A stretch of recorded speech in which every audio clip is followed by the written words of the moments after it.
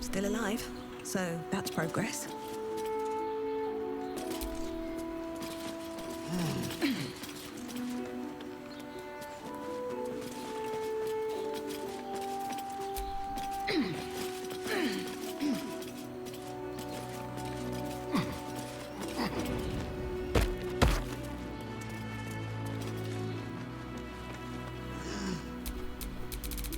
Let me guess, you need something.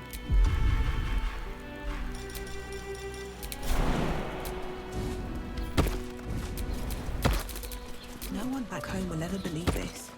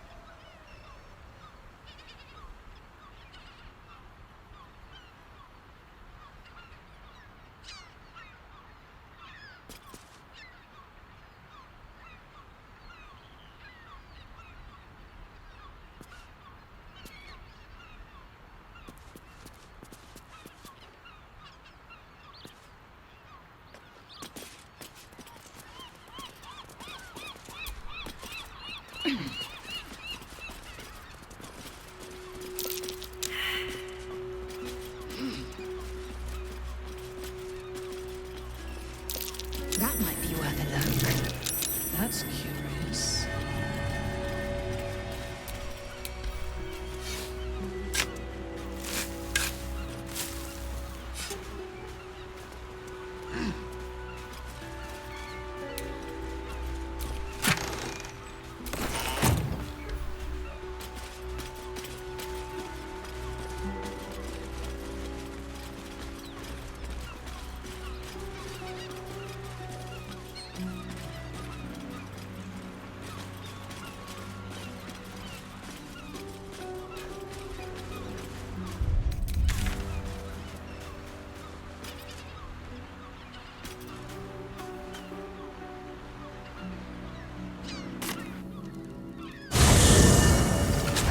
Let's rehearse this one more time. Pretend I'm a fist and tell me what you were doing in the house. It won't happen, Well. I swear. Fistness. I can't really glaze that bit. It's the down the door. He wasn't even hurt. Sounded like somebody was in trouble. That's why nothing's gonna happen to us. We'll tell them what happened, and we'll be home in no I time. spoke to a witness who says you entered the house before the fire started. expecting you, place. Please Such make ado your way about to a the damned Order's bridge. chamber. It's just a bridge. Is it really worth all that ire? Come on. Isn't there something you hate for no good reason? I dislike owls. Their hypermobile necks are quite disconcerting. You know what, Lay? I couldn't agree more.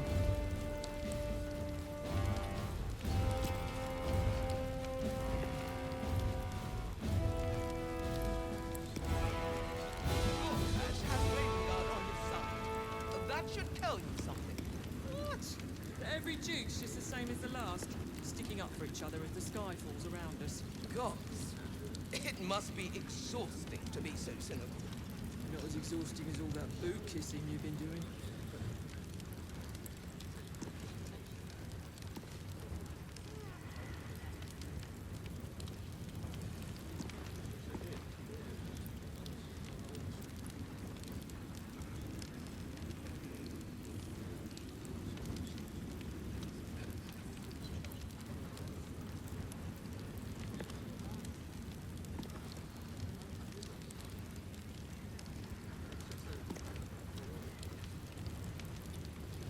Lady Alia says the Absolute's army won't be causing trouble for Baldur. Telling you. They're harmless. Except I'm if not you're a sure I criminal, believe of her. course. Does it really matter? Meaning? Meaning that in the games, generals and dukes, don't like it. You're not being paid to like it. If I were What you, happens next I'd is out of focus our on my own job and leave the Steel Watchers to theirs.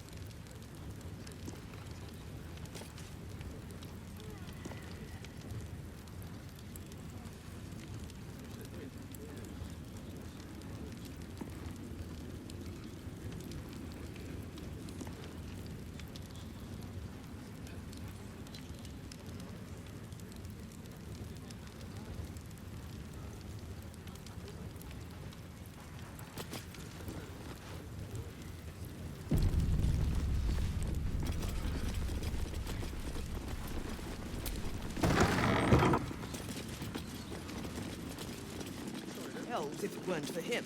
Please make your way. If it isn't little Will, straight to your handler. And I didn't even have to whistle. Mizora, I've had enough. You owe your life to me. Time to end the pact. Feeling cheeky, are we? Most unbecoming. Heard about your father. The Absolute's puppet. A damned travesty, if you ask me. He's upstairs in Worm's Rock, ordaining Gortash as Archduke. A splendid party, I hear. Perfect for crashing. Go on up. We'll talk after.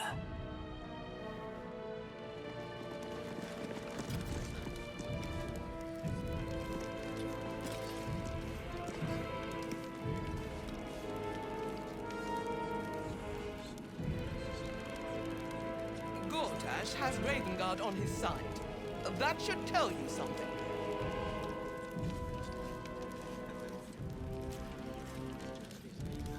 Gods, it must be exhausting to be so cynical.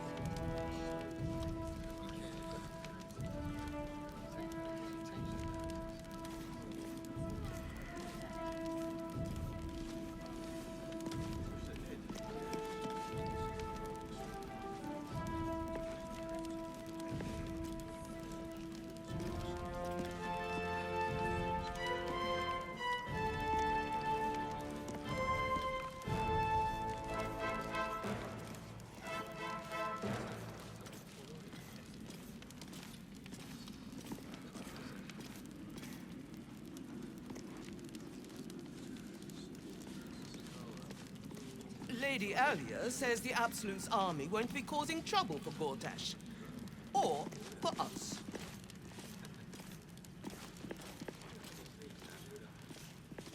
Meaning?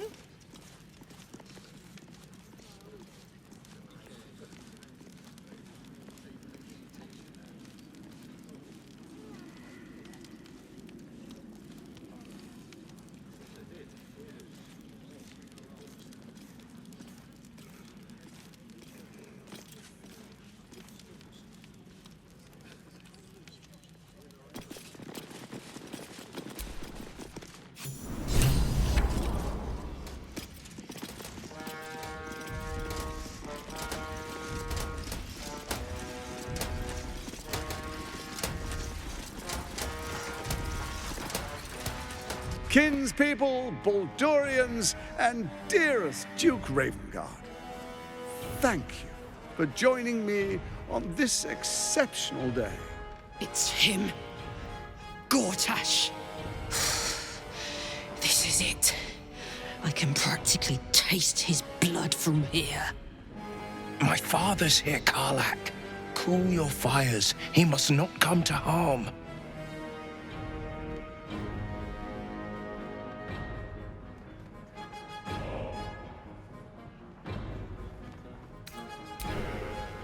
I don't want to put you in harm's way either. I'll wait for now. But that prick is going to pay. A moment, please, my friends. An old acquaintance has come to pay her respects. Please, Karlach, come and say a proper hello.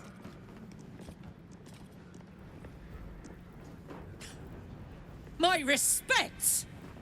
You're lucky I've agreed not to shove my boot up your...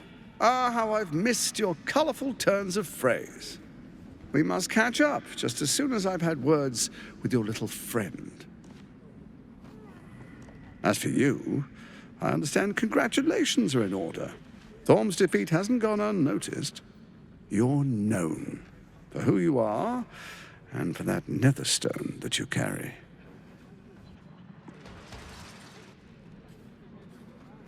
The quakes are a clear warning. If nobody steps in soon, it'll free itself from the authority of the Crown. I expect it'll start with turning the Sword Coasts infected. You among them. That prism of yours won't last indefinitely. Next, the grand design. The Mind Flayer Empire reborn. If we're lucky, we'll become slaves. If we're unlucky, well, not the most thrilling of prospects, but it's a fate that can be avoided. If you and I come to an understanding, together we can still restore authority over the brain. Of course.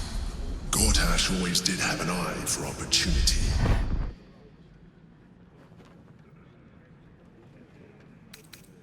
It's not, but it will not follow new orders unless the Netherstones are united to give the command. When it finishes executing its current orders, it will be free to do as it wishes. That will be bad for everyone. The Crown's magic turned the brain into something the world has never seen. A nether brain. Its power is immense. Once it is freed from its shackles, I doubt we'll ever be able to bring it under control again.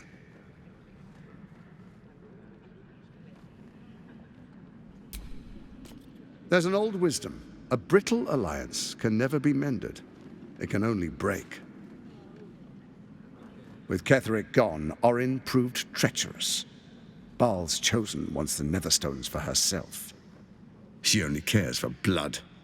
And your blood and mine are of particular interest to her.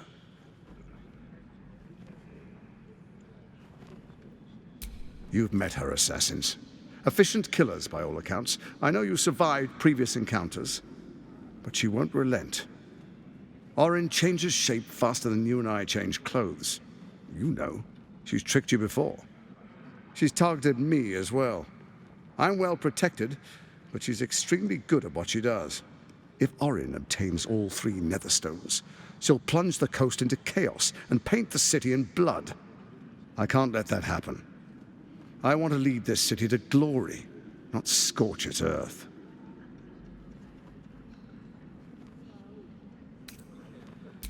I'd like to propose a pact, a divine oath sworn upon spirit and flesh. I do no harm to you, nor you to me. Furthermore, you'll have nothing to fear from my steel watch while our pact stands. Thorm's stone is yours to keep. When you slay Orin and take her stone, you bring it here, so the 3 are united once again. Together we rule Faerun as kings. No, more than kings. Gods. We rule as the Absolute. What do you say? Shall we be allies? I can detect no deceit. This alliance could serve us well. And if it does not, well, we need not honor it. He wants what we want. Orin dead, and the Elder Brain subjugated. An alliance would serve us well.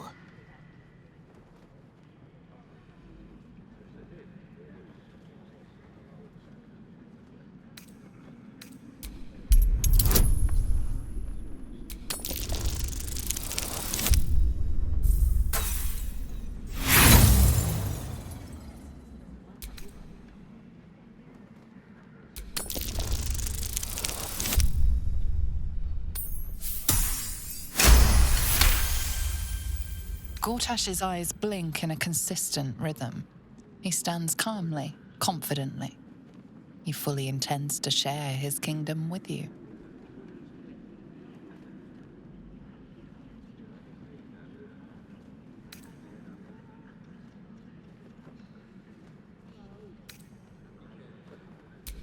Perhaps a demonstration of why you need my help will motivate you to make the right decision. Your camp is compromised. One among you is an imposter, a faceless. Who, I can't say. I'd suggest a thorough investigation. You'll find I speak the truth. The faceless in your camp is like a knife at your throat. Remove it quickly, or any alliance between us would be exceedingly short-lived.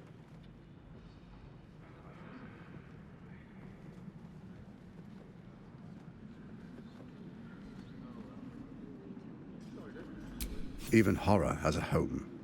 Find her nest and slay her there.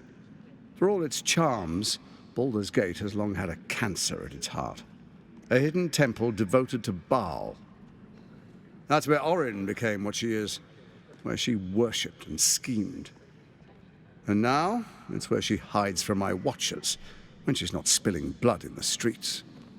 You're resourceful. I trust you'll sniff it out. If the trail goes cold, follow the bodies. First, Orin the Red, bloody dagger of Baal, causes panic in the streets through killings in the Absolute's name. Next, the threat of the Absolute's monstrous armies formed by Merkel's general, Cleric Thorn. In such circumstances, people crave strong leaders. Leaders that bring law, order, and protection. Leaders like me, Bane's unyielding hand, author of justice. You are soon to witness the people of Baldur's Gate granting me complete power over them, all out of fear of the Absolute. Next, we will declare curfew and begin infecting the masses. Our subjects will hear the voice of their absolute God. The faithful will do anything in the name of their God.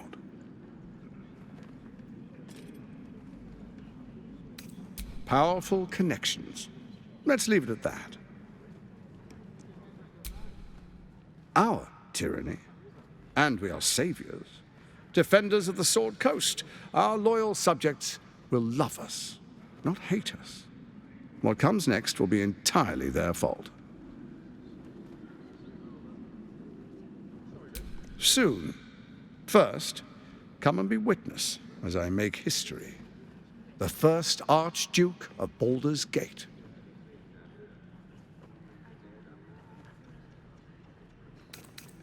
You will follow me, and you will show due respect. Distinguished dukes, patriarchs, dearest Ravengard, I will heed your call. A new chapter begins.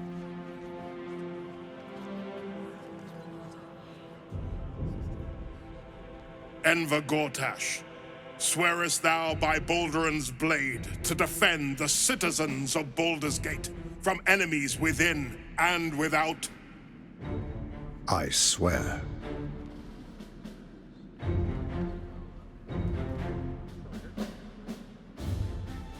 Swearest thou true faith and fealty to the same, by word, deed, and decree, so that none may suffer? I swear. Gathered guests, grant ye consent? Enver Gortash, the council appoints you Archduke of Baldur's Gate.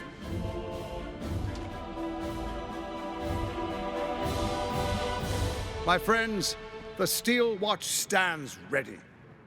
Let its blade fall on any who would diminish our city. And you, honored guest, will find me in my office above when you return. Do not come empty-handed.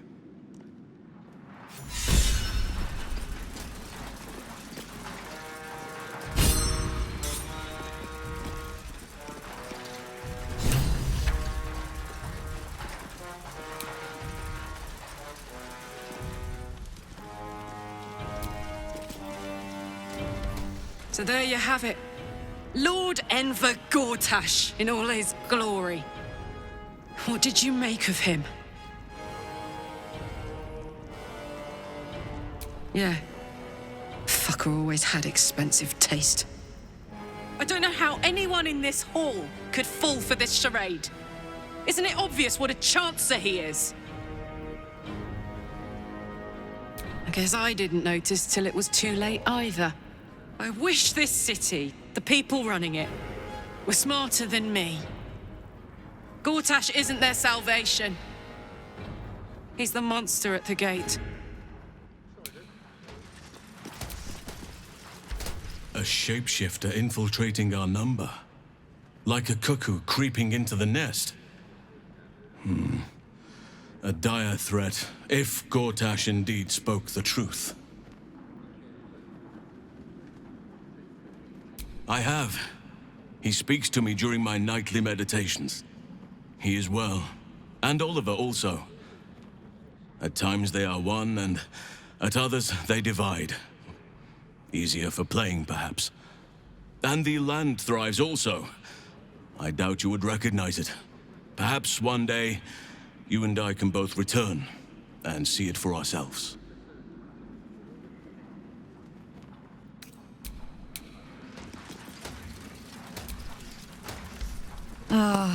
I've had a lifetime's fill of watching little men buff themselves up with grand titles. I look forward to the day we show the Archduke that his tongue is not half so silvered as he thinks.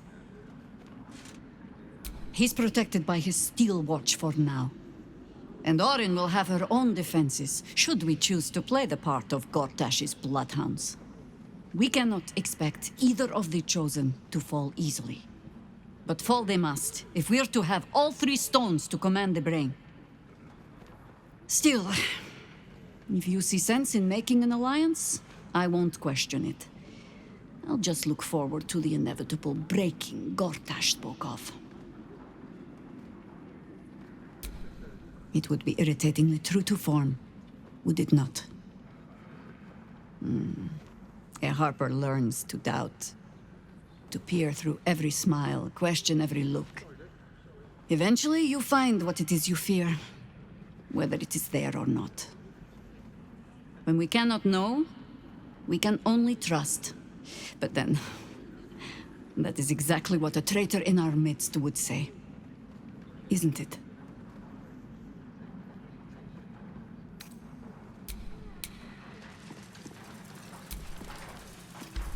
So, we have a shape changer at our camp. Good luck finding her. You could watch out for anyone acting strangely, but, well, you know the lunatics we camp with.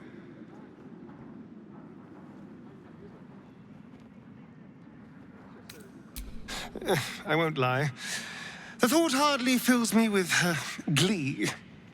Even with my newfound advantages, he's still an incredibly powerful vampire. But he's arrogant, too. If he does hear I'm back, he'll try to take me and expose himself in the process. Then I'll be able to strike.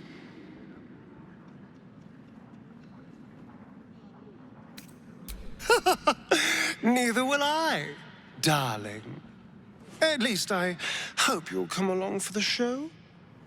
But regardless, the plan is simple. Find him, stop him from gaining almighty power, and then really enjoy killing him. And if I can seize that almighty power for myself, well, all the better. The thing that will decide my fate forevermore. Yes, it's been on my mind. Why? I hadn't really decided on the specifics. Obviously, we could stop the ritual, or not. What? I've obviously thought about it. If I was the one who completed the ritual, I'd have such power. And I could walk in the sun without fear I'd turn into a mind flare. I don't relish it, but my siblings lured thousands of people to their deaths over the years. I doubt Baldur's Gate would miss them. Of course, I don't even know if I could complete the ritual. It may be impossible, but it certainly is tempting.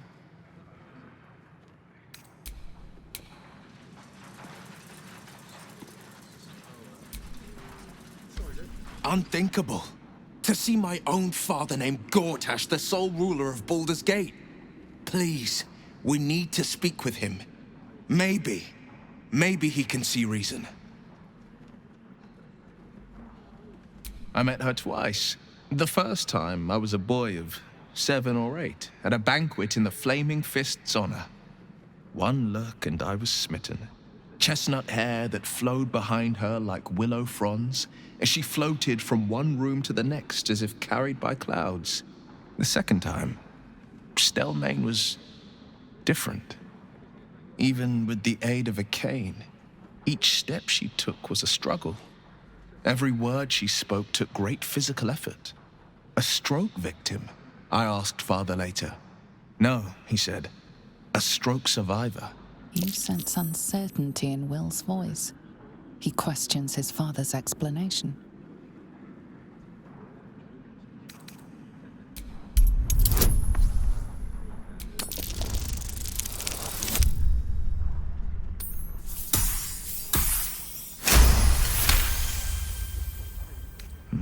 Something's always gnawed at me. At the banquet, Stelmane didn't seem to look at us, but through us. But that second time, her gaze never left me. It was steel, sharp and unyielding. It could just be my imagination, but I always felt that it was more than a stroke that had changed her. What, though? I couldn't say.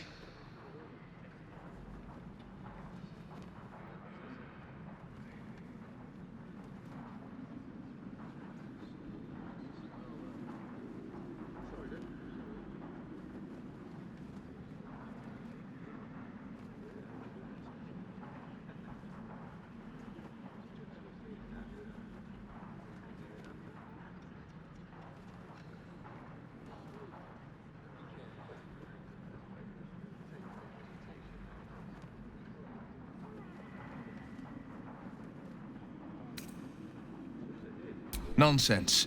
Stelmane was no less worthy of life or success because she was disabled. Her death is no blessing. It is a calculated cruelty. Think about it. My father was tadpoled. Stelmane is dead. The people are frightened and the council's in disarray. To exert control, you must first sow chaos. A tyrant's strategy, as father would say.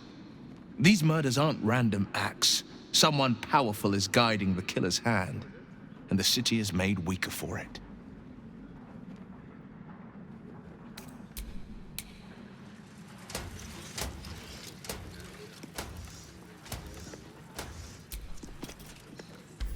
It would have been prudent to ally ourselves with Gortash. While Orin lives, she is the greatest threat to our survival.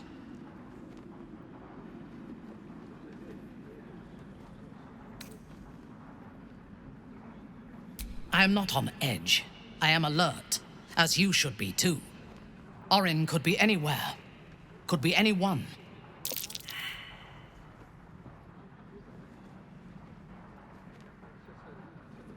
We need to watch over each other, now more than ever.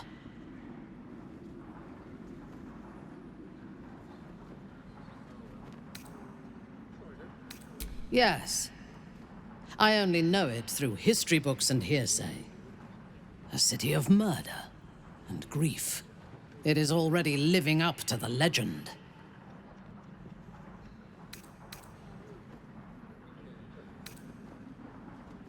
I do not want a devil to hold my fate in his hands any more than a god.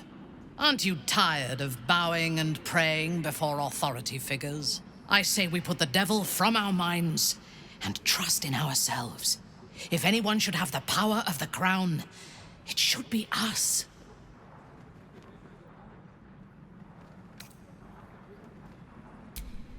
From the still, dark waters of Lake Donegarten to the black academies of Tierbresh, it is a city of wonders and terror. But it is not my home anymore.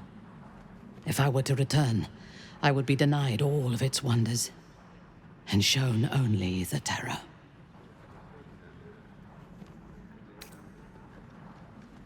For my people, to reject Lolth is to reject life. I am an apostate and would be executed. Though I am proud, I prefer exile to death.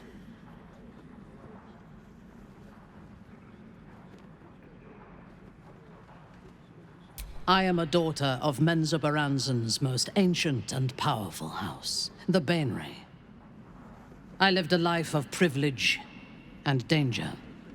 My home was at the tallest point of Cuel Arzol, the place of the nobles, a plateau high above the city's sprawl. I enjoyed every luxury, whether harvested in the Underdark or stolen from the surface, and I survived my first assassination attempt while I still suckled at my mother's breast. I tasted her blood that day. She covered my body with her own, and a blade bit deep into her chest, almost puncturing her heart.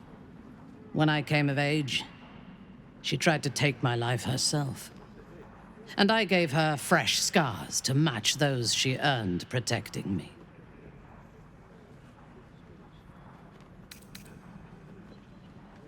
Yes.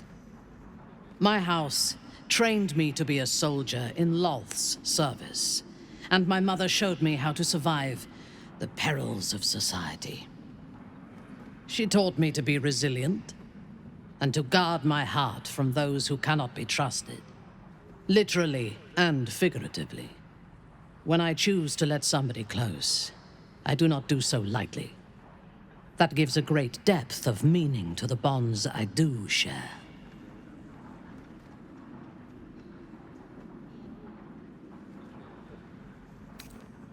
He is rather fond of himself. If he truly intends to be the savior of Baldur's Gate, perhaps he has reason to be.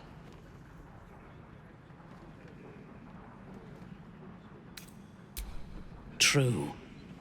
His mistake was choosing the wrong allies. Ketheric was reliant on his god instead of his own strength, and Orin does not understand power and control. Only blood.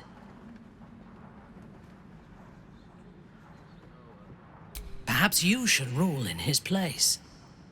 Your choice of allies is exemplary, after all. Together, we can teach this city to fear us. And that is just the beginning. When we have all three Netherstones and control the Elder Brain, all of Faerun will have reason to fear us.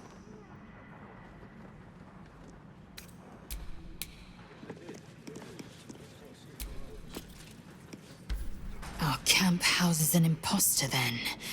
Say nothing. Trust no one. Not even me.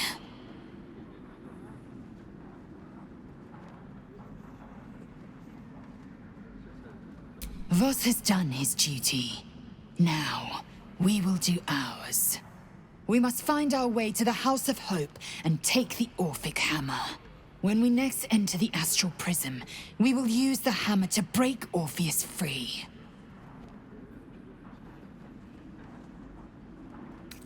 The air grows ever warmer, the hum of life within it louder. It may yet hatch, though not soon by my estimation. In its heat lives stimulation, and in its throbbing, exhilaration. An effigy of Githyanki future, incubated inside a fragile shell.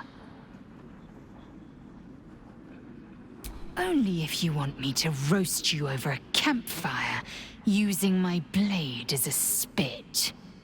But it is true that I feel some manner of responsibility for this unhatched whelp. After we free Orpheus, we can revisit the matter. If the egg hatches beforehand, well, we will shield it from the Lich Queen's zealots. Whatever may come, I will not let Vlaakith poison the fledgling with lies.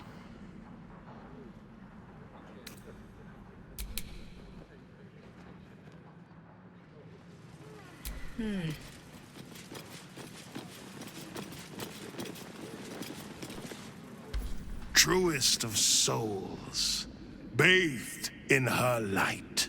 There is a fleeting connection. Your parasite communes with his, then falls quiet.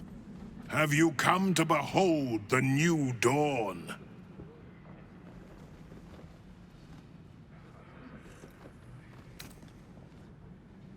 What is a hero, if not an actor for the greater good? Faerun suffers in darkness. Tyr has abandoned us. Helm's Eye has strayed. But Baldur's Gate will soon burn bright, a beacon to light the heavens. Gortash and I will ignite the final spark, and that, true soul, is the greatest of goods.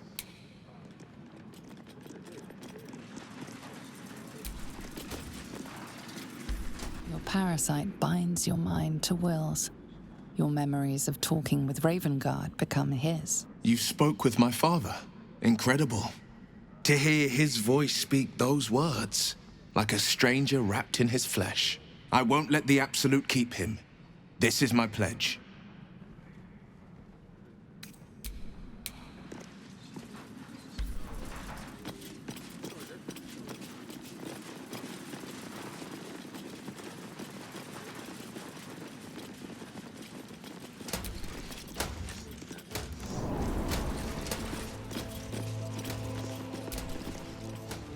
What did I tell you? A momentous occasion. I'm sure you agree. I've had enough, Mizora. What do you want? Your attention, little pup. Nothing more. And you'll be glad to give it. You see, Gortash has had your father relocated. I'm just an impartial observer. This is Gortash's game. A murderous one, the way I hear it. Shit. Your dad's good as dead, pup. And to think, there's no way to save him. Or is there? You know something. I know enough. I'll be in your camp if you want to work something out.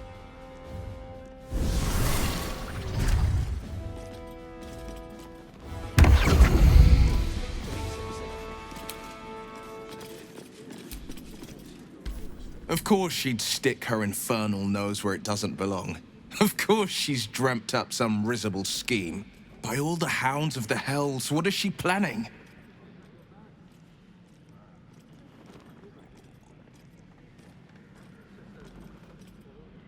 Certainly not. But she's as inevitable as Toril's path around the sun. We'll have answers soon enough. Mizora's gone to camp. We should speak with her. Until then, may my father keep safe, whatever coop he's been flown to.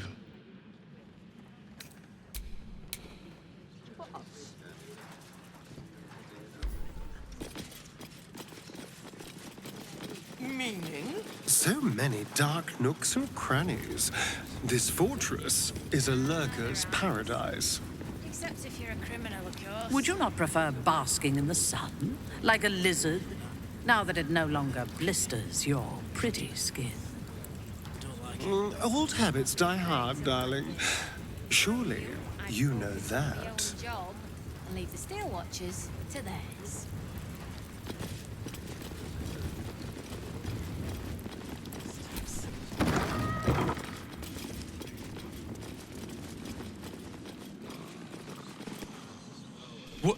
Oh, what are you doing in here? You notice the gnome slip a lockpick into his pocket. You're not a fist. Go on, get out, or I'll wake the others.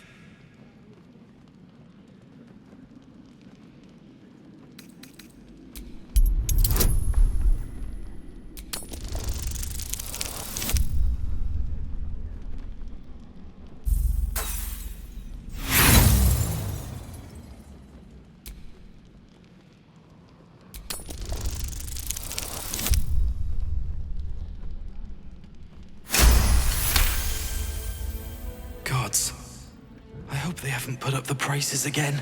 That ferry's my last chance out of here. Bakshi's got to have something that'll cover the rest of my fare.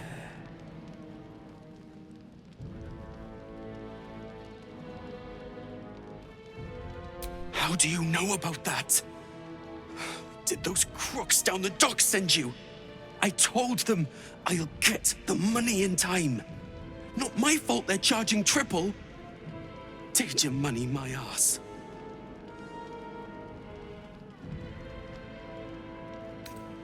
You haven't heard? An army is coming. They're saying it's unstoppable. My wife said we have to stand and fight, and I can't. I won't. I'm not made for this.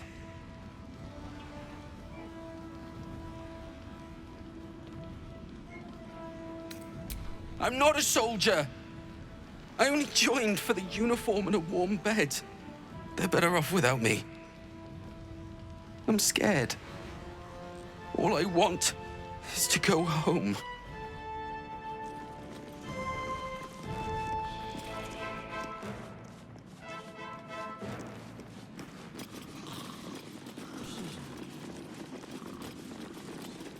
Brickwork and stonework. This place is far out of balance with nature. But the Oak Father will reclaim this all, eventually. Not too soon, I hope. I've a craving for a soft bed, a hot bath, and a large glass of Arabellan Dry. None of which I've ever found hidden under a log. You may thrive, but what of other life? A city is no place for wild creatures. Cities teem with life. Rats, pigeons, flies. They count no less, for all their more pestilent qualities.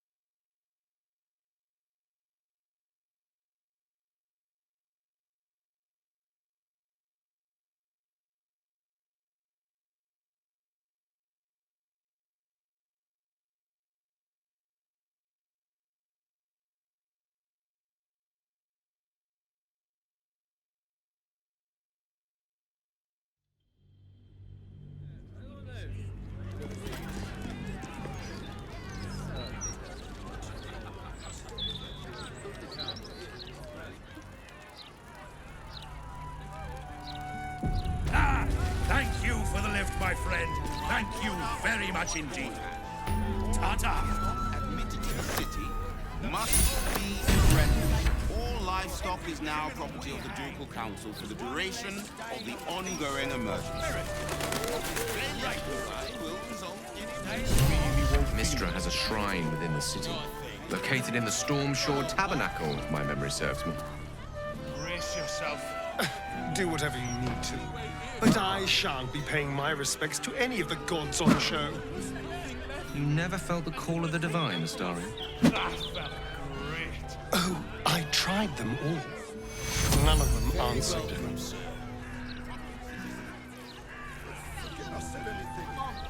At least let us take her to a doctor. My friend's me. Let her go. Back off! She goes into the quick. There's no God. Only Lord Gortash can protect us from the world-ending monstrosity of the Absolute. As the He's a man of the people, too. The Absolute Tavern. I wonder if my old things are still there. They could be of use to you. Real man. There's nothing that mankind can do.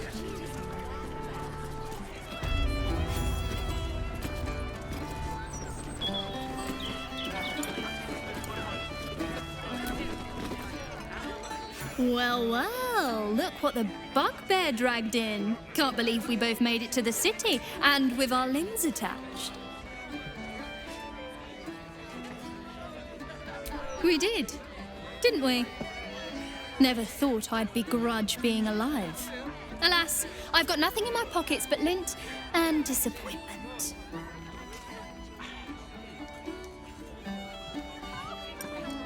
How are you both humble and attractive? It's just not fair, nor will my honor allow it. So how about this? Alan puts swill in the bottles, but I know where he keeps the good stuff. Here. You saw nothing. You heard nothing. I need to get back to work before Alan throws a fit, but stick around. You brighten the place up. Heading to the roof. Sort your own drinks in the meantime.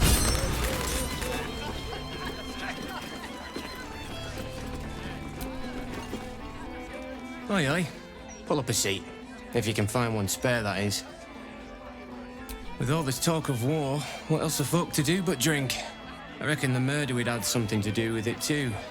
Got punters all intrigued. On that morbid note, what can I get you fine self? I tell you what, the murder upstairs has brought some punters, but it's also really spooked folk out of renting rooms. If we get you staying up there, perhaps folk will calm down and realise there's naught to worry about. You can have the whole upstairs floor until this killer thing blows over. Top floor's all yours. If it gets a bit too noisy at night, well, don't sleep above a pub.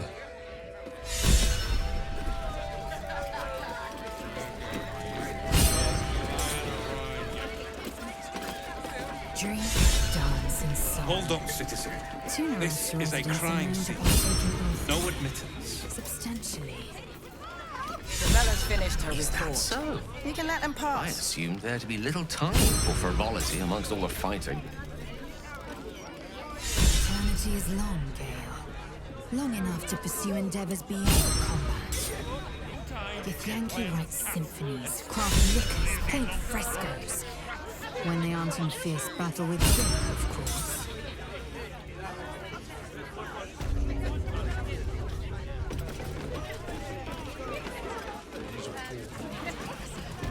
Stellmane's parlor.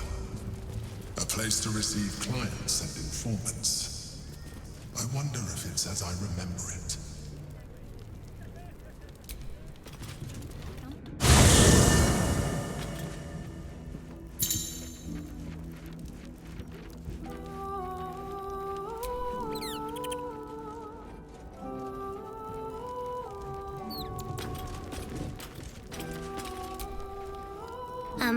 Hi. It's me, Yenna. You remember me, right? You were really nice to me before, and, my mum hasn't come back yet. She might come later. I don't think she's coming. Could we maybe stay here? Only a truly callous heart could refuse. Besides, our little abode could use a child's laughter.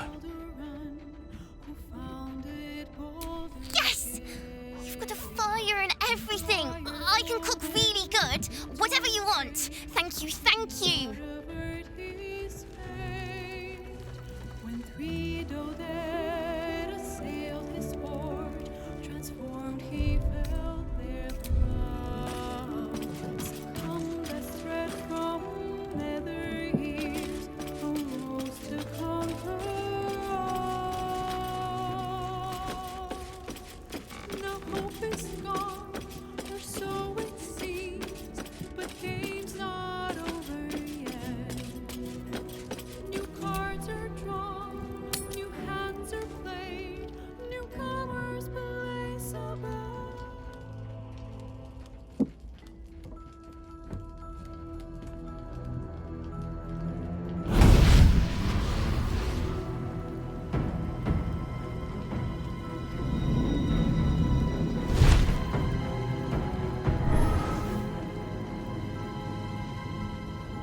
Sorore surge, testis esto pacti me.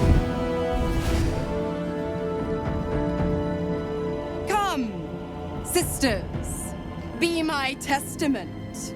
Notum sit in Beator. Notum sit in Beator. Holy hells. I come to bargain. The hells demand witness. Enough, Mizora. Where is my father? How do I save him? How else? We bargain. Sisters. Infernos contractus te vocamus. Infernos contractus te vocamus. Infernos contractus te vocamus.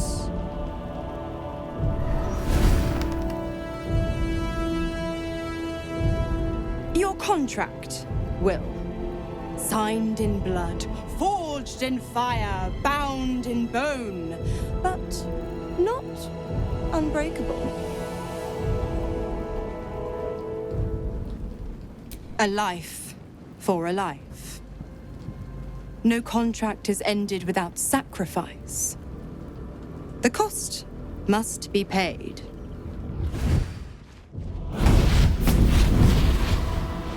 Will Ravengard, a choice is before you. Option 1. I show you the way to your father. I guarantee him no harm except that from you and your allies. And you pledge your soul to me and the Archdevil Zariel in a pact eternal. Option 2. I break your pact, and you are freed from your duty. Your father dies by his enemy's hand, and Baldur's Gate loses its greatest champion. Name your sacrifice. Bloody Zariel! I won't let her take Will. Silence, Karlach. Mizora, you asshole! Choose.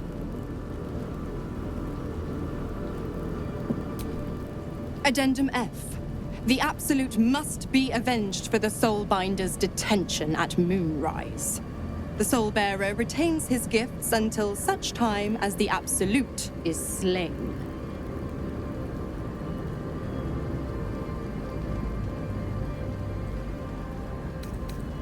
You damned wretch! Father. Do it. Break the pact. Fiat ita. Fiat ita. Anima ad beator.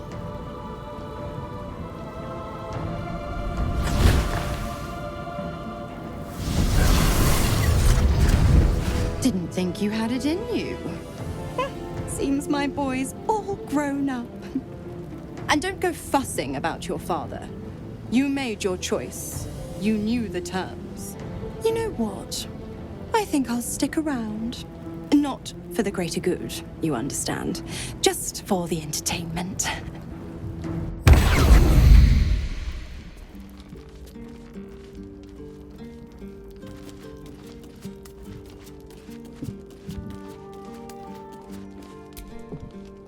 Will gave up his father to have freedom. An understandable decision. Sacrifices must be made after all, especially if the old Duke's fall means his rise.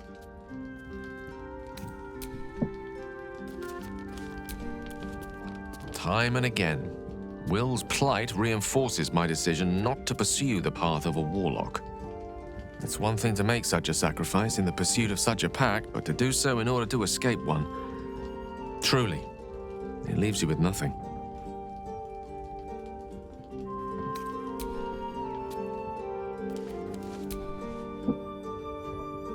I figured it out.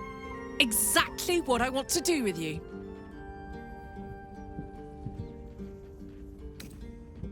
Even crazier than that, if you can believe it. I want to go on a date. A first date. No weapons, no monsters, no mysterious voices. Just you and me and dinner. Please say yes. Yes! Oh, amazing. Put on your least bloody tunic and meet me back here. Oh, I'm so excited! Give me a beat to run ahead. I want to make sure everything's absolutely perfect. See you there.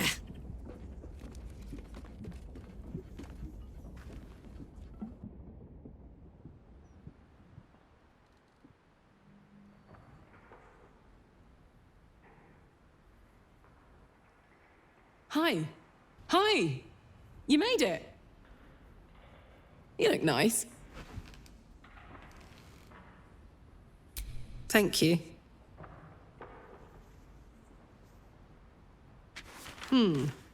Baldurian seafood stew. No, thank you. What do you think you'll have?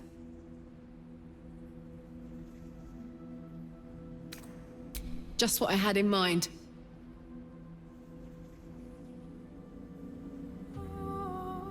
Huh? 2 of the Rothe ribs, please. And 2 glasses of...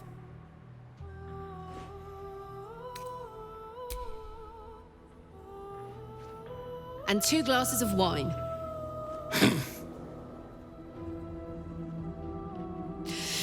So, you're an adventurer, right? How's that going?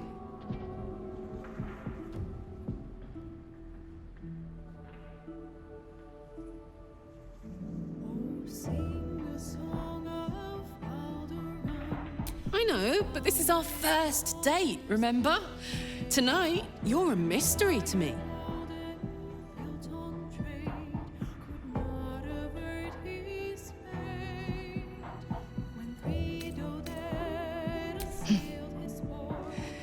It's all I can do to keep my hands to myself anyway. We're terrible at this.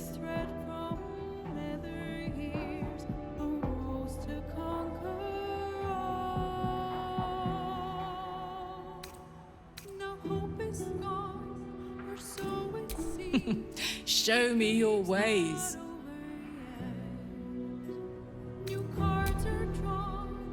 Oh, that's easy. During year 2 of my fabulous adventure in celibacy in Avernus, I once got so... pent up, I burnt down my field tent. Blamed it on an imp and never told a soul the truth. Beat that.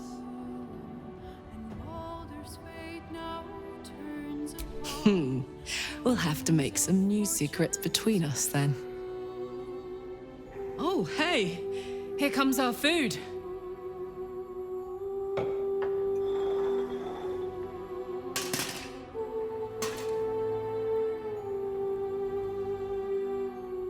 Hey, Hank? I think we ordered the... The bleeder. worst guy I ever met. Anyway, how about a toast? Oh, shit!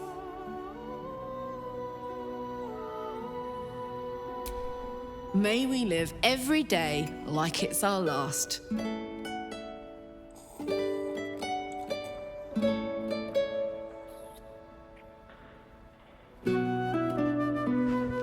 Because you never know when your last will come.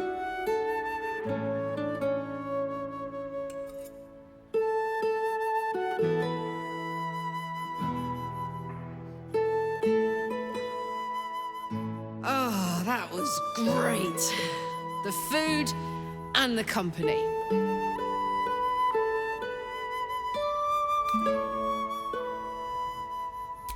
Whatever do you mean? We're just two normal people living normal lives, very, very normally. I know I can't stay forever here with you.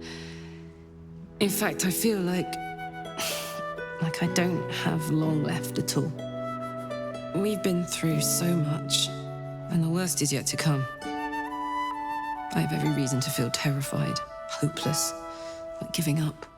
But to be here with you in the city I love, in this world that I love so much, it's all I could really ask for. You hear me? You're all I could ever ask for. I love you.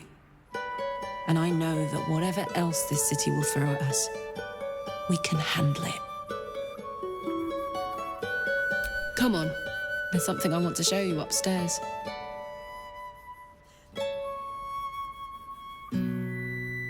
Hope you like it.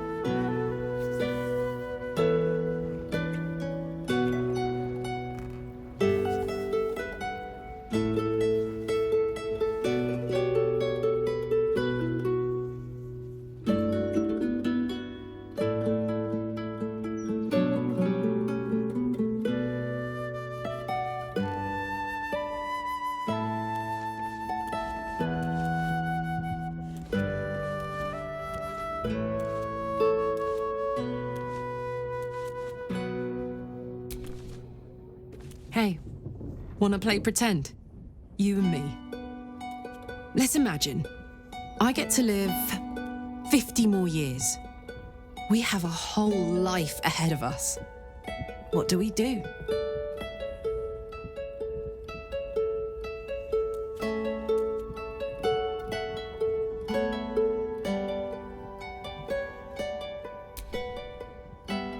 You know what?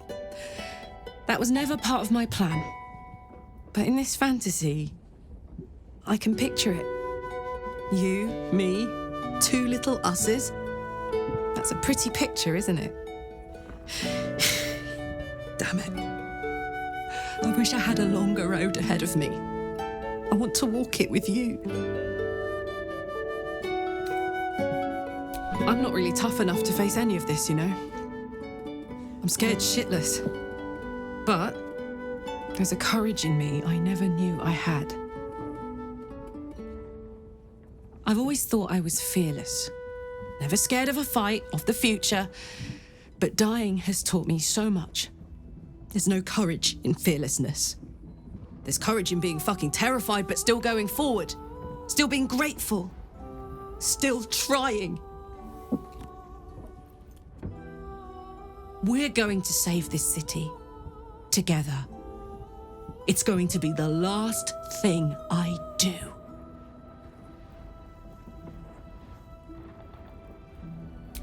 That's why I know we're going to win.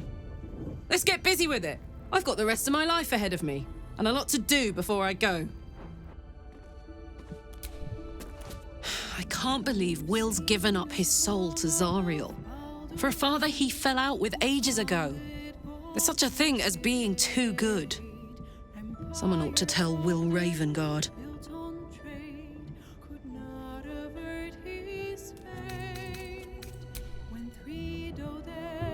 Go on.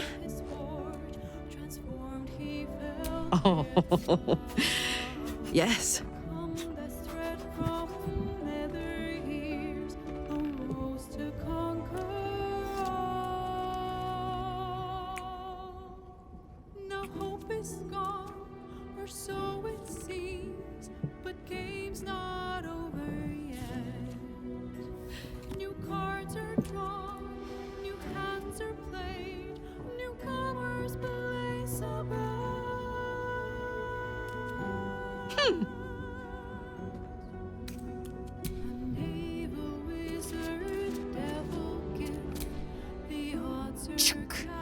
The devil Mizora has made herself quite at home, hasn't she? Do make her feel as unwelcome as you can.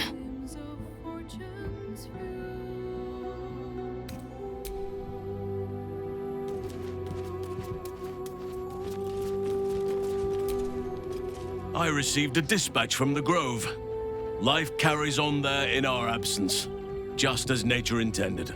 My chosen successor, Francesca, has proven to be a wise choice. Perhaps the wisest I ever made as Archdruid.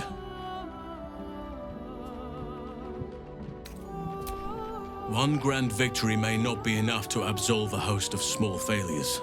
That is where true leadership lies. Not in winning a single vast battle, but in fighting 1,000 smaller ones. Making 10,000 difficult decisions. Finding balance where none seems possible. Day after day. I was all too eager to surrender my responsibilities towards the Grove. Perhaps I was never meant to be Archdruid, to be a leader.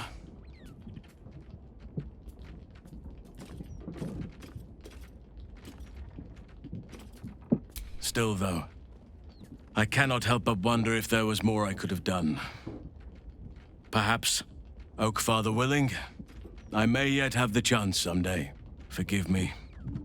The Shadow Curse occupied me so entirely and for so long. I almost missed the purpose it gave me.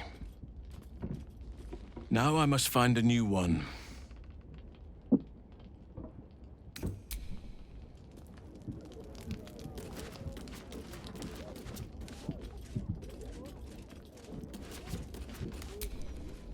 I did not know Duke Ravengard that well. But I am sure he would not want his son to become slave to Zariel for his sake. I am sure Will knows that. But we would do well to remind him, when his days grow dark.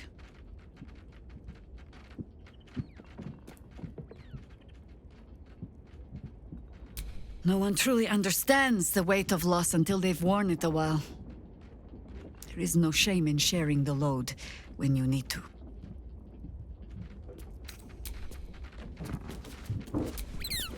Patricide is often the first step toward greatness. But I hope Will does not regret sacrificing his infernal powers.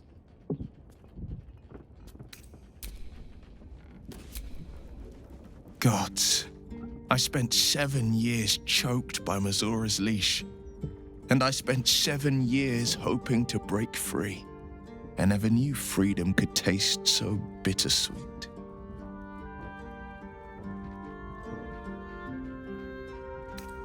I didn't.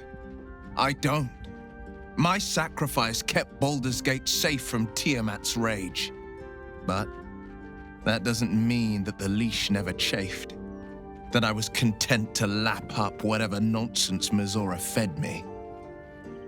The leash has been broken and my father left for dead. Tomorrow I celebrate my gain. But today, I mourn my loss. A moment passes. In the stillness, you find a mote of tranquility. The Ravengard name now lives solely with me. I will make it count for something. I signed his life away before the Hell's Witnesses. It would be easier to drink the Styx down to the last drop than to alter his fate. I'd be a fool to wish otherwise. We obtain the final 2 Netherstones and take back our minds, and the city, from the brain.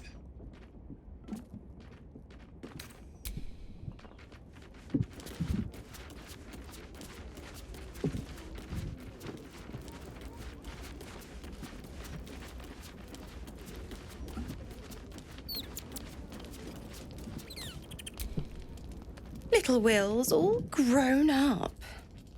I can't wait to see what trouble he gets into.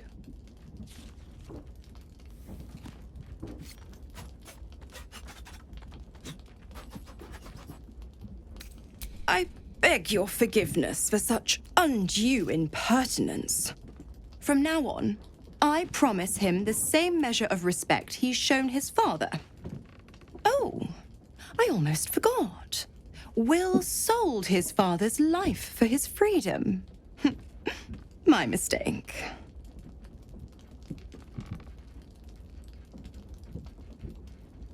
The absolutists worked a number on me at Moonrise. And you're the best hope I've got at payback. No one crosses the Hell's Children without getting scorched. Oh, you are an inquisitive one. I'd have thought you'd figured by now. Zariel found a new use for an old battle axe. The dead three in that bulging brain of theirs are a threat to more than this trifling city, you know. Savor her company. Who's to say when Zariel might change her mind?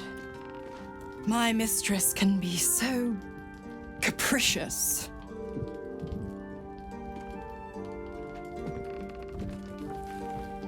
Correct. I didn't. If you must know, I was scouting the cultists on behalf of Zariel, but those cursed shadows were thick enough to fell even a half-fiend. I woke in that damned pod. It kept my body sealed and my most powerful magic silenced. But a brave, kind, benevolent soul set me free. Gallantry isn't dead after all.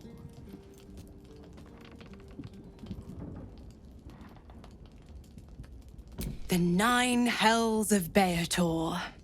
Each its own domain, each with its own archdevil to rule it. I call the first hell my home, Avernus, my mistress Zariel's realm, a torrid battleground split by the bloody waters of the Styx. How I adore it, the delicious agony of it all. The other 8, well, they are pleasures unto themselves. Perhaps I'll show you myself, if I deem you worthy.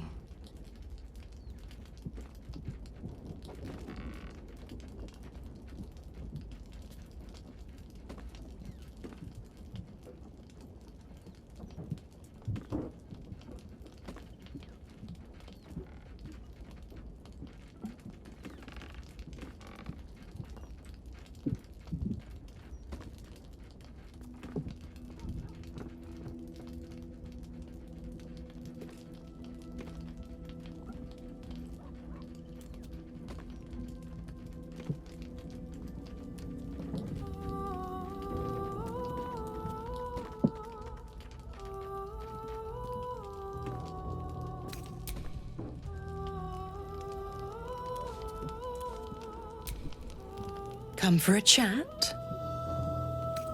Why? I'm supplying Will with every scrap of his infernal power. I've paid my dues many times over. I tell you what, when the time comes to squish that big baddie of a brain, I'll lend you a hand.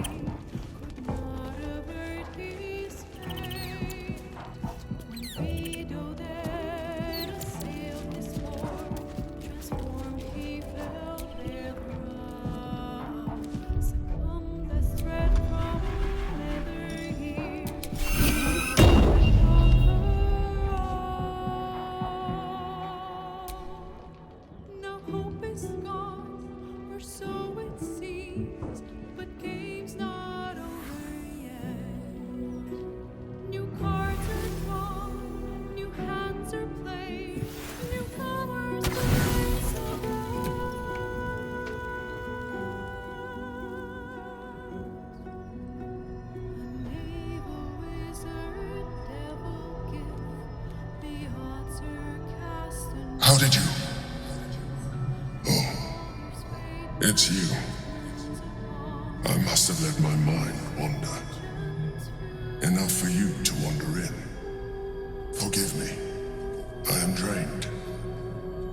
Ever since you killed Cleric and took his netherstone, The Chosen's control of the brain has been brittle. Its rebellion against Orin and Gortash has been fierce, even as it executes their final orders. Once those orders are complete, there is a good chance it will break free. You feel the Emperor's fear as if it were your own. An elder brain enslaved is one thing. An elder brain unleashed will be the end of everything. Beautiful, isn't it? The mighty Prince Orpheus, contained in submissive slumber. Come. You may as well sit a while, now that you are here. Your company isn't unwelcome.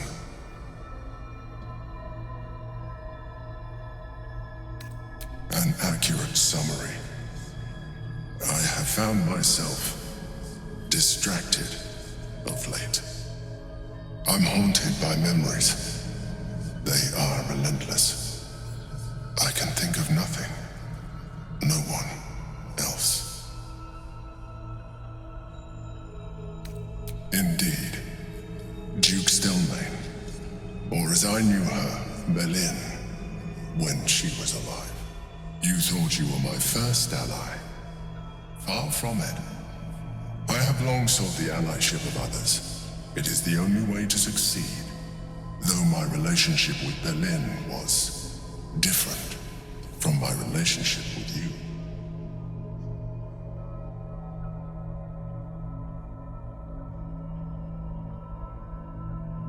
In a way, but not the way you're thinking of.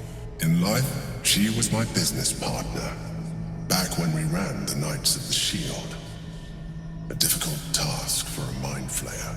Duke Stelmane trusted me, and the city trusted her. I conceived the plot, but Belin took center stage. It was she who met with the merchants, politicians, and patriarchs. It was she who negotiated deals and signed off on agreements. Her rooms played host to the most important conversations in the city. Together, we brought order to chaos.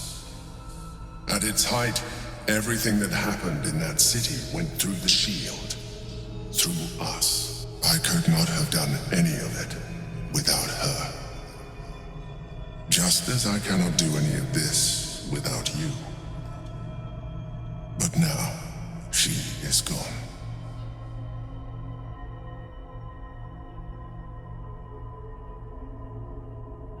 I appreciate the offer, but I don't think it will help.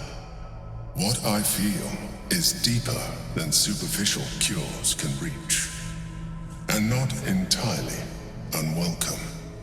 Most people think that mind flayers are soulless husks who feel nothing.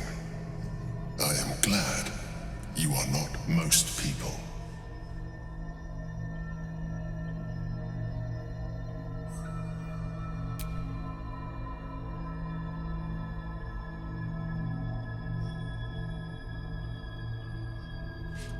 You have shown me great empathy. We are closer now. Close enough, I hope, that I can ask you to reconsider your position regarding your physical form. I know it is no easy choice for you, but we will have a far better time ridding the city of Gortash if you accept just a touch of illithidness. Not to mention the Elder Brain itself. Our chances against it greatly improve the more illithid we both are. Another quake. The brain is rebelling again. I need to focus. And so do you. Who founded Baldur's Gate? Empire golden, built on trade, could not avert his fate. When three Doded assailed his fort, transformed he fell there throughout. Some best thread from nether ears arose to conquer all. Now hope is gone, or so it seems. Ah, my favorite traveling companion. New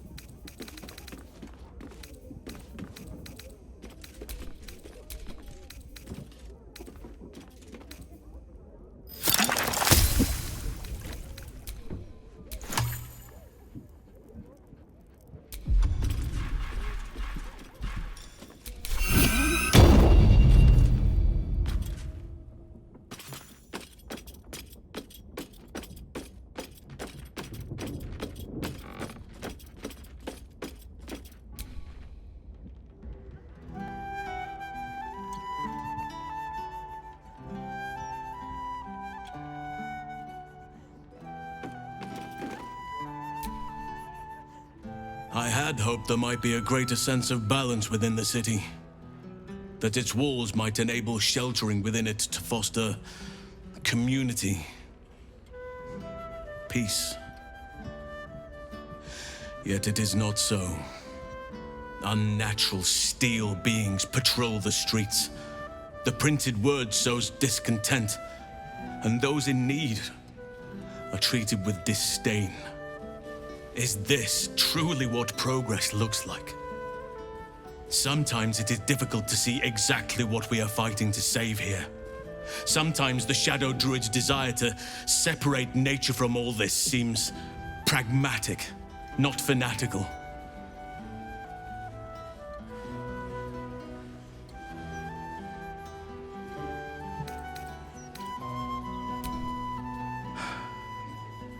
A fine point. I wish I had thought of it myself. Thank you. Your wisdom shines through even in dark moments. I shall not give in to despair. Not while there is still the chance of a future worth fighting for.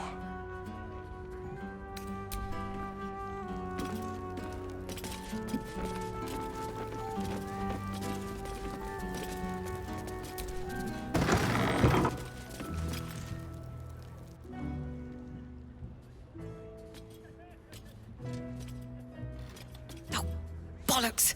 I told those idiots not to let anyone through. You. Name, rank, and reason for interrupting an active crime scene. For your sake, the last one better be bloody good.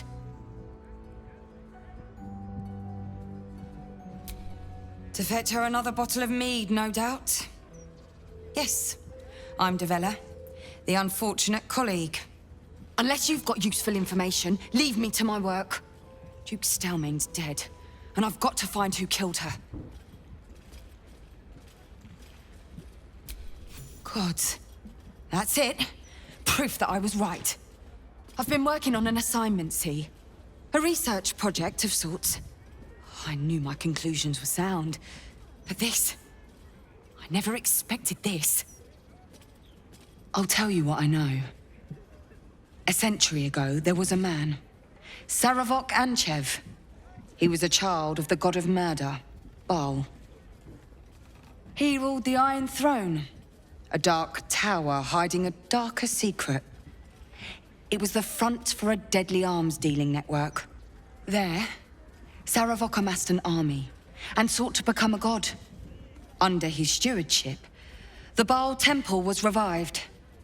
And with it, the Baal cult itself. Fortunately, the temple was destroyed.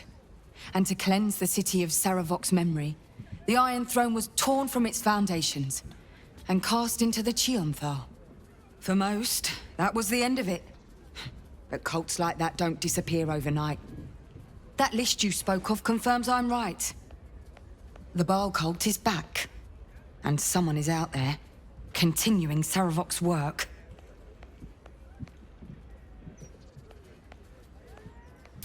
God save us all if you're right. But I believe it. Whoever it is, they're intimately familiar with Saravok's work. The brutality of the killings is on a par with Saravok's own.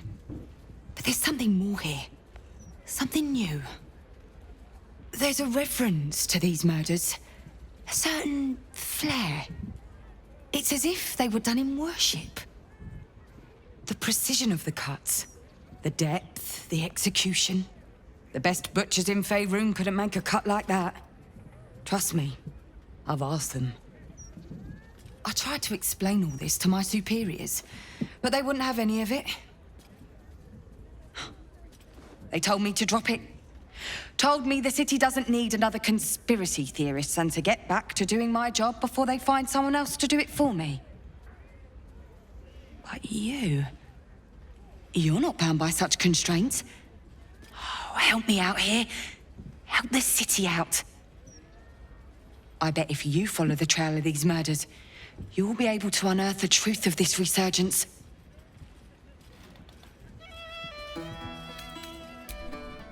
There are patriarchs on the murder target list. I'm oath-bound to secure them first, so I'll be heading to the upper city next. While I'm there, the other potential victims will be at risk. Could you warn them? Not from round here, are you? We're in Baldur's Gate. This is just how things work. Thank you. That's all I can ask, and more than I hoped. Once I'm done with the Patriarchs, I'll head to Basilisk Gate to have another go at convincing my superiors to put some resources into this matter. Meet me there if you've anything more to report. And good luck.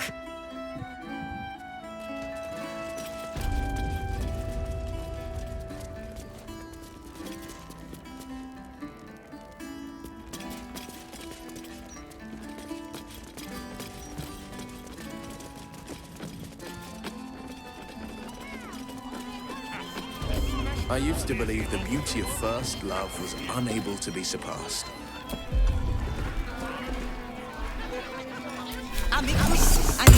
Forget. You are so much more tolerable now you found your second. Damn rats. Oi, you! I thought I asked you to clean the rats out of this cellar yesterday already. Go on. Rip them apart with them chompers if you have to.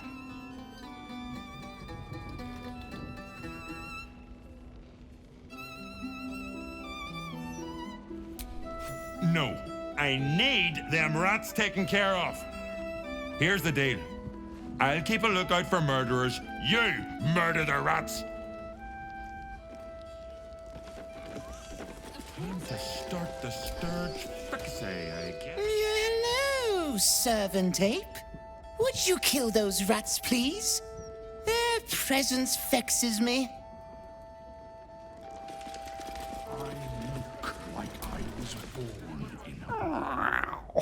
Look, Tambourine. A servant comes to help us. Kill those rats, would you? When they're dead, the other servants will feed us. The cellars are just down the stairs. There, you'll find my old lodgings. And don't push. There's enough for everyone for Chontia's sake.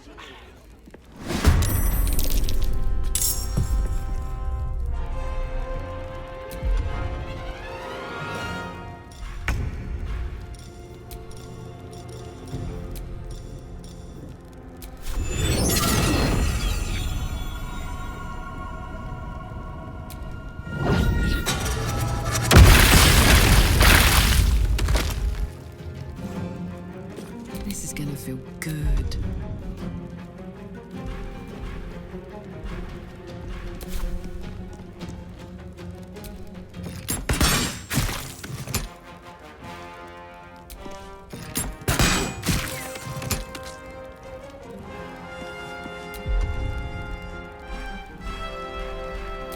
Swift and lethal.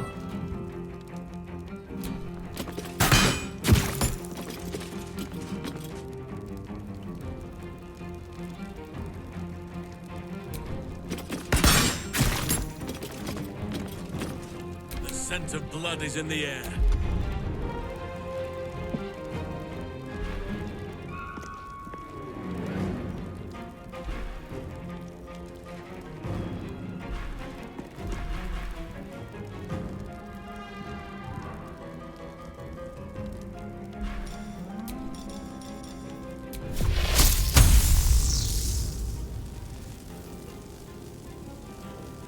May the carrion birds grow fat on you.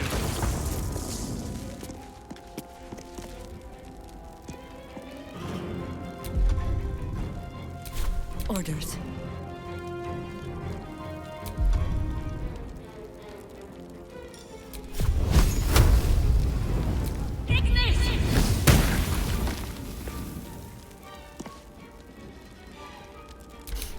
I don't fancy their chances.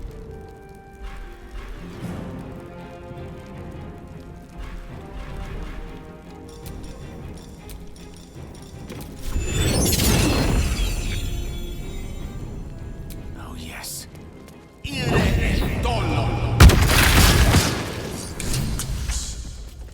The wine cellar.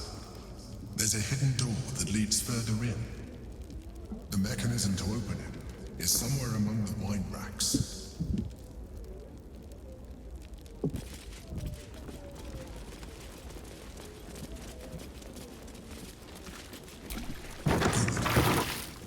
On the other side, you'll find a passageway, known only to those invited to do business.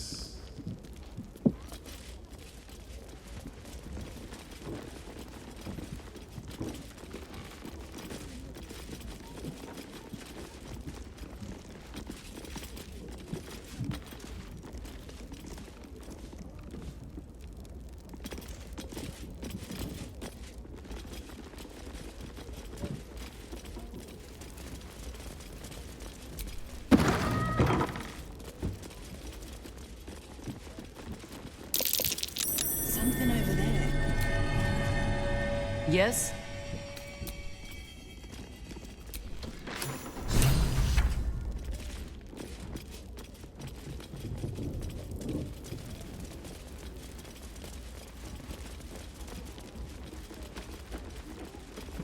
The Quanet's been awakened. Vlaakith's forces are near.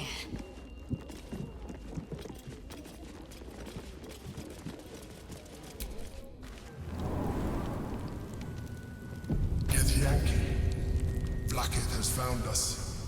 Get rid of them, quickly! In the meantime, tear every brick out if you have to. If it doesn't... Lae'zel, glad you could join us. The Kithraki have spread word of that artifact that you carry. Tell me, Lae'zel of Kalir, what reward do you think the astral prism will fetch once I pluck it from your corpse and present it to Vlaakith? What honors, what riches will the Undying Queen grant me when I hand her the failed prince? Stand down. I protect the prism on our queen's behalf. The Undying Queen cares not for who delivers her the prism and the traitor prince within. All that matters is that it is delivered. The false heir's head will make a fine trophy for Vlaakith. As for you, I will leave nothing behind but meat and shattered bone.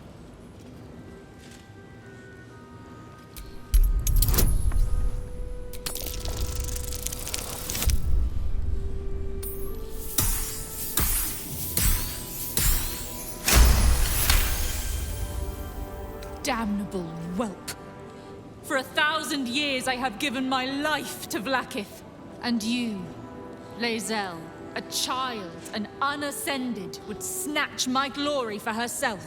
You may keep your head. But I will yet be exalted. I will yet see my name carved in slate. Vlaakithka sivim hrath krashet.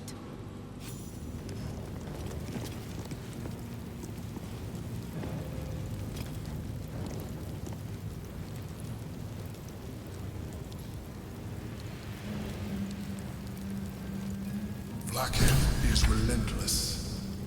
You handled it well. Let us hope she exhausts her forces soon.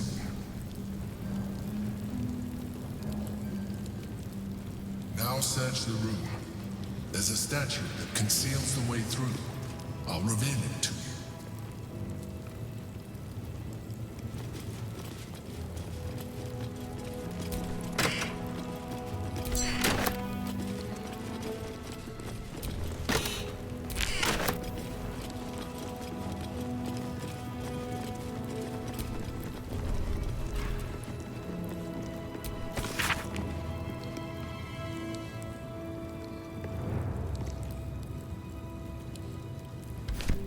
But that'll fit in my pack.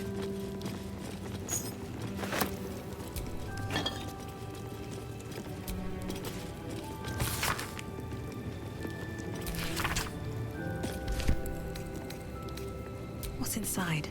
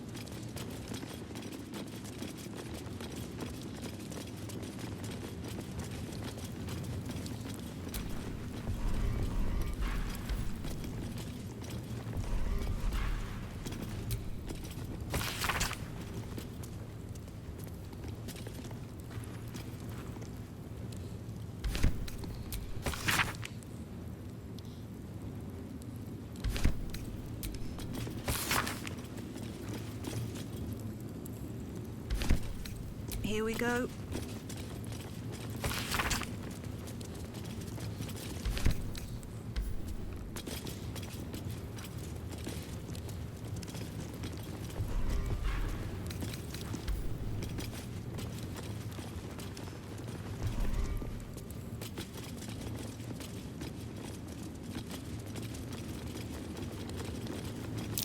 Something over there.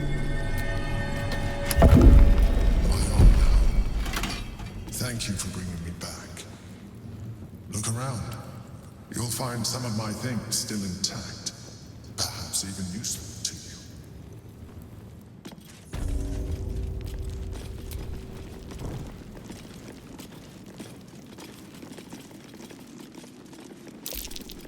That might be worth a look.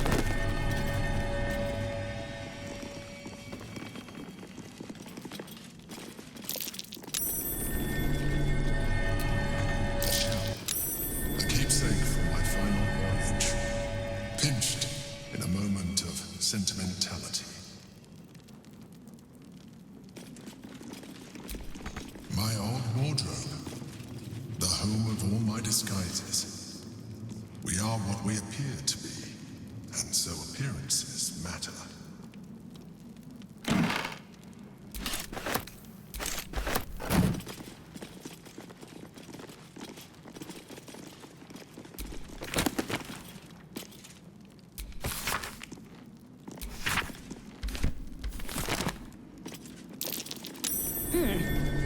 What's that?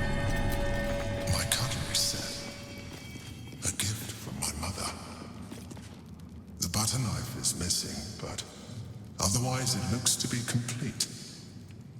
I don't need it anymore, but the memory stirs something in me still. There she is, in all her glory. Duke Belin Stelmane. My old partner.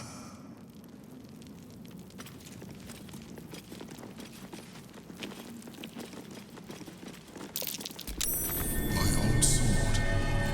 My first purchase as an adventurer. No use to me anymore.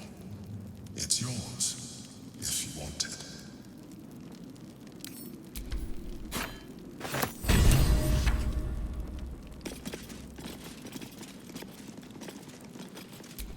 The chains I use to buy my meals. Villains and lawbreakers. You see, I tried to exercise morality where I could.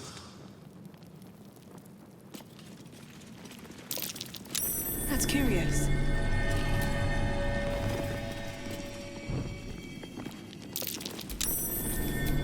An old container for brains. Empty. Shame. It would have been nice to find one to sustain me now.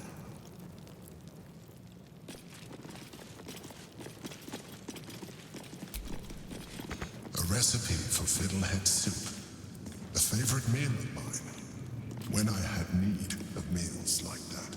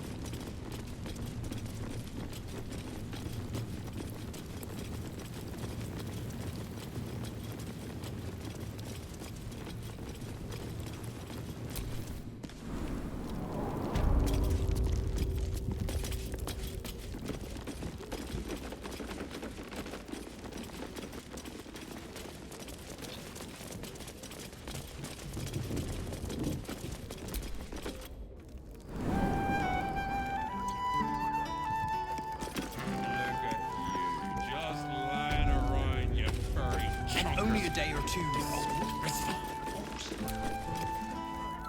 You kill the rats, yes? I heard commotion in the cellar. Good. Perfect. Here, you take this. And do not worry. Chef Revere's eyes will be kept most peeled for murderous knaves.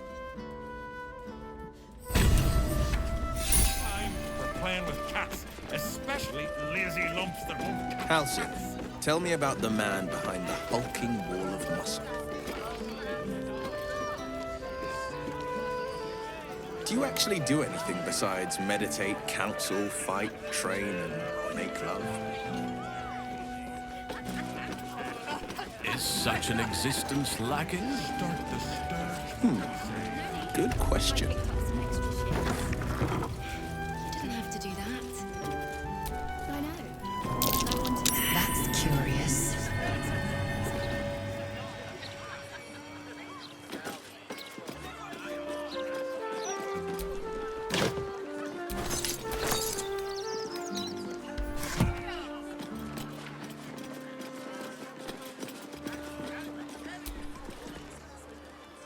Ah, you found my hiding spot. Not a word to Alan. He doesn't believe in things like breaks. Or eating. Lacrissa, I'd be more than happy to help you out at work. I could... No, focus on your music. Besides, I'll be living a life of luxury when your school takes off.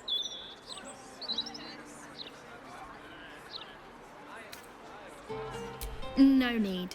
I'm looking after my girl, Althera. Isn't that right, sweetie pie? Lacrissa! All right. The hero and I will stop teasing. For now. Damn right. I'll never get tired of this view. Same here. How's your shift going? A rich arsehole sent his drink back 3 times. I'll never get tired of this view. Same here. Rent is due soon. I was thinking I could do some busking. No need. I picked up some extra shifts. Amorous passions usually make people more considerate, Minthara. Kinder, sympathetic, better at cooperating. They can also make people more protective, guarded, paranoid, and jealous. Never mind.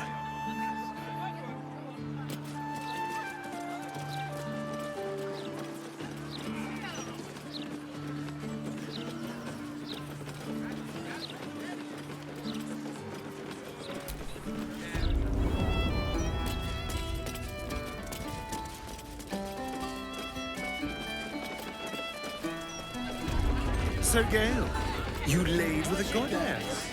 You must have some sordid tales to tell. Sordid? I lay with the mother of magic herself. What we had was transcendent, euphoric, incandescent. Not sordid. You actually made sleeping with a goddess sound boring. Incredible.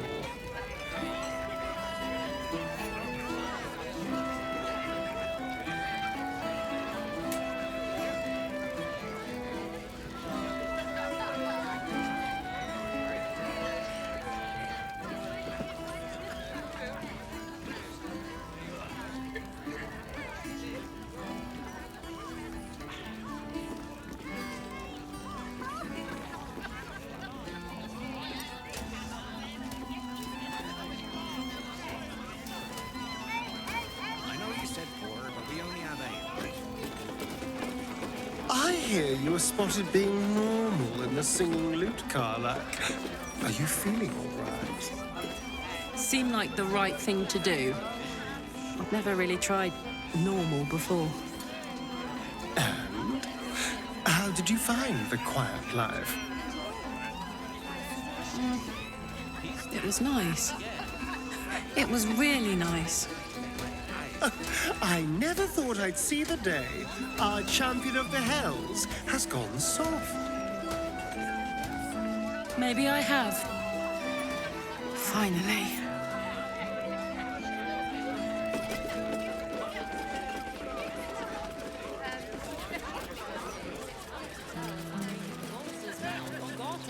What do I think of Lord Gortash's still watch? I am so glad you asked, Edvard. No. No, I didn't. Mr. Needle.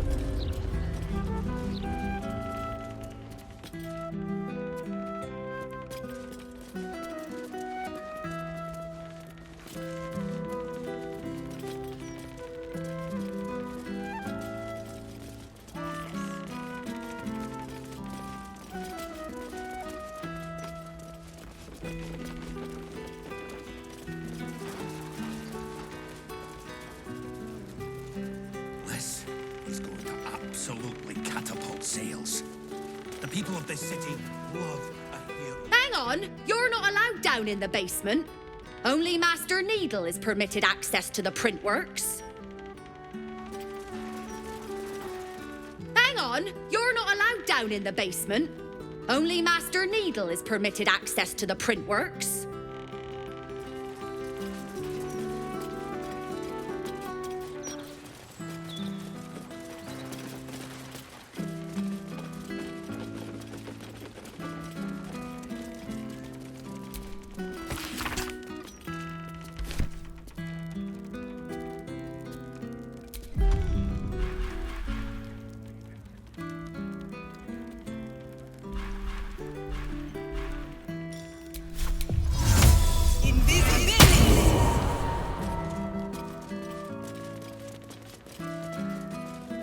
The steel watch has been...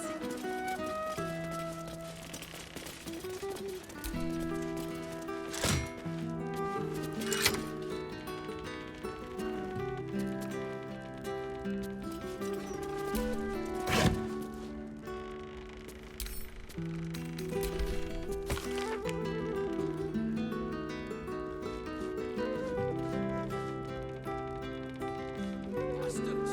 There's no law against that.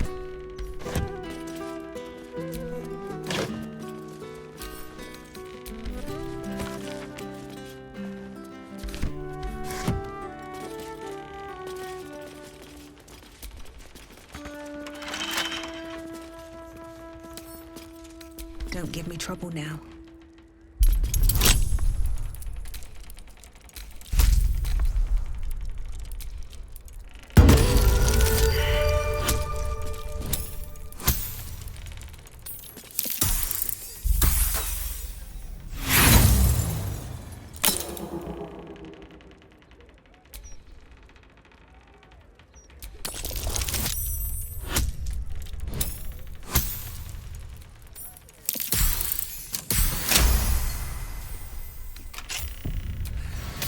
Does have to be catchy.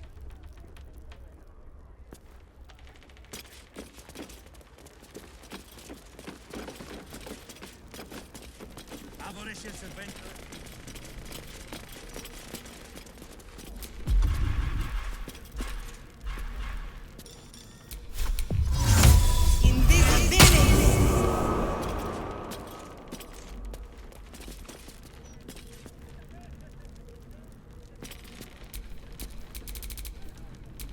I am here.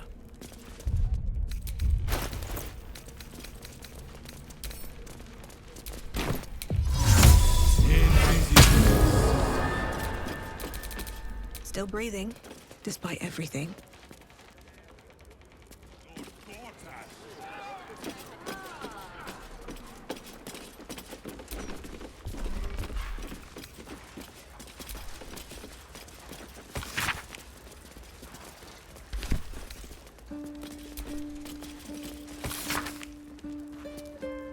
Need more pieces to support it in the addition afterwards.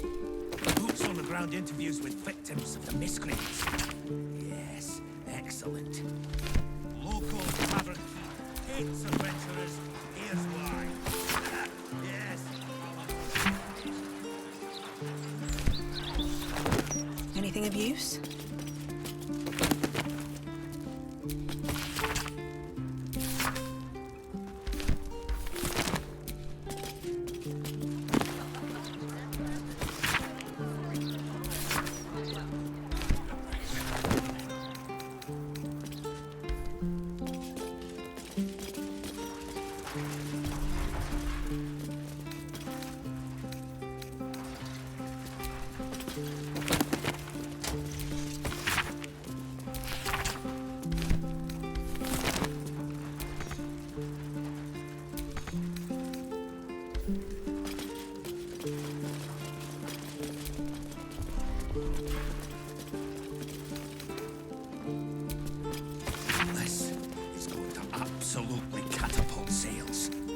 people of this city love a hero and villain piece. You have a villain?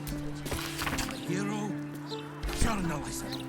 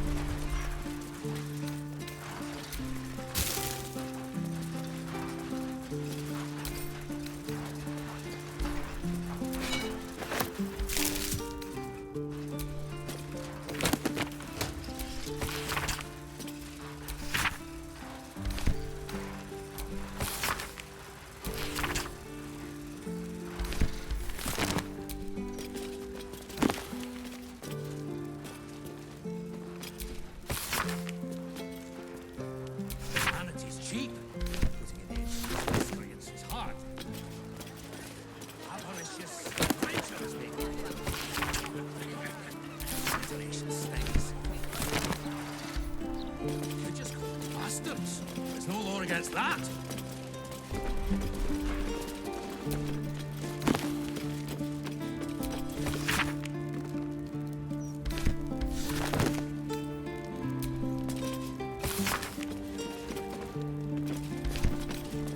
Cursed to put my hands on everything.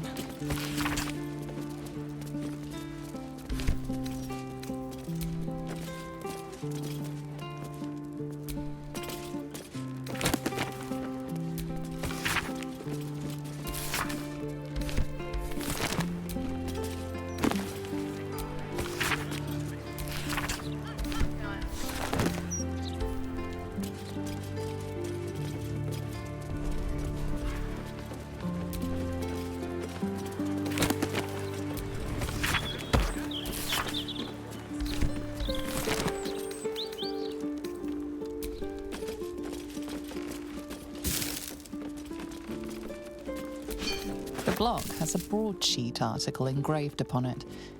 It speaks positively of you. Yes. There's no bloody point sending it to print if folk won't remember it. So perhaps alliteration. A flick of the wrist. Mauritius Adventurers Aid Absolute.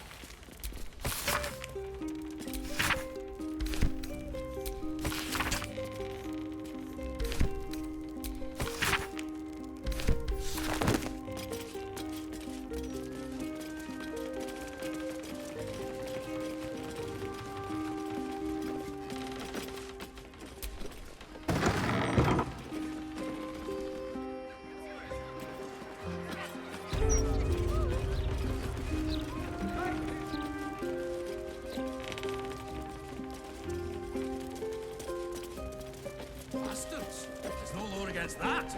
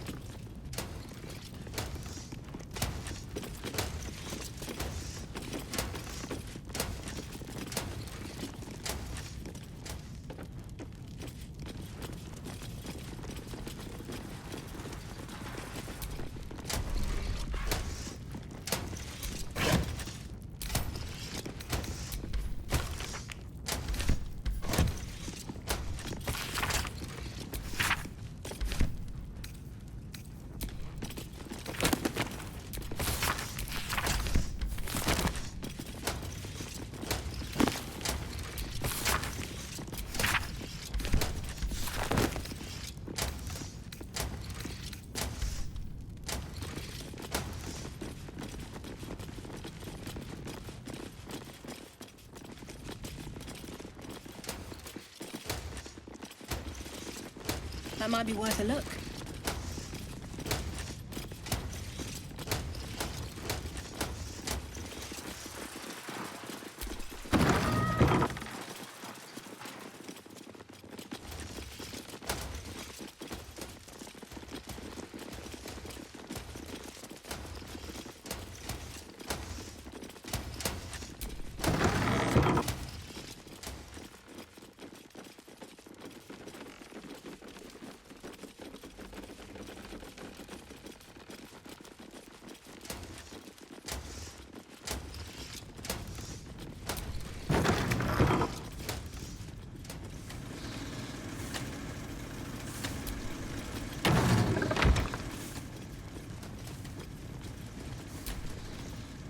You approach the printer, noting its ink splots and intricate cogs.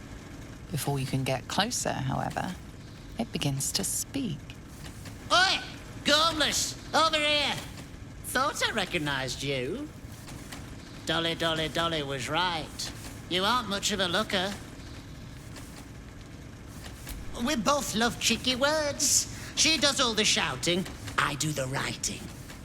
This is my paintbrush. I make sure everything that's in those big, ugly article blocks becomes fine printed artistry. I'm a master pensman, I am. Dolly can't stop talking about you. Hero this, hero that, hero here, hero there. Hello, hero. You know, there's some absolute filth about you in tomorrow's edition. Seeing as you were kind enough to free Dolly, how's about I do you a favor? Why don't we change the headline? We can load up something a bit less damaging for your reputation. Well, first, I've got to release the old nasty top story. Oop, there. Now, you've got to find a new article to replace it. How delightful.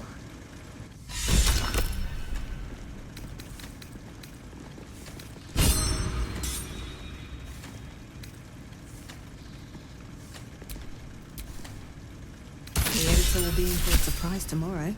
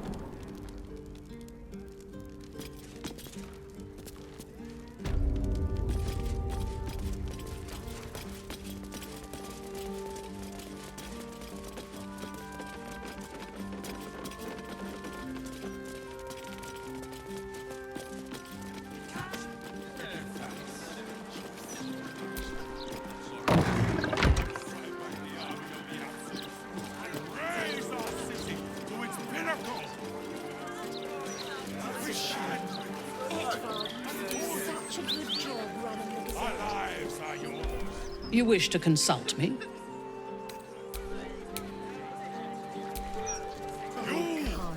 How can I help?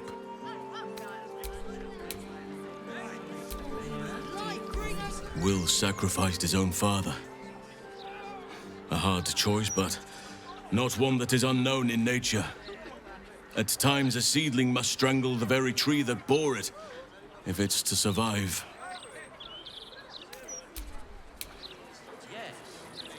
These tax hikes are enough to make... Yes?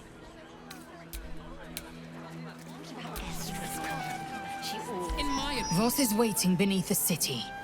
We'll apprise him of our progress once we have the Orphic hammer in hand.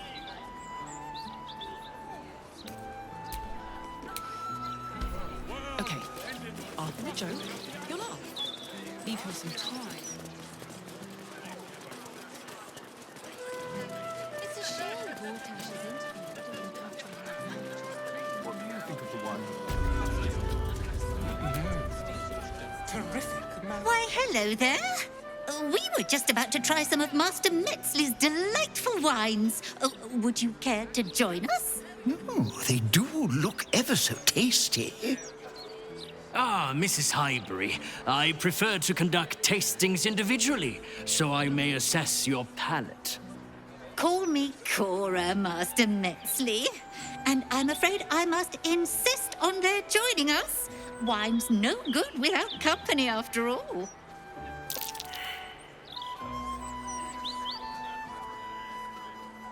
No. I must say, if this is a practical joke, it's not very amusing. Why, a serial killer? Oh, that's terrible. Master Metzley, are you quite all right? It was perfect. Perfect, perfect, perfect. You have sullied it with knowledge, made it an unclean sacrifice.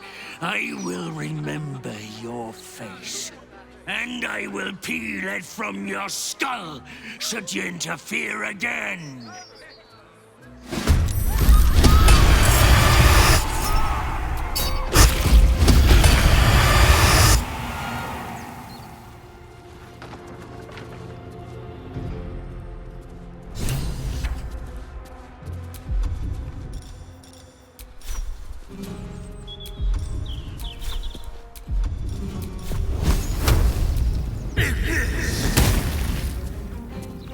Time to strike.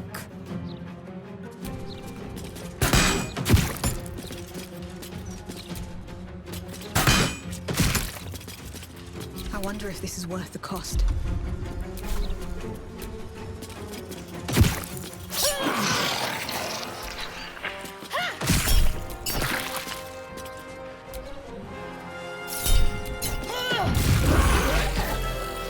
Enemies afoot.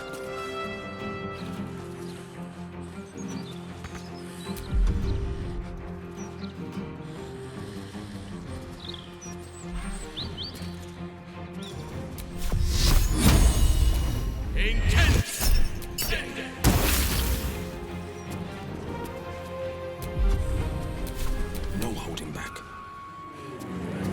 Let my enemies fall.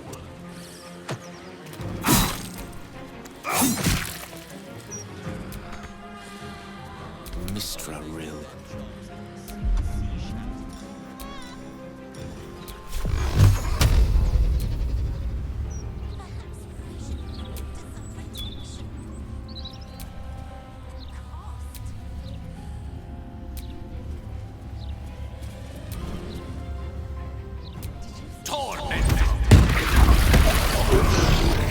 Always the same old song.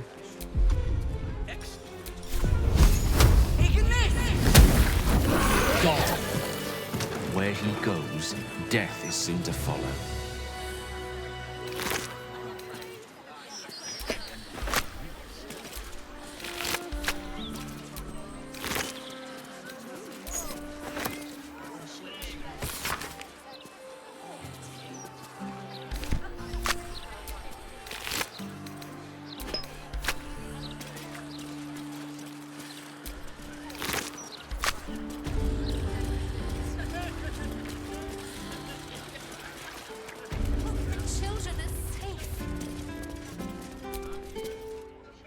I still can't believe.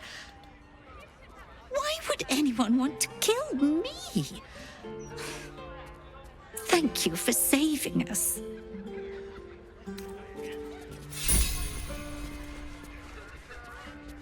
Perhaps we should look into some protection. To think if someone hadn't intervened. Horrid.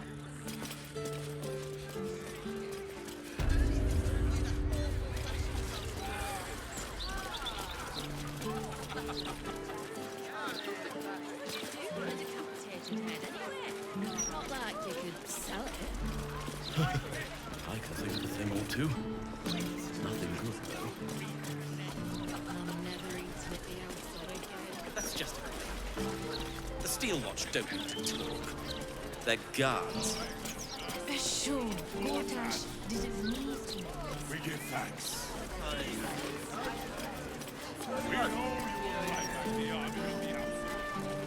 The history of the city itself is captured in the archives here. Fascinating resource. I wonder what those archives will reveal about us 100 years hence. Only the most excellent and complimentary things. With some encouragement from us, of course.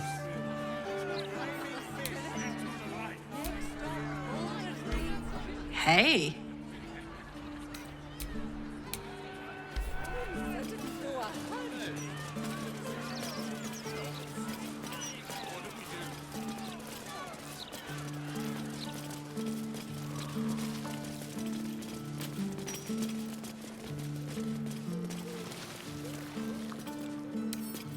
Bet I can crack that open.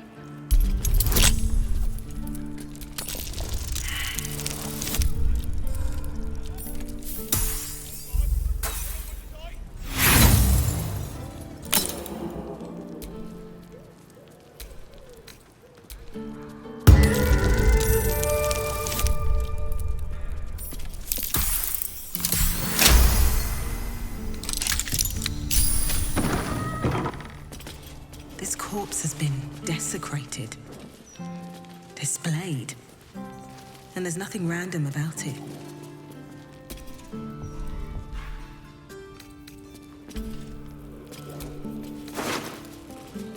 Circus clothes. What an end for Dribbles the Clown. Tempers are rising. It's clear not everything you find is at your disposal.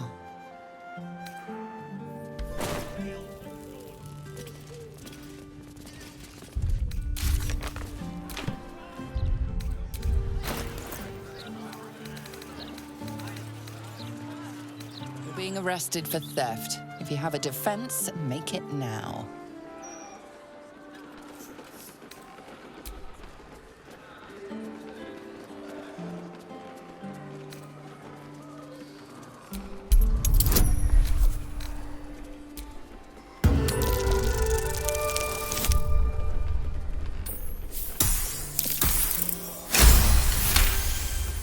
You've convinced them, for now.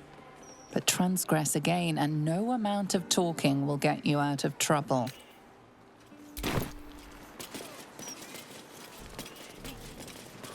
You want it to, or otherwise? And then what happens? Nothing good, I bet. And then all will perish. So the cycle will begin anew. Straight from the Baldur's mouth. What about Estra's call? Afternoon. Even Estra's call. Gortash is a visionary, sure enough. His visions cost a pretty penny. And you're worried about the price of bread. He's delivered, yes. These tax hikes are enough to make my eyes water. Once the Watchers see off the cultists, we'll recoup what we've lost and then some.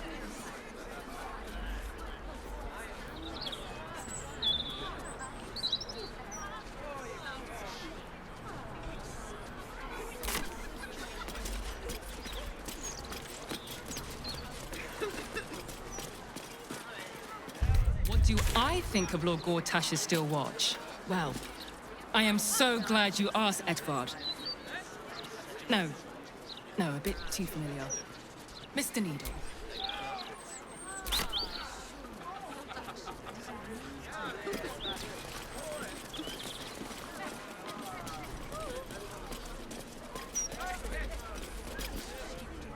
God's damned hypocrite! The Blade of Frontiers, all pomp and empty oaths. The Sword Coast's most dashing fraud. I trusted you. I believed in you. Floric, what are you on about? What is this? Lady Mizora told me everything. How you slaughtered your own father. How you crave his power. I thought you were going to save him. But you abused his current state to get rid of him. You mean to make the city bow to you, and you alone. That meddling ghoul. Floric, Save it. My duty is to Baldur's Gate, and it holds no place for Ravengard's treacherous spawn.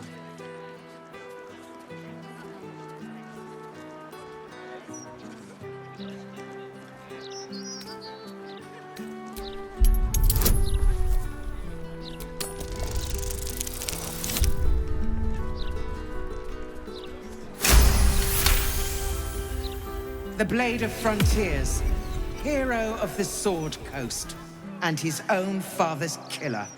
I can barely believe it.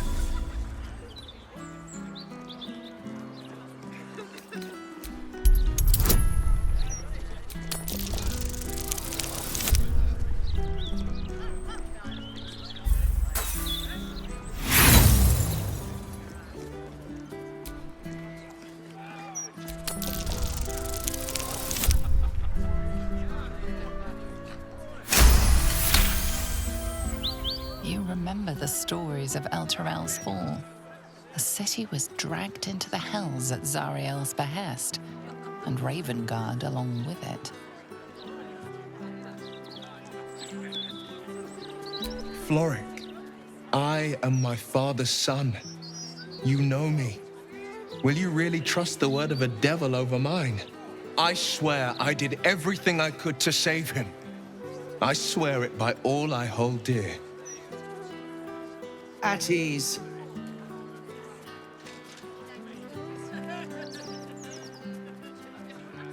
By the living gods, I believe you. What darkness has fallen upon us? Well, there's something you must know. I should have told you sooner, but I'd hoped somehow your father would return to us. He knew about the Absolute. I thought little of it at first, but he realized the danger before anyone else did. He understood that if the cult were successful in raising an army, Baldur's Gate would be doomed. Before the Absolutists abducted him, he told me that should he fall, I must seek you out and give you this message. Your father trained you in the ways of great champions. You are to use those lessons to wake the worm under the city. He is oath-bound to answer your call and come to our aid.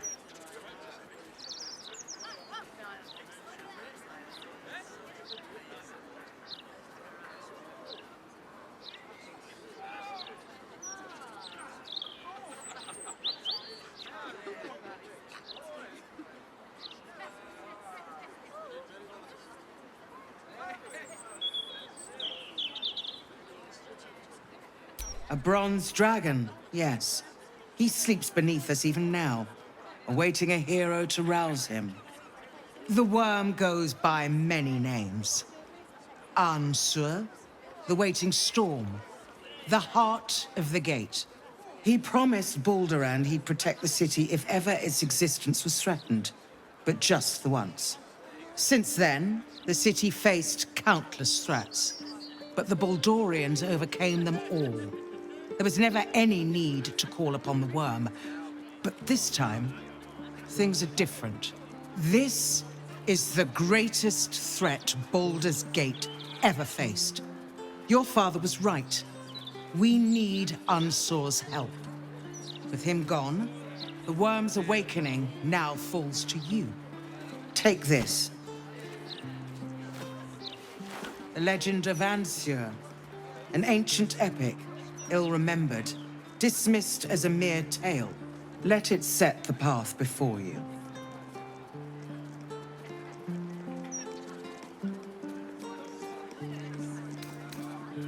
Baldur's Gate stands on the brink of the abyss.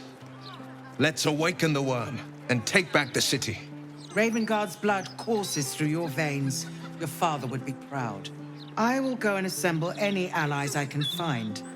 When the battle horns call, we'll stand ready. Unleash the worm, Will. Let his tempest swallow the Absolute and its allies. Good luck.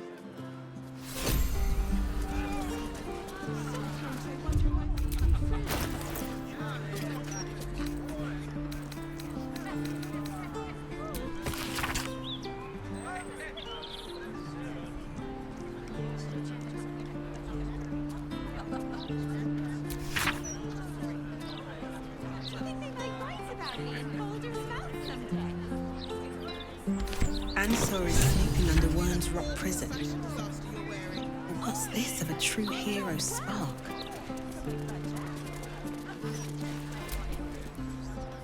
Curse that rotten devil and her forked tongue, trying to set Cleric against me.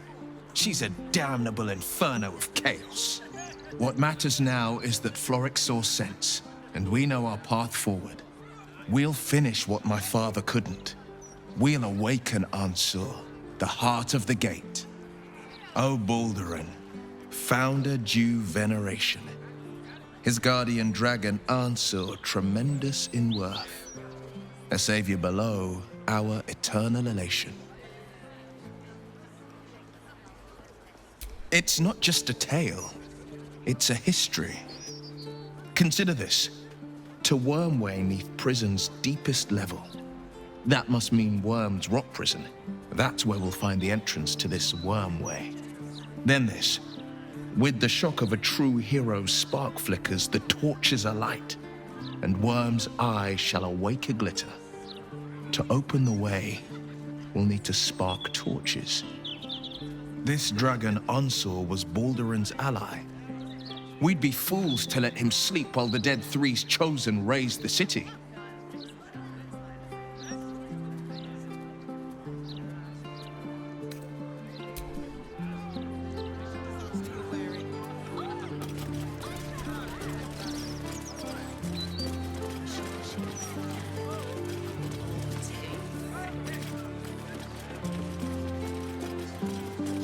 well, that Edward Ash.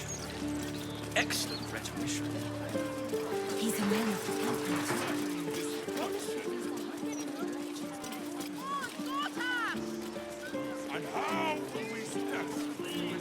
Am I to understand that you are in love now, Karlach? I sure am. If there's hope for me, there's hope for anyone.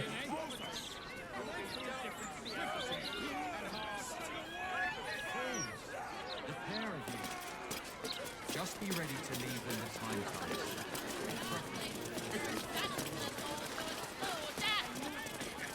Please, sir. We have children. We need to be able to fight.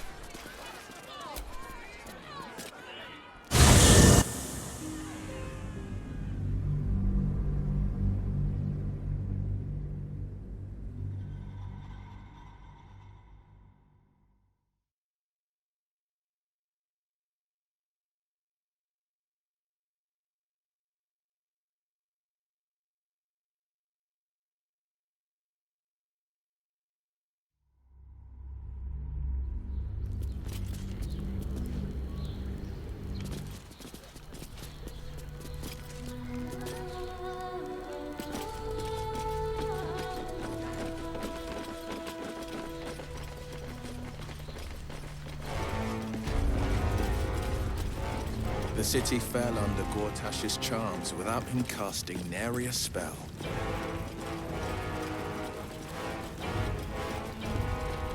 Well, most people are idiots. You can lure them into a dragon's maw if you promise a bag of sweets. The people aren't stupid, Astarion. They're scared. Gortash provoked a damned war and then promised them safety.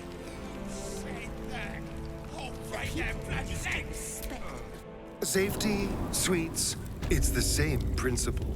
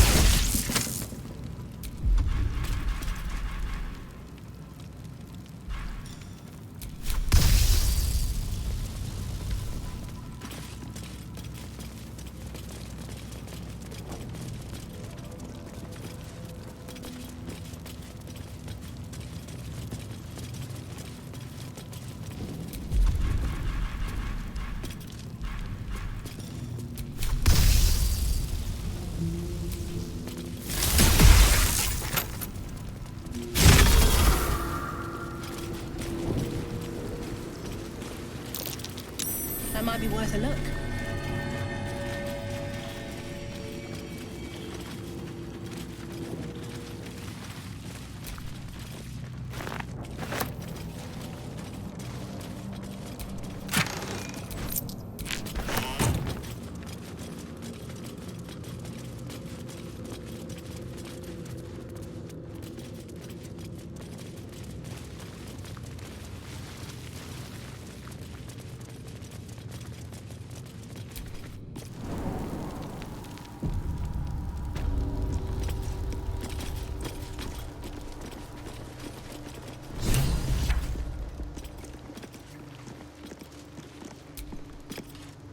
The statue before you bears a familiar likeness. It is Baldur, the celebrated adventurer who founded the city of Baldur's Gate. Peril floods my province. The palisades fall, the earth does tremble. The servants of shadow and blood assemble. Beyond lies the grand worm, deep in slumber, awaiting a true hero's advent, should my domain drown in torment. Be you the deluge, turn away. Be you the hero, answer true. Are you worthy? Poetic nonsense. There is no worm and no savior.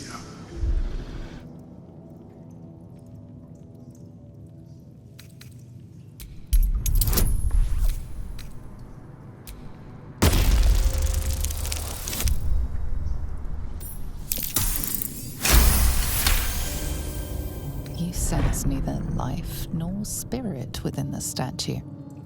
A powerful variant of magic mouth has been cast on it, allowing it to speak only recorded messages. Ancient Ansur, hear me. A champion is proclaimed. The test begins. Let your judgment follow.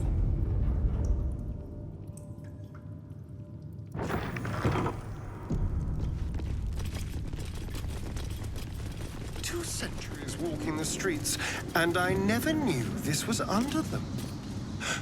What other wonders have I missed?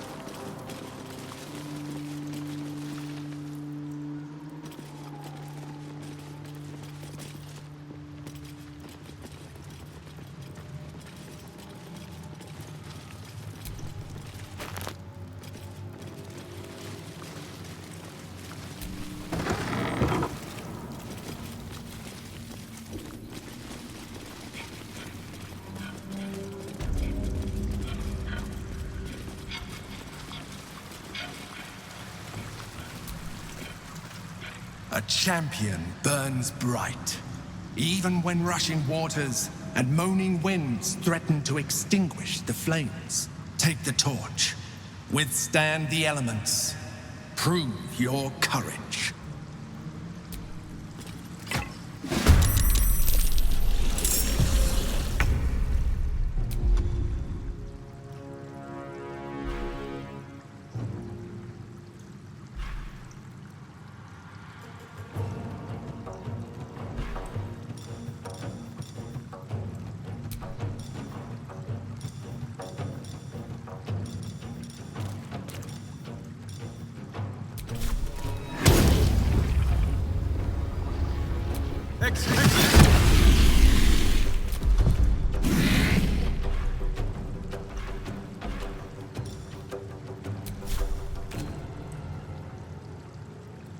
Where do I go from here?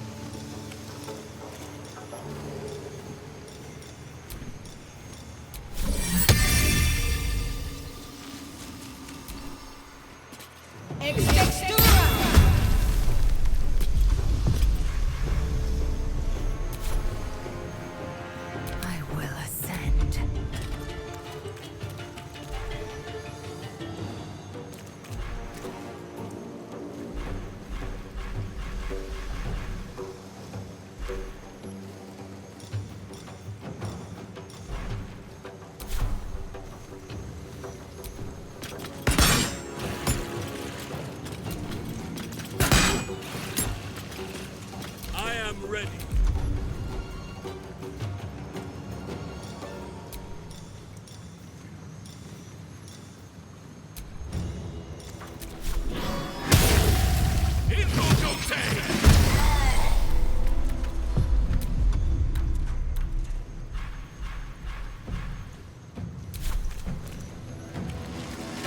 Cannot give up now.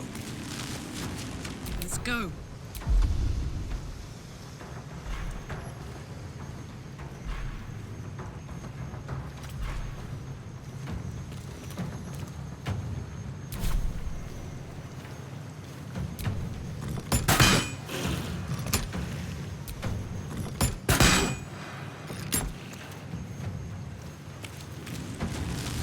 Incoming. Death greets us all, but not today.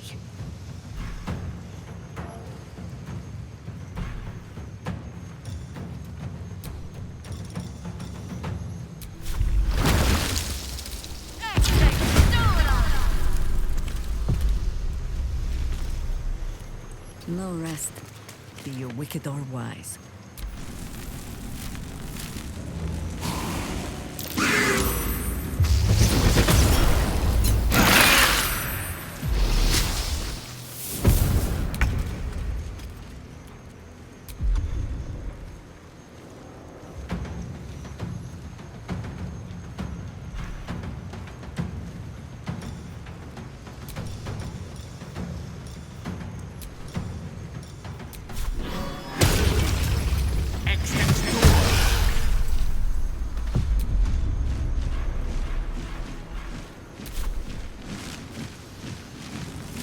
Knight to King 5. No holding back.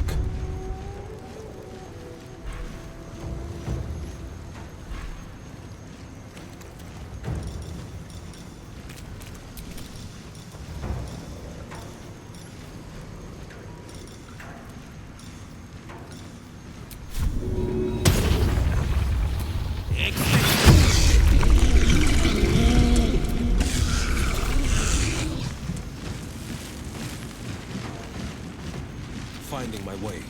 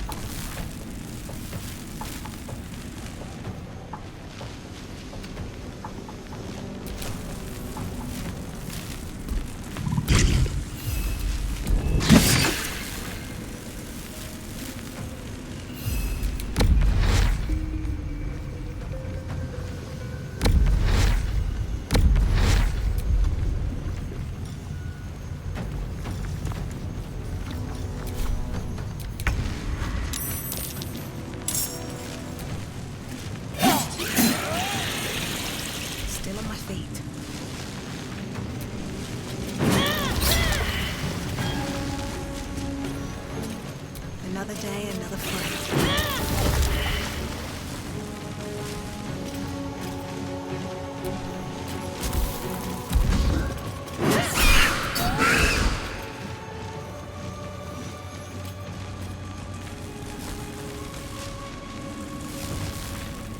Wonder if the gods are watching me. I will ascend.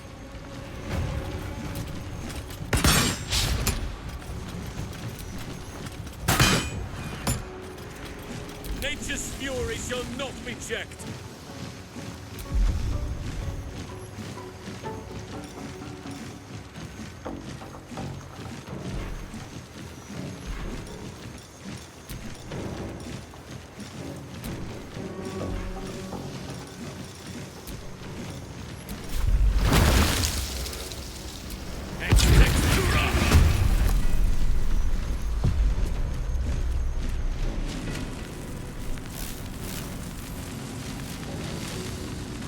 Heating up.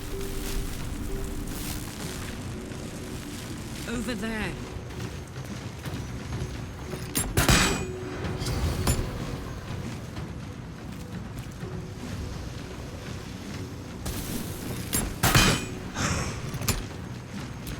You still have time to surrender.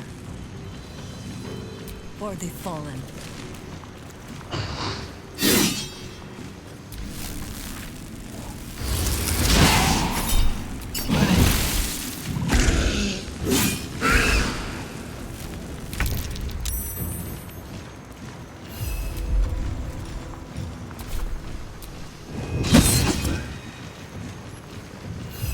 May the dice roll in my favor.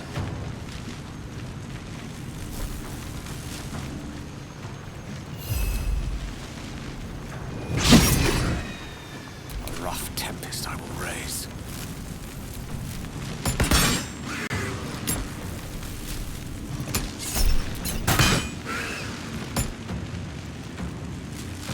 On the victor's path.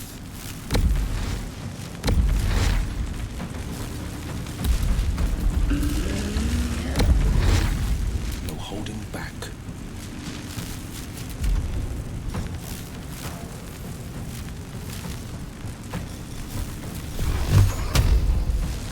Coming through.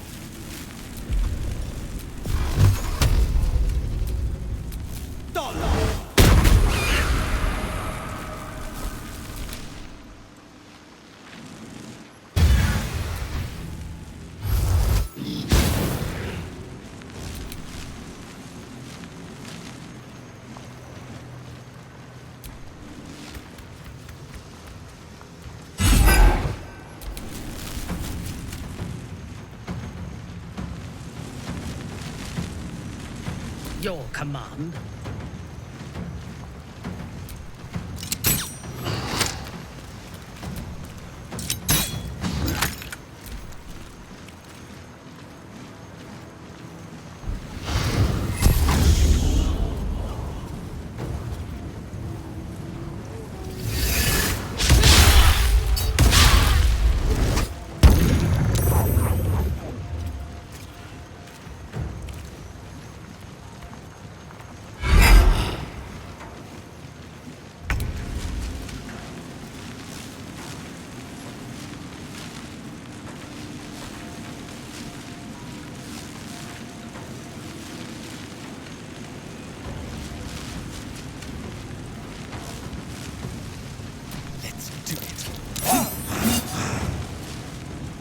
What now? Death won't take me yet.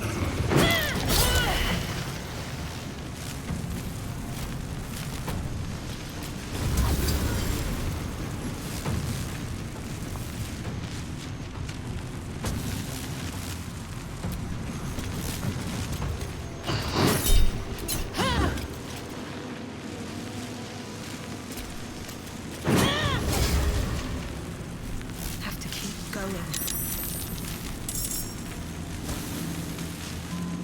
I'm fury. I am death.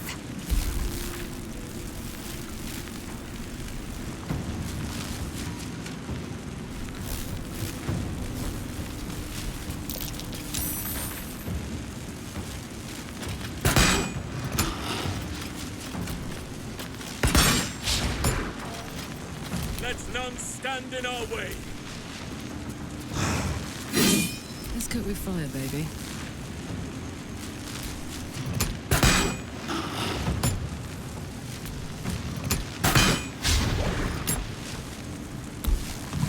This is the easy part. Blades bared.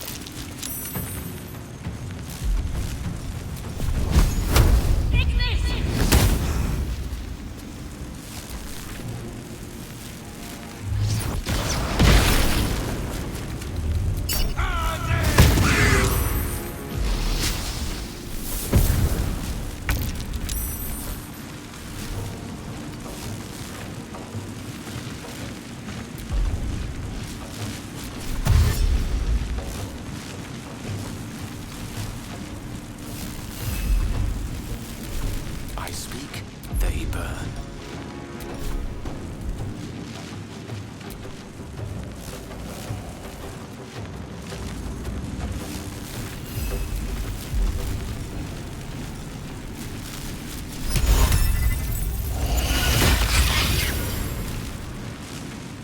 Creator, destroyer.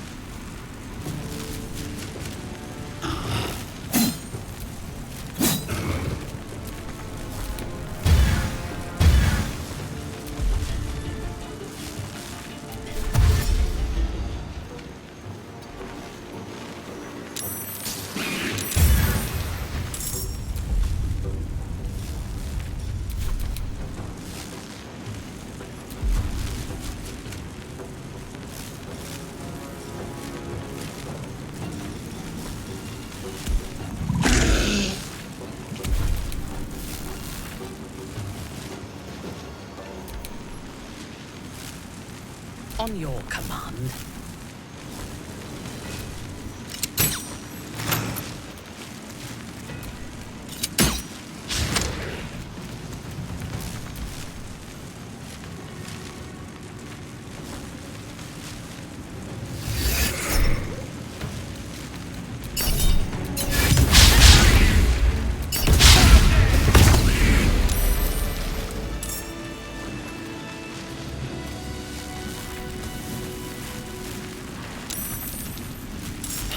The slaughter.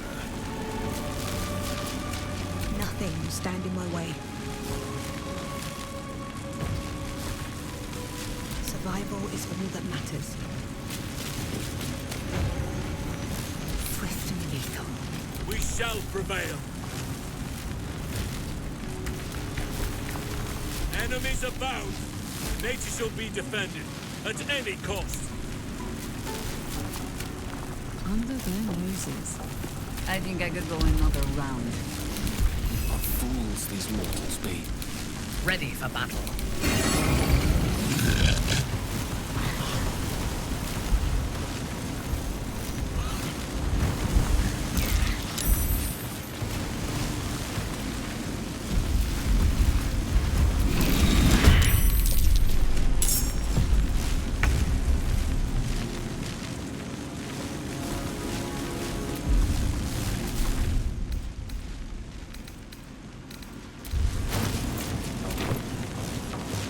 On the move.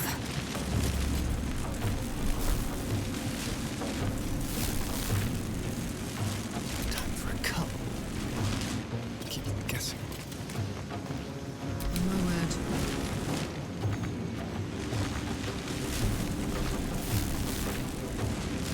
I won't give in. Time to press ahead.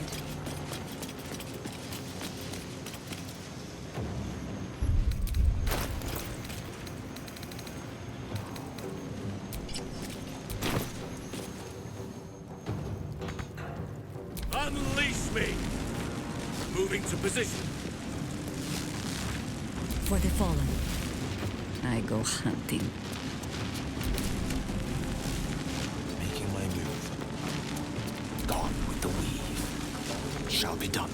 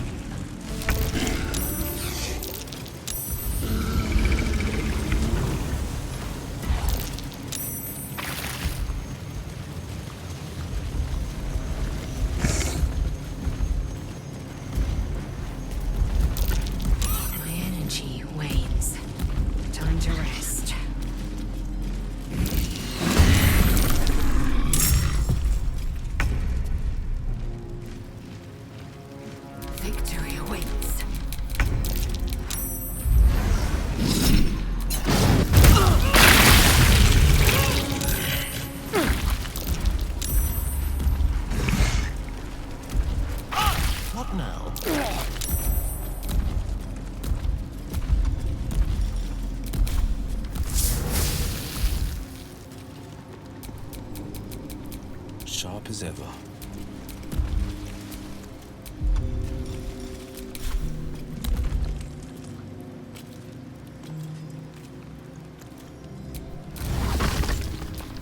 Let's get going.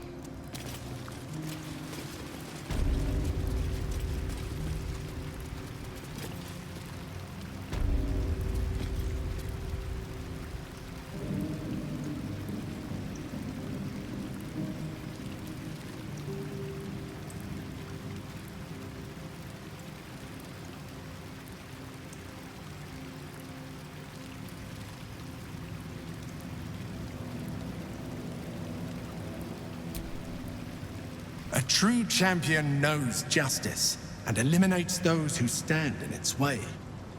Restore the balance of justice. Justice. No pardon without repentance, and no penalty without mercy.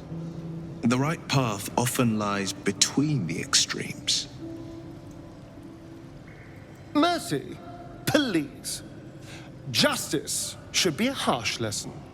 All the better to deter the next vagabond.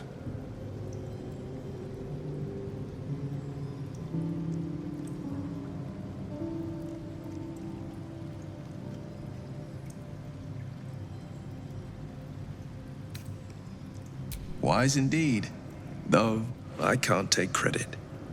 It was my father who taught me the ways of the just.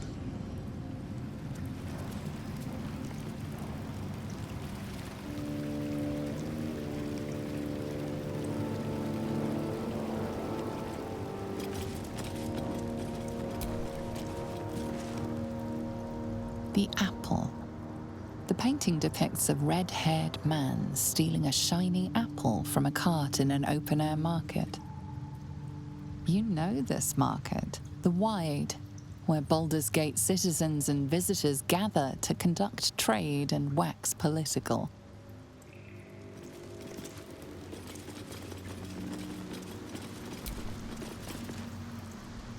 The child. A red-haired man is portrayed with his cloak's hood lowered, giving an apple to a smiling urchin. Several other children are huddled behind the one receiving the apple, hands outstretched.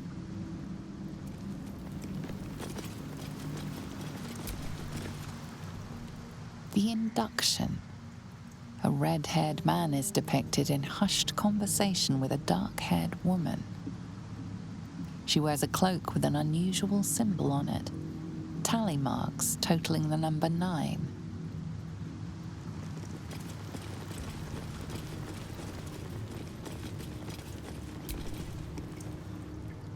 The theft.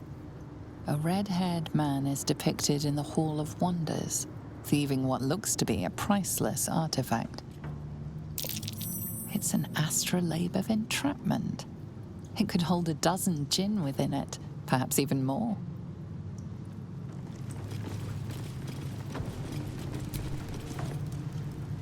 The chase.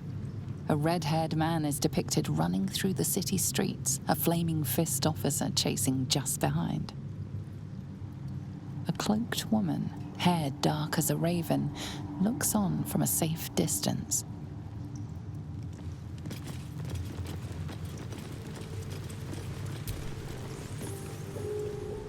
The judgment.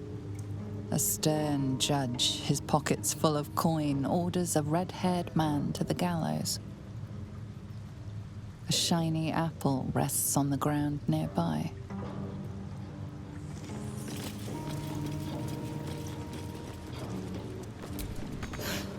The shadows are blocking me.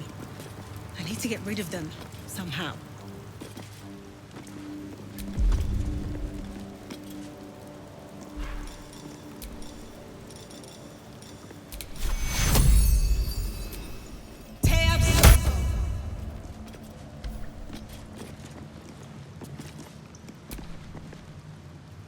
The hanging.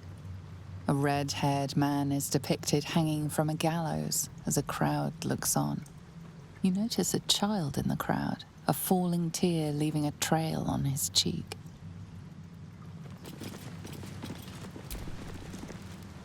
Freedom. A red-haired man walks the streets of Baldur's Gate, clad in a billowing cloak. You catch a glimpse of a sly smile beneath his hood, and a golden coin in his hand. A thief walks free. Is this truly justice? The cell. A stern prison guard slides a warm meal into the thief's cell. The red-haired man has a 10-day left to serve, judging by the scratchings on the wall behind him.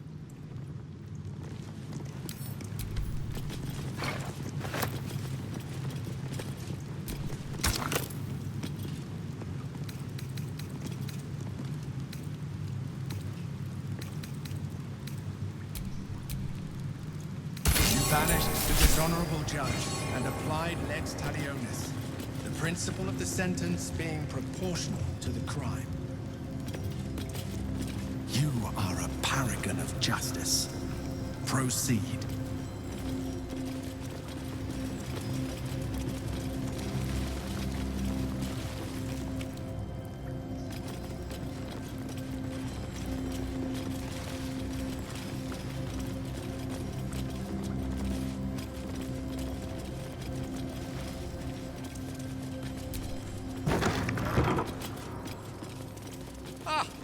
Lance board. Why, this might just be the highlight of our misadventures to date.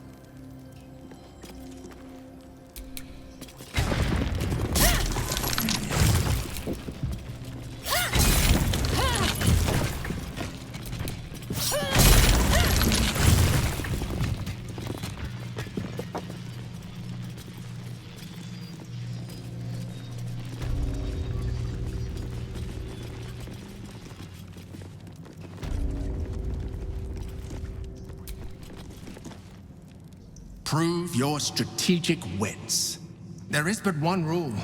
The Dark King must fall in 2 moves. Are you a commander of armies? Or a shivering pawn? Fodder for cleverer minds? I'm afraid I have little experience with lance sport, let alone the command of soldiers. I've been known to shuffle a few knights around in my day. Might I offer a suggestion? First, have the White Queen move all the way across and capture the Black Pawn.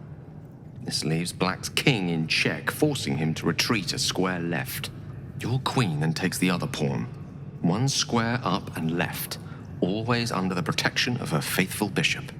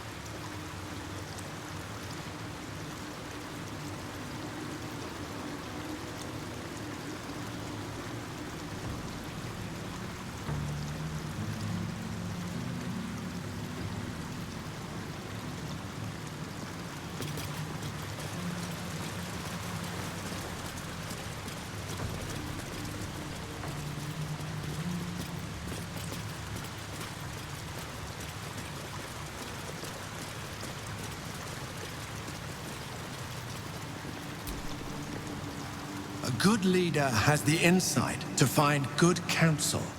As a war reaches its end, there is one who doesn't advise for the city's prosperity. Find him and strike him down.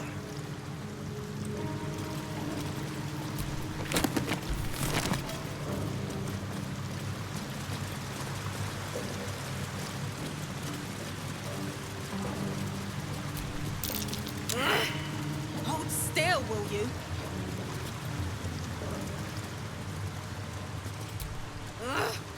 Hold still, will you?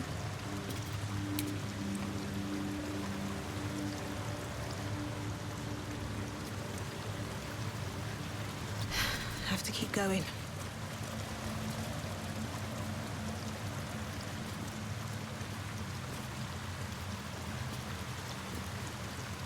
I should speak up. Hold still, will you?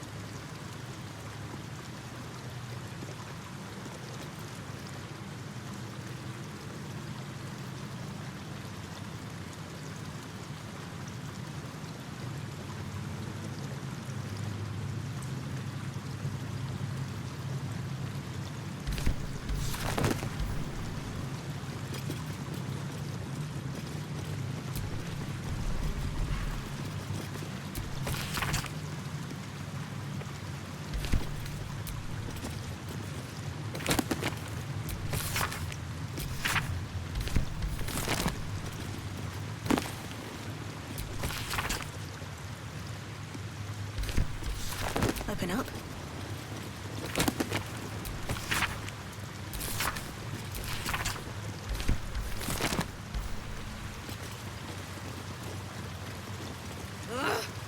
Hold still, will you? Hold still, will you?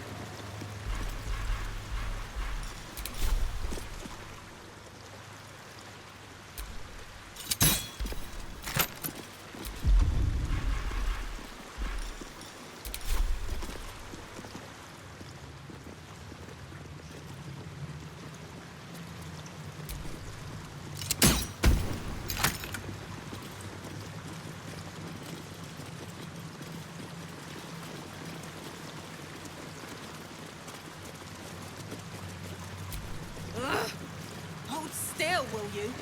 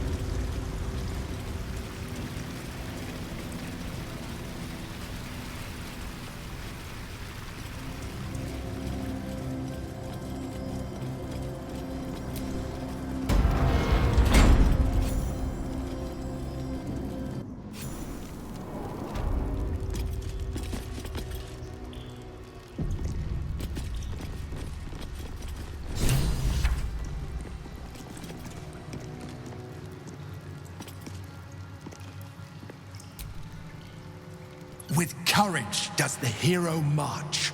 Fettered by the taxing chains of fear, a stalwart soul must ever persevere. With insight does the hero choose. Guidance born of ancient wisdom proven. Peace, not strife, the undenied conclusion. With justice does the hero rule. Lead not the guiltless lamb to bloody slaughter, nor cleanse the lion's sins in sacred water.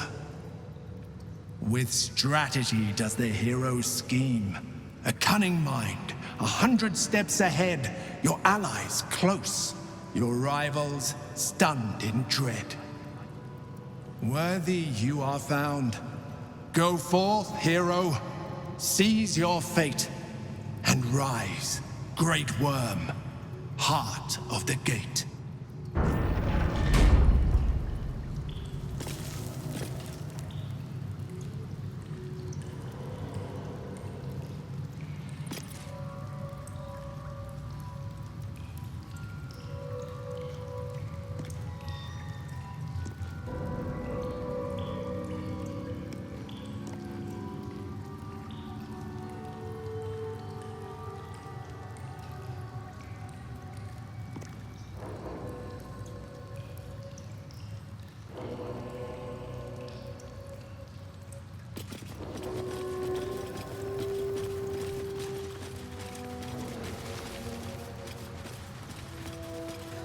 Hells.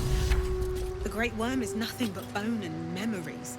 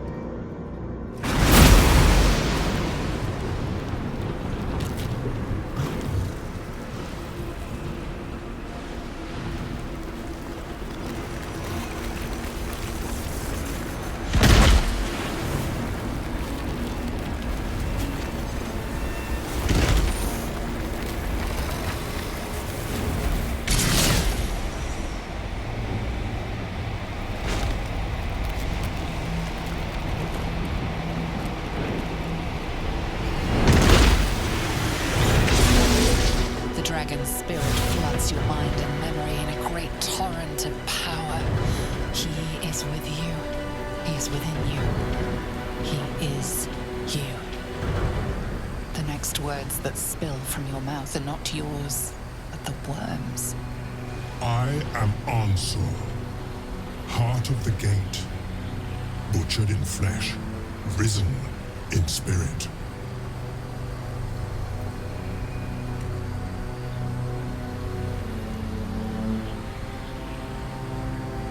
Ansel binds you despite your best efforts. Yet thought flows effortlessly between you. The spirit pauses, and you feel the astral prism stir. Ansel senses the Emperor's presence within it. Answer me, Facey. Why have you come? A deep sigh resonates within you. The torrent stills, only disturbed by the dragon's next words. Brack, my words aren't meant for you. They're meant for him. The Emperor stirs in the astral prison, and in you, calm, curious, and detached. Baldur, your presence has stirred me, as it ever did. I am awakened. Ansel, it's been too long. Baldur! No! I don't believe it!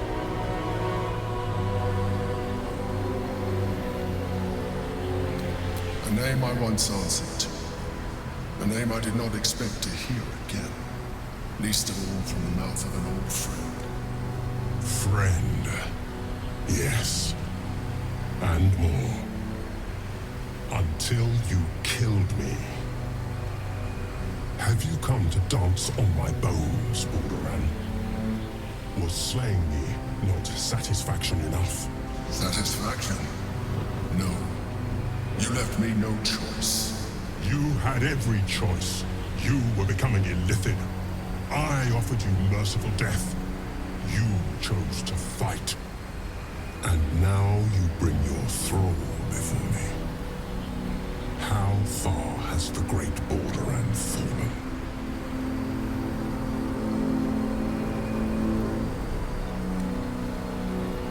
Stillness.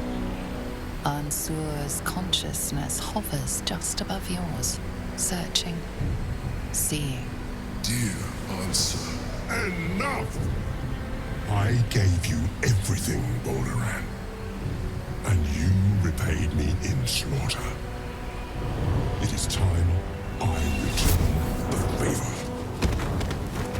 I am the heart of the gate. I am the one who roars. My bones rise and the storms gather. Witness, Balduran. The final tempest has come. This time, you will not escape it.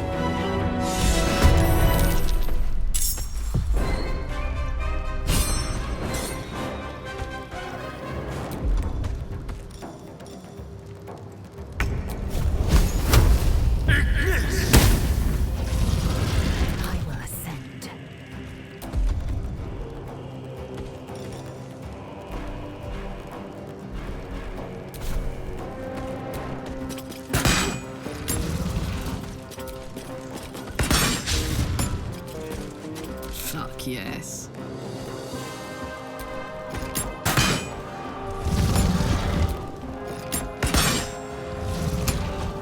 Nothing important is ever easy.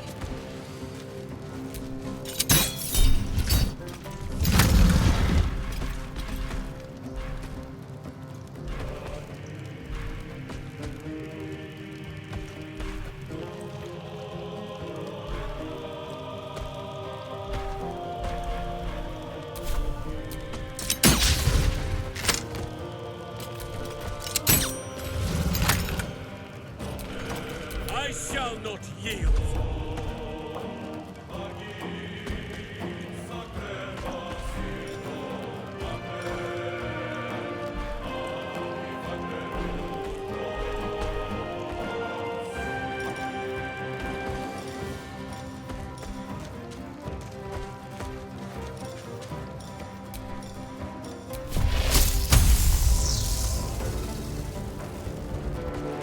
Sylvanus, let me strike true.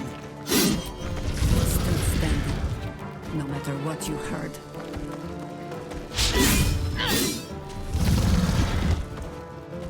Battle favors the fearless.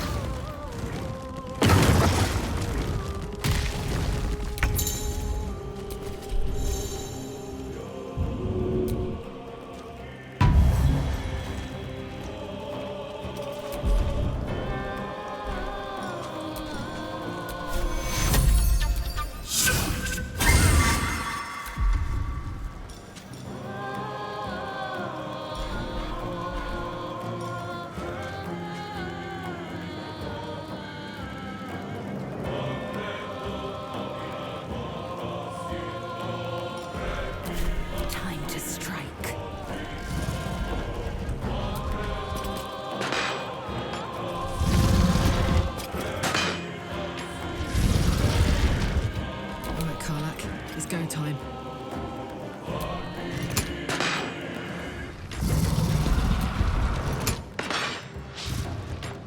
No choice but to keep going.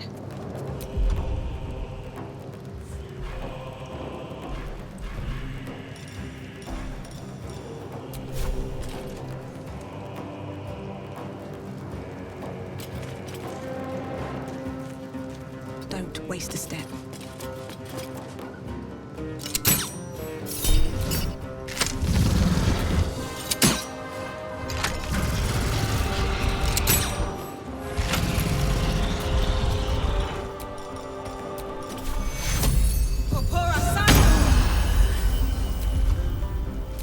Oak Father, harden my heart. Onward.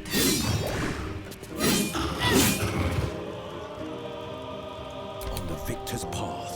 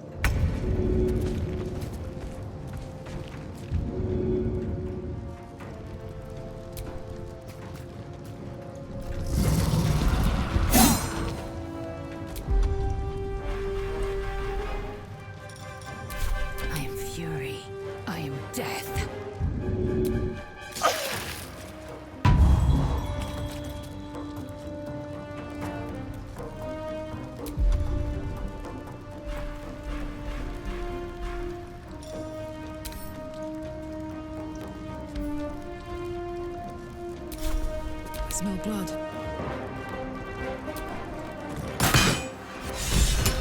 Balduran, what have you done?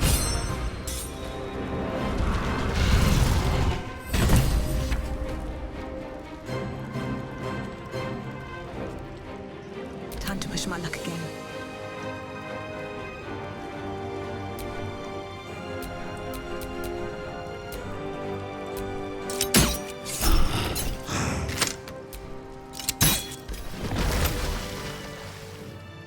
I'm sore. I never thought I'd see him again. I was. Now, I am much, much more. But it seems you are more interested in my past.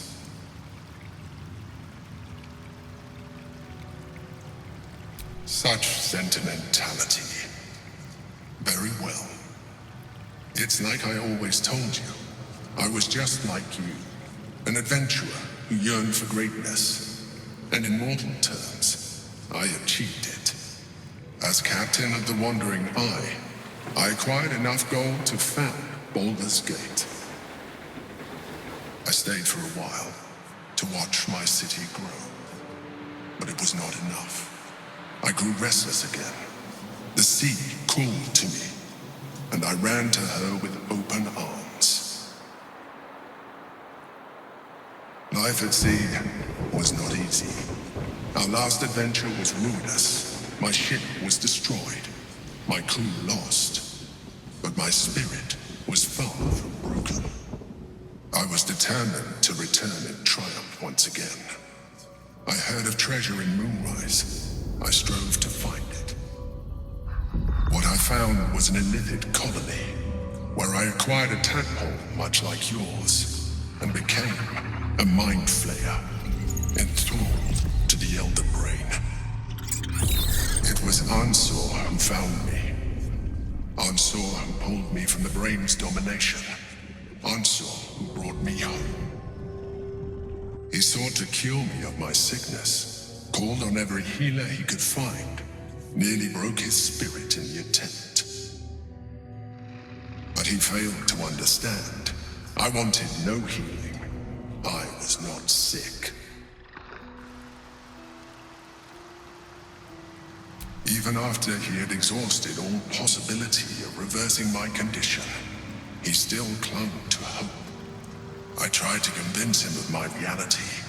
I was on the cusp of greatness beyond my wildest dreams.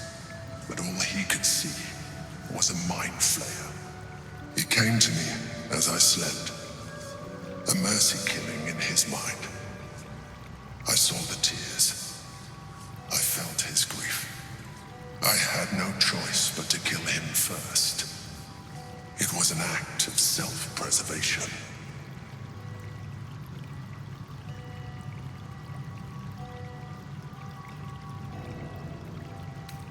Put simply, yes. And being alive even more so. Do not think that I am ignorant of what I have lost. I may not regret my actions, but I do regret that they were necessary. While the past is beyond my influence, the present is not. It is time we move on. 2 nether stones remain in the hands of the Chosen. We must find them before we confront the Brain.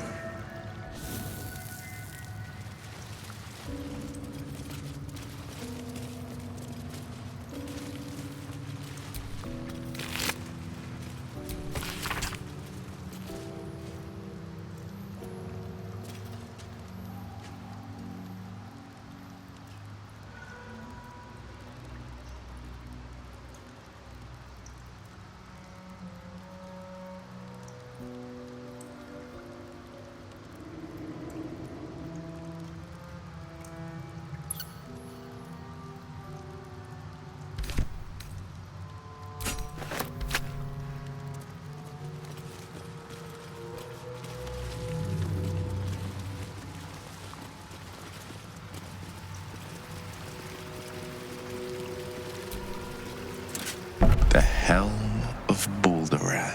The worm's tempest and his roar hurtle through you. Ansur's essence still lives within the helm, instilling you with power for as long as you wear it.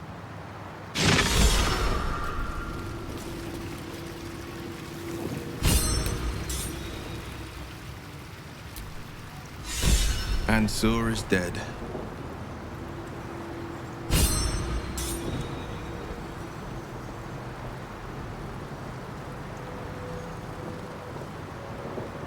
There will be no great tempest roaring through the skies, no dragon redeemer to save us. What hope then for Baldur's Gate? Without the great worm's aid, is the city doomed to fall? You braved the worm's lair, seeking a savior. Yet it was you, all of you, who vanquished the undead abomination which Ansur became. You are more powerful than you understand. It is you who are the Tempest. It is you who are the heart of the gate. Hate to say it, Will, but I agree with the Mind Flayer. Baldur's Gate doesn't need a dragon. It needs you. You're right. We are the warriors who'll slay the Absolute. We are the guardians who'll defend this fair city. Yes, the Brain will fall, and the people will hail us as champions. I could even claim my father's own ducal title and carry his banner after this. Grand Duke Will Ravengard, Marshal of the Flaming Fist, the city's truest defender. The people are as likely to crown me as their queen. as they are to accept a devil as their duke. The Absolute's end would be the guarantee. Devilish visage be damned. If I were to call myself Grand Duke, no patriarch would deny the claim.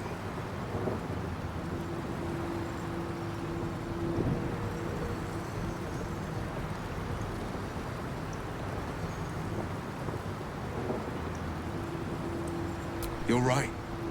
I fought to right the wrongs of the coast, to slay the monsters that hunt the helpless. What good is a champion who puts himself above the people? What good am I as a politician just out of reach? There will be no Grand Duke Will Ravengard, and there will be no Blade of Frontiers. I am now the Blade of Avernus. For as long as demons and devils imperil the Sword Coast, they will be my prey. A calm settles over you. The Elder Brain is a menace, but with the Blade of Avernus at your side, you know you will triumph.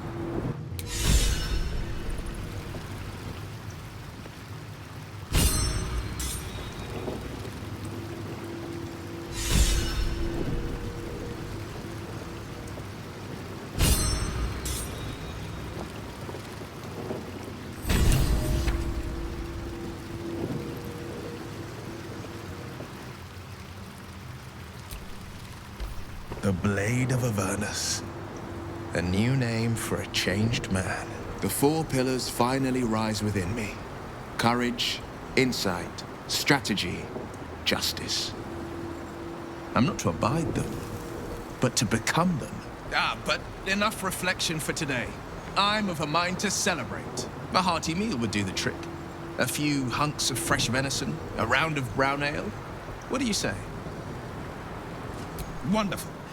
You hunt the deer, I'll scrounge up the ale. Prepare your belly for a roast a la Blade. Let's hope Gale doesn't take offense if I assume cooking duties, just the once. I scout both the hells and the coast's havens, and I destroy every fiend that dares put its eye on Faerun. Will takes a sharp breath. He's keeping something from you. Yes, there is. I will be hunting Mizora. I won't let her claim one more soul, slay one more victim. I'm going to make my way to the Hells and tear the horns right off her damned head.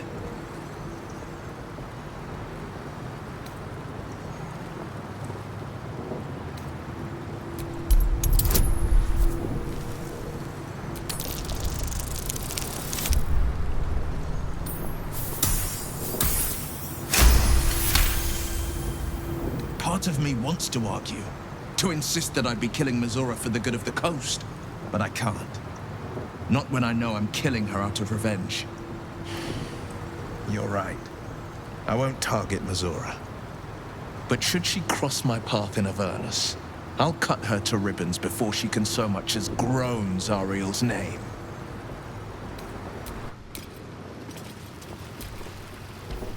Will intends to take the fights to the very hells themselves? I can think of no one more capable.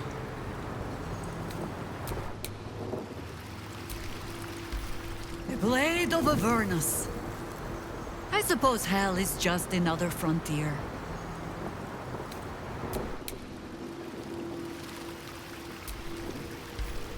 So, the Blade of Frontiers is dead. Long live the Blade of Avernus. I just hope he stays focused on battling infernal forces. The undead have it hard enough already.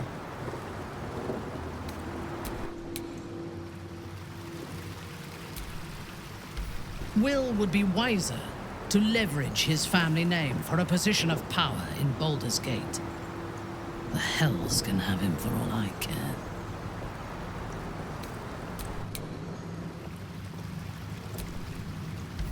The Blade of Avernus. I can't think of a better man than Will to take up the title. It's about time someone stood up to the evil fucks populating the Hells.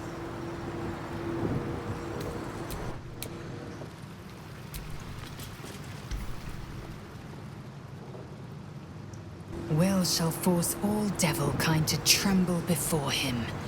The hells have much to fear.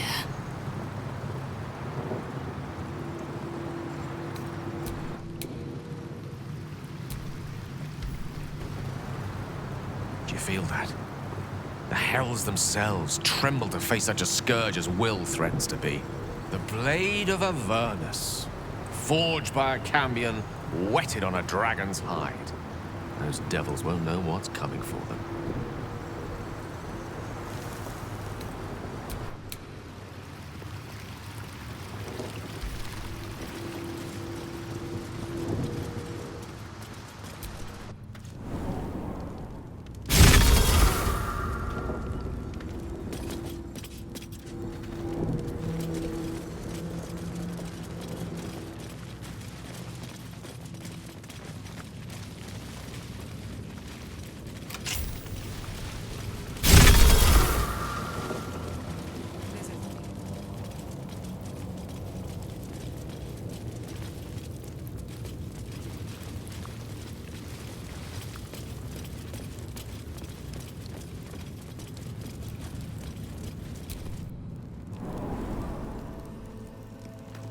Let's rehearse this one more time. Pretend I'm a fist and tell me what you were doing in the house. It won't happen, I swear. You've a love-struck look about you, Karlach. Just do not let it distract you from the task ahead. What if I really enjoy being distracted from the task ahead? Where is the barbarian rage? I've been learning so many colorful phrases from you. I was hoping to inspire a few more. Mom, you've been inspiring me since I was yay high.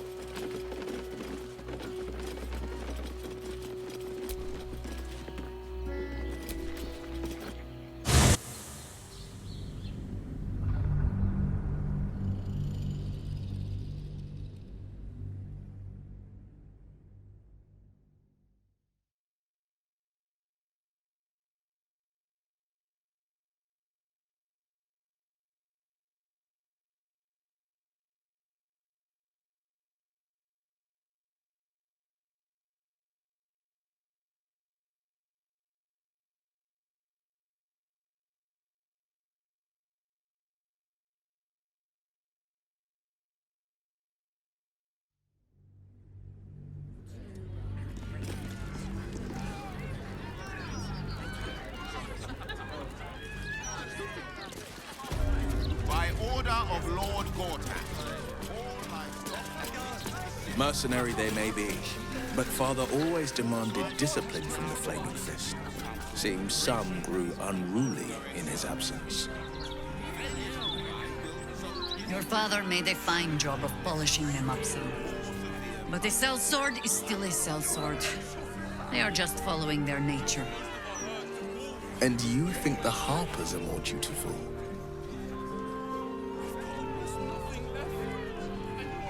I should hope so. They certainly don't get paid half so well. I've got a good mind. Being down here busted her skull. I didn't see her make no trouble. I know her.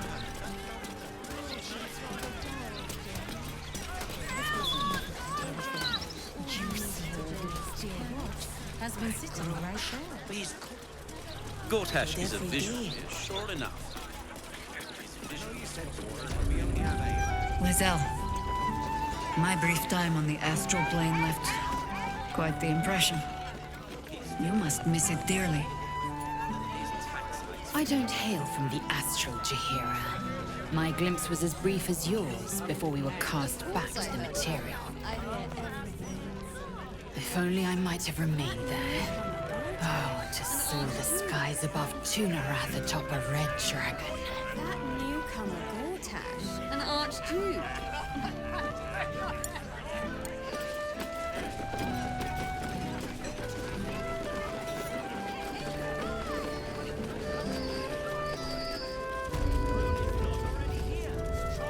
How's your shift going?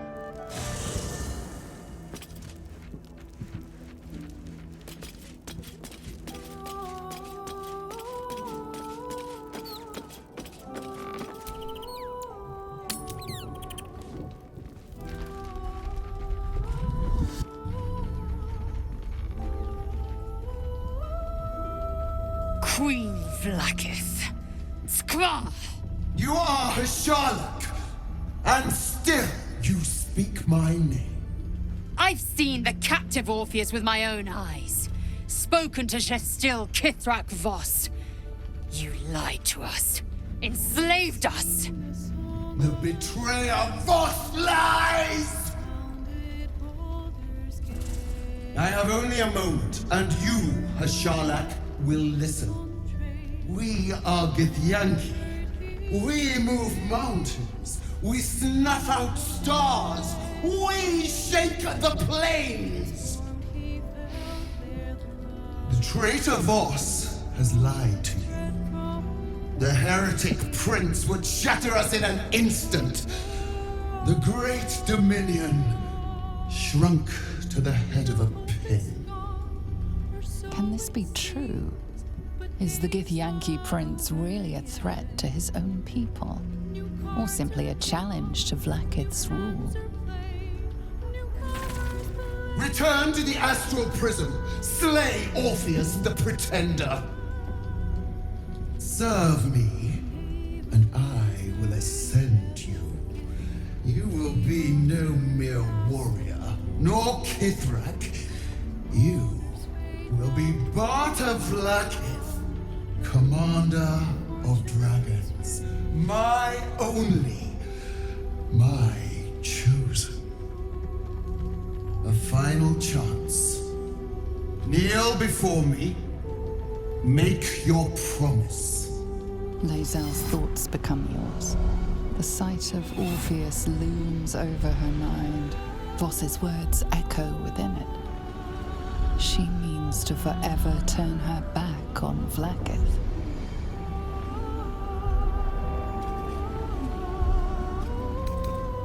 I gave you my faith, and you called me traitor. I gave you my life, and you ordered your knights to hunt me. I have witnessed too much, and you have given me too little. Finally, I can see. Orpheus will live, and I will hear his creed. This is my word. Your word is nothing! You are nothing! The Kithraki will bring you. I will tear your flesh from your bones and devour your skull's marrow while you beg for death. I will consume you. I will unmake you.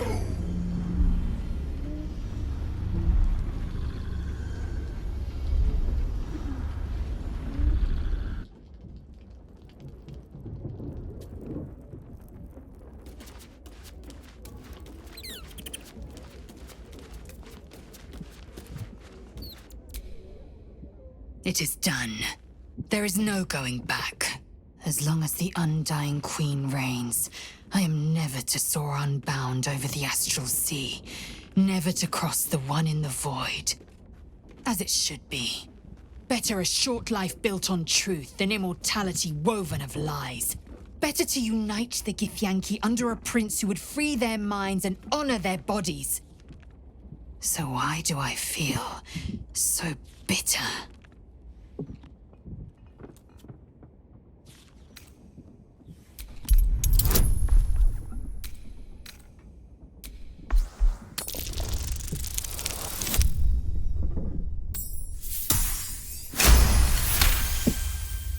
Vlaakith has upended Lae'zel's whole existence. Everything she knew to be true, every plan and aspiration she ever held has been painfully ripped away. Lae'zel's bitterness is born of sadness. She is mourning the loss of the person she once was, and can never be again.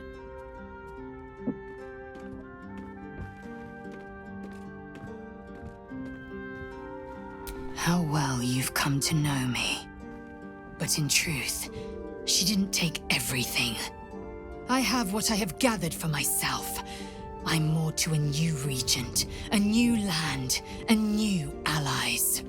Vlaakith cannot unmake she who no longer exists. And so, from the old battle cries is birthed another. Shma Salar Orpheus, Ma Stilna Forgin in Yeri. Orpheus's will above all. May the comet blaze my path forward.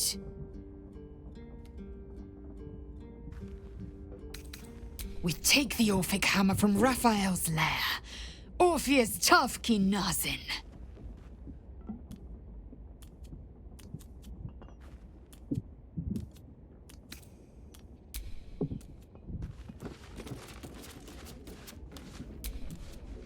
So, Lae'zel's finally seen the light and turned on her mistress.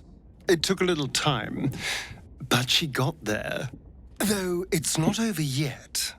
Masters rarely let their slaves go without a fight.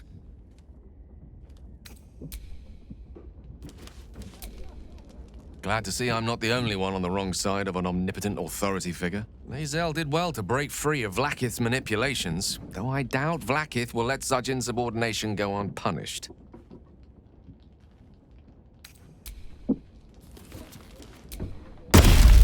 Damn! It can't have been easy for Lae'zel to stand up to Vlaakith like that. But there's nothing that woman can't do.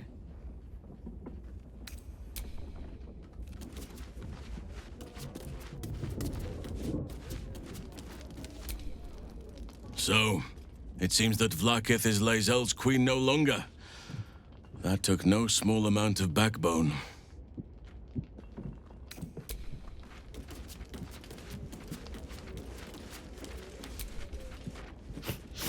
We just played host to an undying queen. Oh, and that's without our fine silverware. Lae'zel has courage turning her back on a lifetime's belief. As for us, best we stay out of interplanar politics, I think. Orpheus is on his own. But should great Vlaakith come to settle a score with Lae'zel, well, I might be convinced to kill her. Undying or not, she was very loud.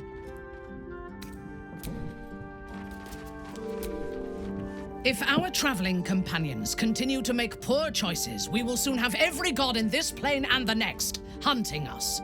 Lae'zel risks everything with her childish rebellion. Vlaakith's a fearsome one. The sort it's hard to say no to. But Lae'zel said it anyway, to her immense credit. She's choosing truth. She's choosing freedom. For her, for Orpheus, for the Githyanki people. I wish I knew a good Githyanki cheer to celebrate the occasion, but the only gift phrases I've picked up are the sweary sort.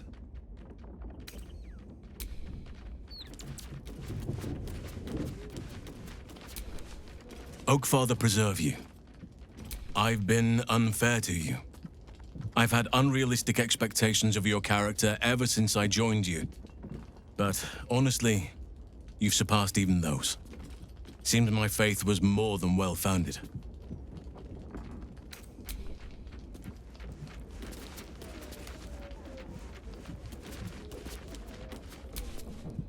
Always good to talk, my friend. Mind flayers are like devils. They just sport tentacles rather than wings. Clever, manipulative, exploitative. The Emperor says he's a friend. I think we'd be fools to believe him. And maybe it's true. Maybe Stelmane allied with a mind flayer and subjected the city to their political will. Or maybe he made an offer she couldn't refuse.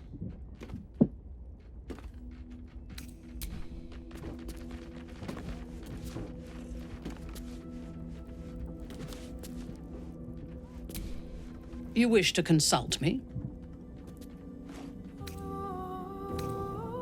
A disparate collection of vagabonds and strays. Did you have anyone particular in mind? I have encountered few Githyanki in my life. Those that I did were raiders. They croaked out pleas for mercy in their alien tongue as they died. Meeting Lae'zel makes me wish I knew more of their culture.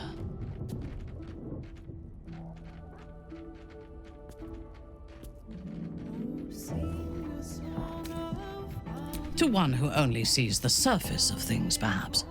You should look deeper. There is a fanaticism in the Lothsworn that lends itself to chaos. They turn their blades on one another as readily as on outsiders.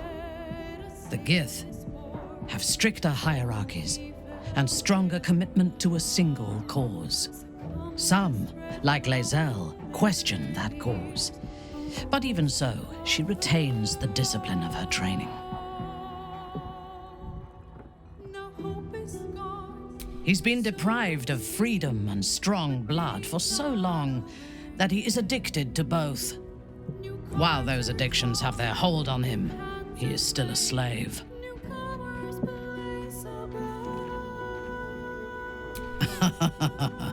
No. He is well aware that I would exsanguinate him entirely if he flashed his fangs at me.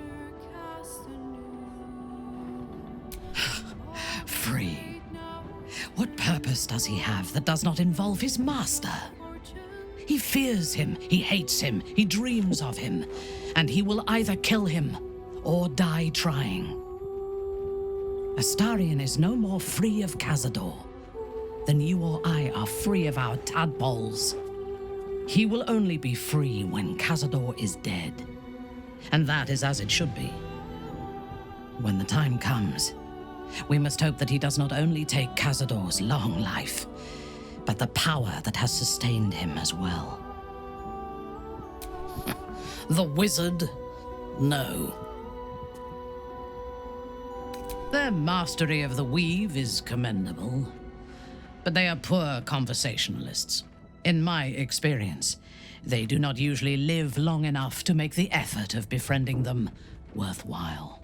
Either the enemy recognizes they are a threat and kills them swiftly, or their curiosity leads them to combust while experimenting with the limits of magic. Our wizard is already in a state of suspended combustion, thanks to that orb between his ribs. I suspect it is only a matter of time before he goes up in smoke. I will reserve my social graces for those who might live long enough to appreciate them. I have never known anyone so ferocious and unassailable in battle, and yet so fragile and impermanent in their very being. I often think of mortality as a curse. In time, all that I am and all that I have known and learned will be lost. In time, our cities will be dust. Karlach does not seem to have such anxieties. Perhaps because she cannot afford to.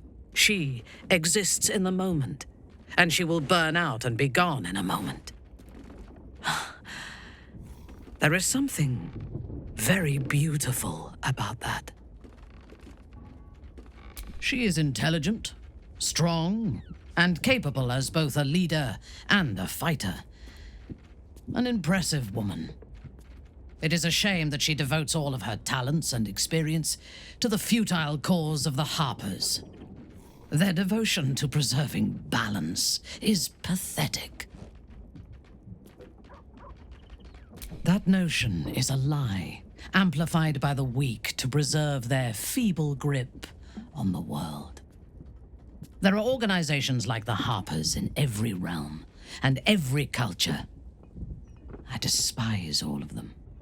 They fear change and would rather maintain mediocrity than face the risks and challenges that progress demands.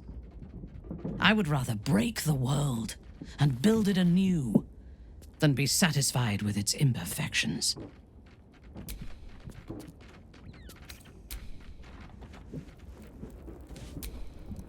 Yes? I have.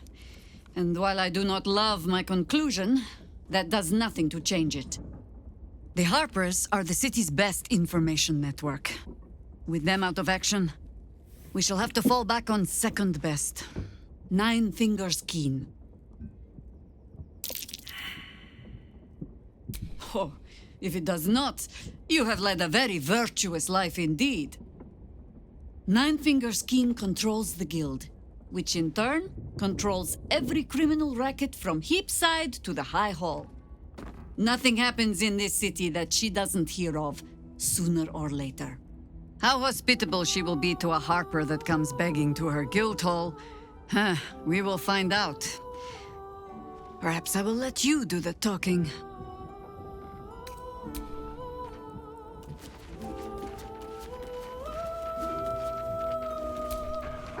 Oakfather preserve you.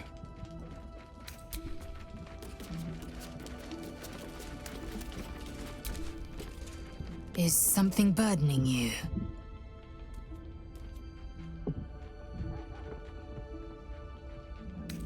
Sing the song of Baldur, who founded Baldur's Gate, and Briar Golden built not avert his fate.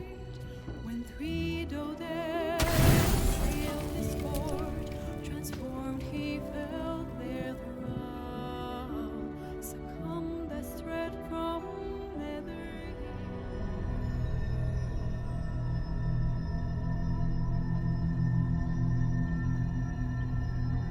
They say that home is where a person can be their truest selves, without guile, without pretense. You did well to see off the Githyanki who had invaded mine. And now that you have seen where I come from, you know all there is to know about me. At least, all that matters. The flavors of my favorite fiddlehead soup, should you wish to experience it for yourself. The very first reward I gifted myself on completion of my first adventure. The garments with which I concealed and later constructed my appearance as the Emperor. We spoke of my relationship with Duke Berlin Stelmane, a story I have told no one else. I have no more secrets from you. No need to resort to subterfuge. We are true allies now, working towards a common goal.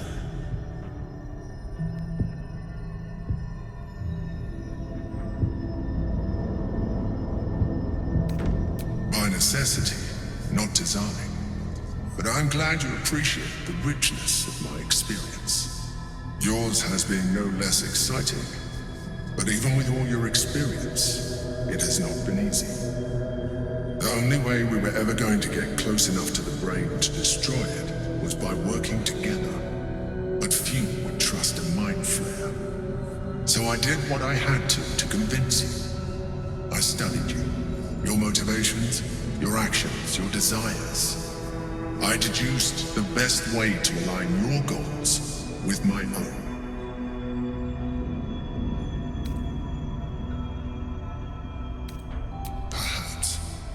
But I couldn't take the risk. An elder brain leaves no room for error. I needed your absolute dedication to the cause. I anticipated the challenge, and I anticipated your resistance. What I didn't anticipate was how much I would enjoy your company, your mind.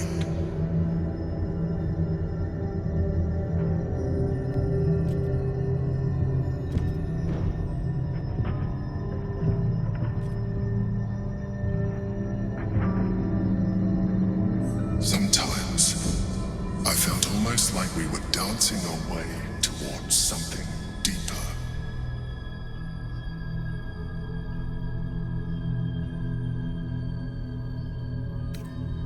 Would you like that?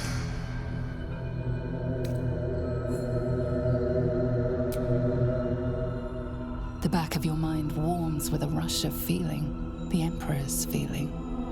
Heat, care, arousal.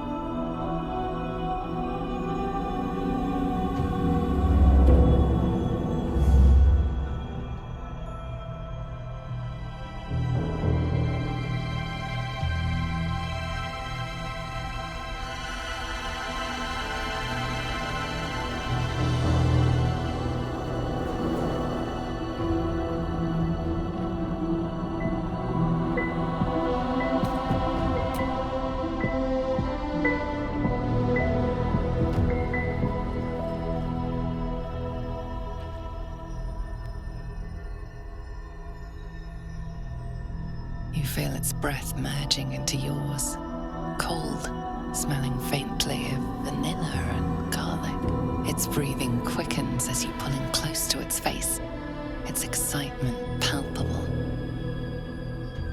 You pause a moment as a thought occurs to you. Where is a mind flayer's mouth? A memory stirs, diagrams in a book you read long ago.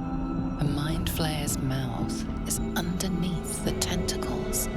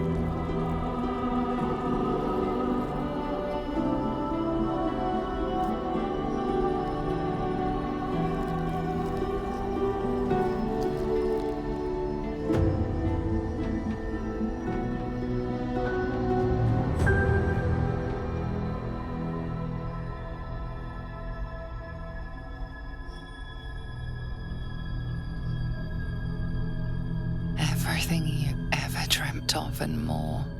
The single greatest experience of your life.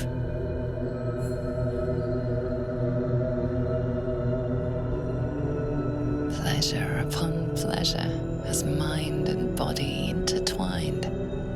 It was hard to tell where thoughts ended and feelings began. You can read the Emperor's expression better now that you've connected on a deeper level. You know it feels the same way.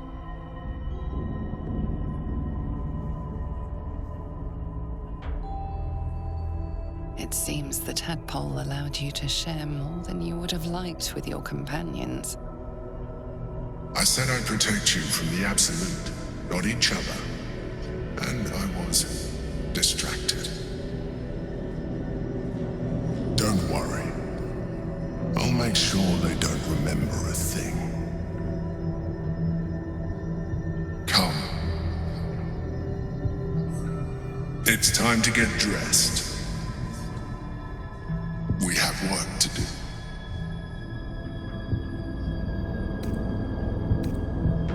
We have communed with our mind's entire at the deepest level, what else is there to say?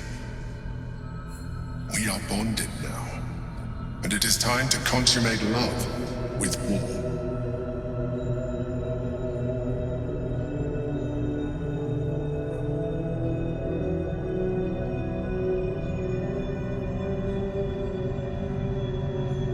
The Elder Brain's hive mind has grown to monstrous proportions, and through the Crown's magic, it has complete control over each and every member.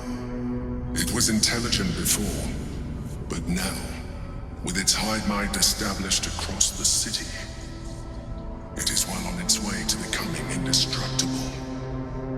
You should reconsider your attachment to your physical form. You have seen what an Elithian can do. You have experienced the pleasure for yourself.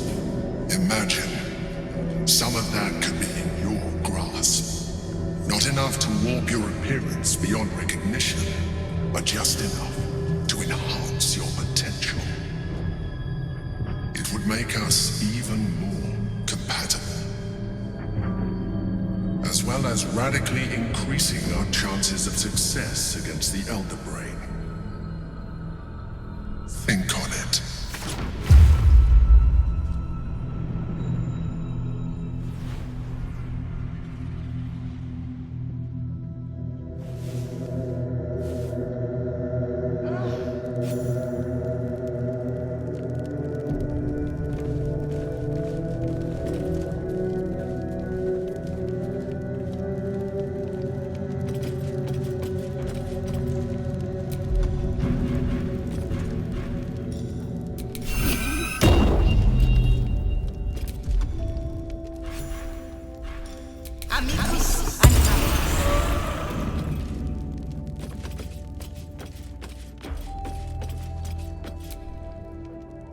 Hello, my dear.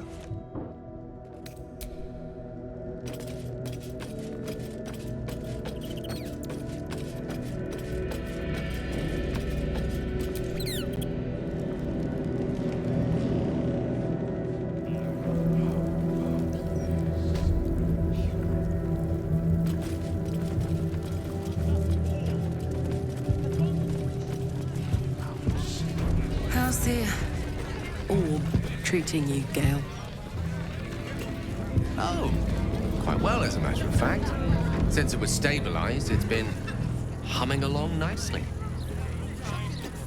I have noticed one adverse side effect. I seem to be losing hair in some unexpected places. I can only imagine.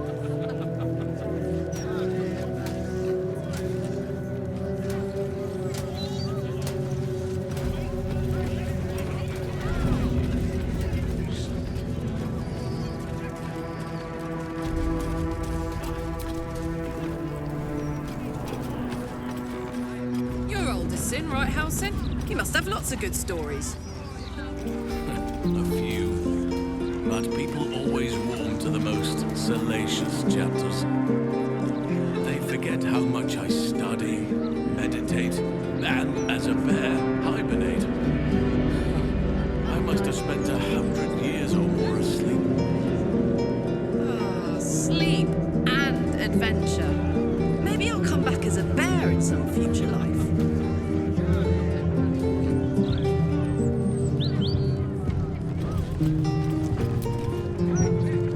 It's you! Look at us! We made it to the city! We made it to the Elfsong Tavern!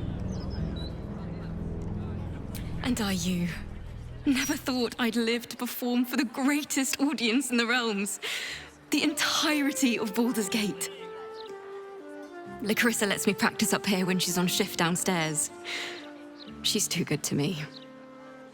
But you... I have a bone to pick with you, oh brave adventurer. Big trouble. The most trouble you've ever been in. I've decided I'm not going to perform in the Elf Song. Mainly because only the Elf Song itself is allowed to perform. I'm going to open up a school of bards. The best in the realms. To usher in a new age of magic and musicianship. And it's because of you that I dared to dream big enough. Thank you. That means a lot. I wanted to tell you first because, well, you inspired me to do it. Here. My very first lute, tuned to perfection. Thought you'd appreciate it when I'm rich and famous. Take care, my friend. Thank you for helping a stumbling bard in a druid's grove find her spark again. A dinner date. At first, your request confused me, but then I became curious. Think you might like to try it for yourself sometime? It sounds terribly understimulating. Depends on the company. Well, good thing for us both, I make for riveting company.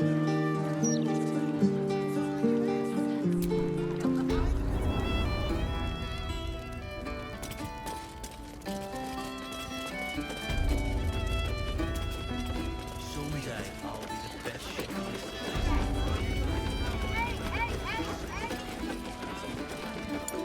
The fact one of your first dates is going to be one of your last. It's just not fair, Karlach. Oh, gods. What if they're only reporting heroics these days? Think about Playing a necromancer seems I just want to enjoy whatever comes my way. Did you see Lord Baldur? You're worth more respect than every last rogue in this city. Speaks well, I hope that you know that. Excellent rhetoric. He's a man of the people,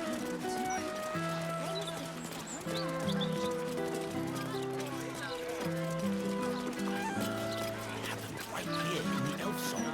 Reading the article. Yeah, you said. Well, they were at the Gazette. Hey, it's Adam. Let's say He's not been near a raise for 8 months. Hi, I'm exactly as young Dalla made me. Never felt so liberated.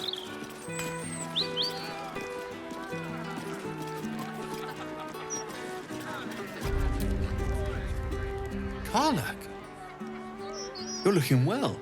Would be a lot better if you find a way to fix this engine, Damon. I haven't stopped trying, but all roads lead to a dead end. Sorry, I didn't mean... Never mind. Glad you're all right in any case.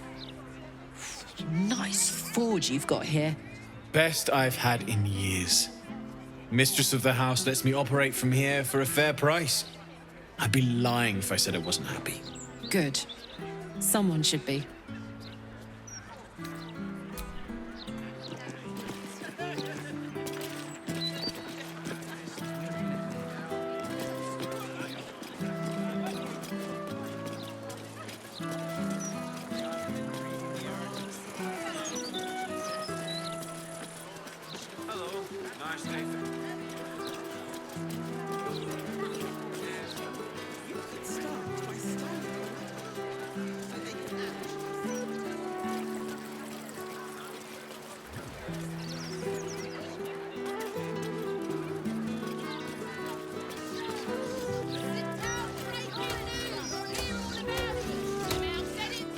Sol Invictus! Get up! Look, Mama, look! It's so pretty!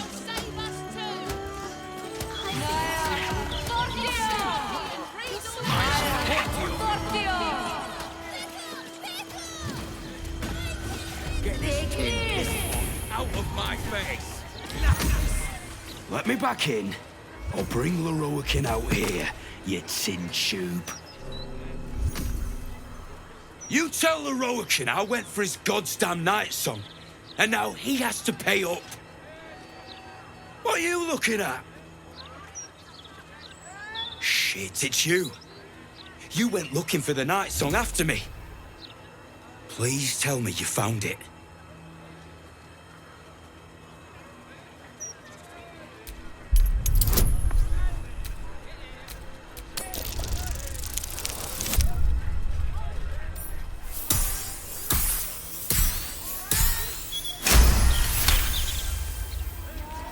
Hope you lost fewer people along the way than I did. Bloody goblins. Lorroakin should have warned us. Sod it. Enough. Lorokian and his precious night song just about ruined my life. If you value yours, I'd steer well clear of this place.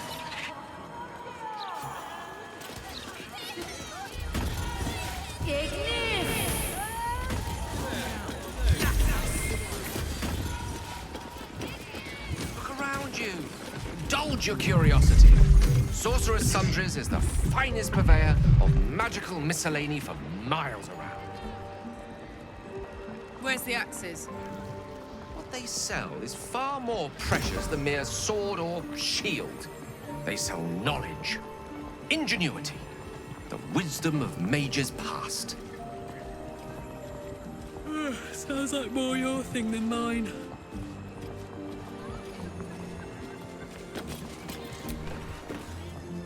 You! What are you doing here?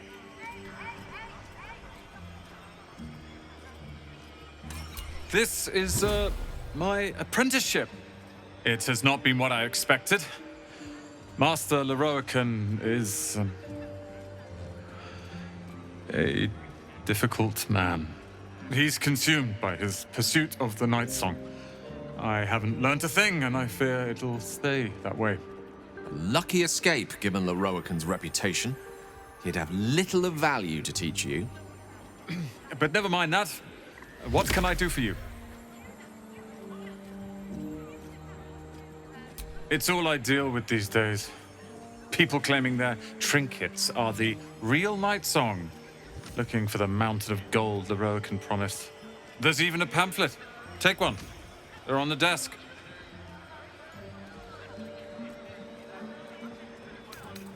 Huh. I suppose that, at least, I can help with.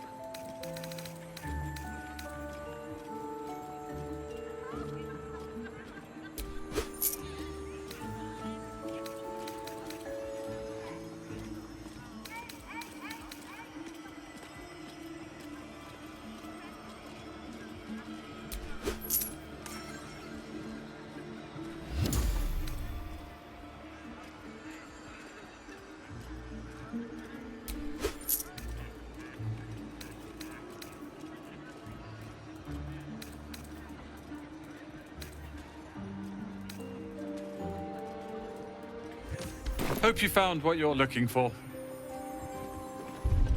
Must be a magpie's nest. Random baubles, doodahs and what have yous, all jumbled together without a care. Fun, right? Who knows what you could find? Danger going by past experience. A cursed tome, an unstable spell, a haunted poppet. Haunted poppet. Haunted poppet.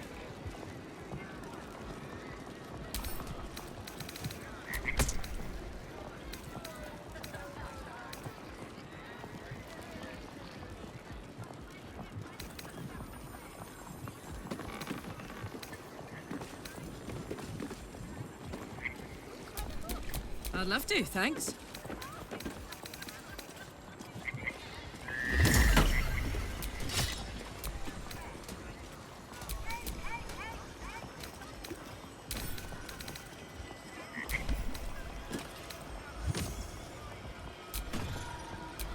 Ready and willing.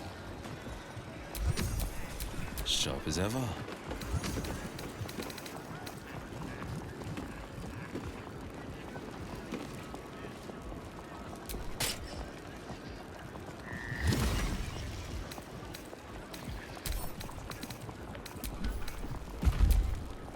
Shall we continue?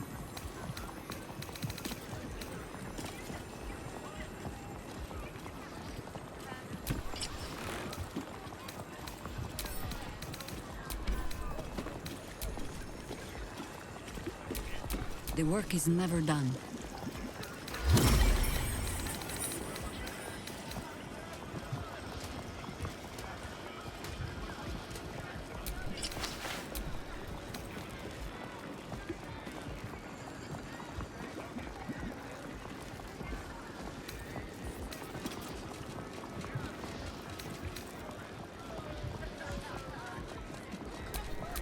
Our enemies still draw breath.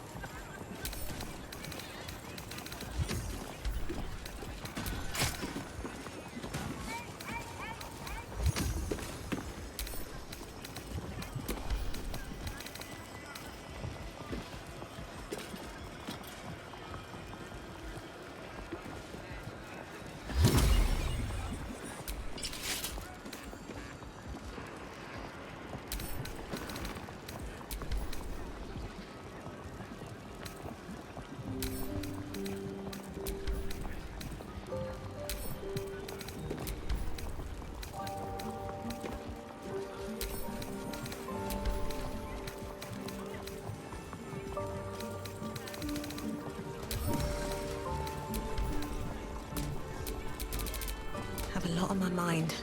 And, well, in it.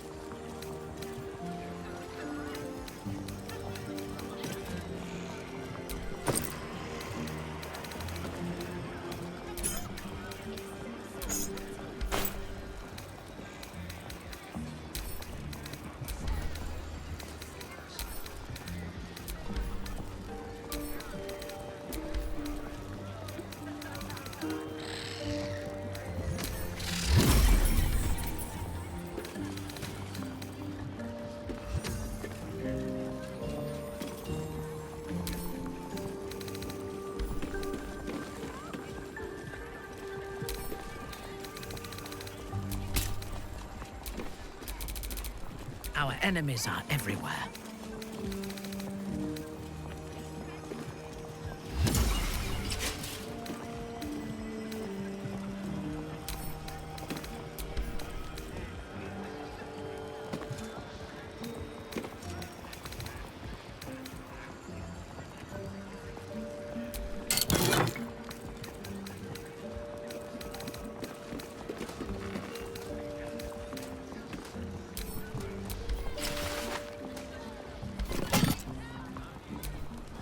Yes?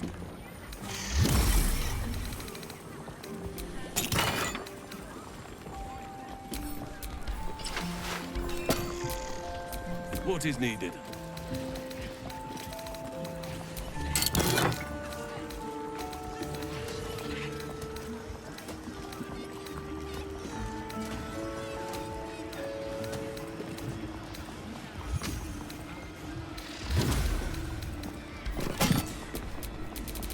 Looking ahead.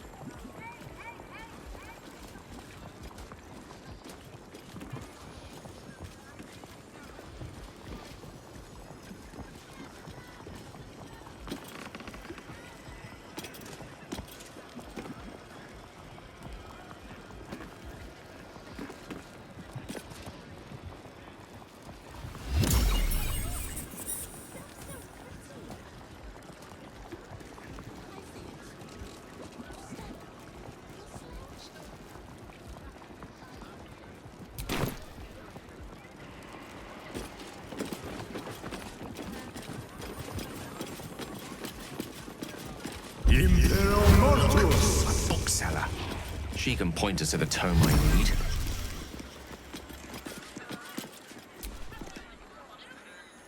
Literature department.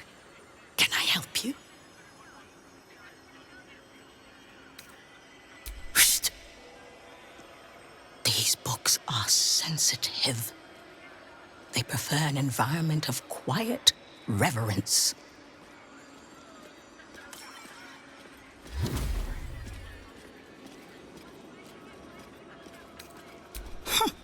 Bold. You might have heard that our library has a collection other shops would lack the skill to curate. Between us, even Master Leveroken was reluctant to house them in his tower. The pen is mightier than the magic wand, apparently. They're locked away here for their and our customers' safety. Our finest reserve includes the Tharkiot Codex, the Annals of Karsus and Netherese Folly, Sights of the Seelie, and the Curriculum of Strategy. Do any of those interest you? It is said to be written by Lord Karsus himself, the Netherese arcanist who attempted to replace the goddess Mystra, failed, and was banished for the attempt. Great magical knowledge lies within those pages, but not many can withstand it. That's it. That's what I need. The Annals of Karsus would no doubt have much to say about the Crown's true nature. If only you could read them. You certainly have. Even simple knowledge of these tomes is enough to stimulate most.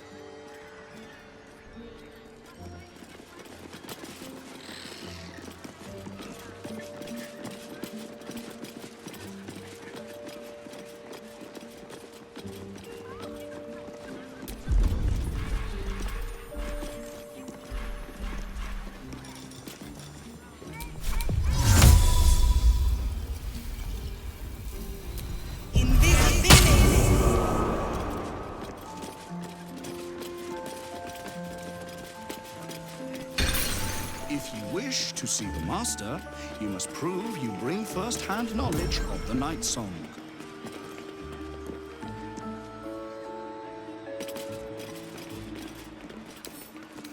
Wonder what's past this.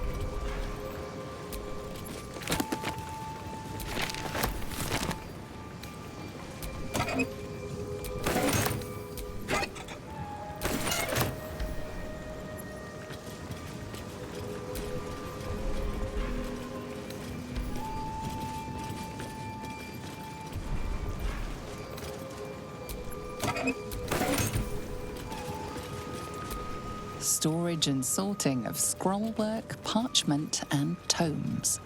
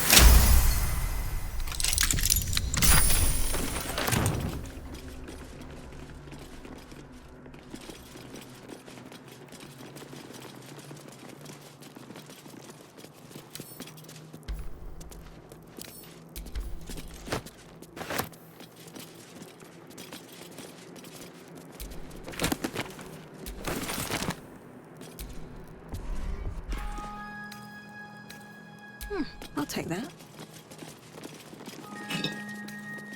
Something good here, I hope.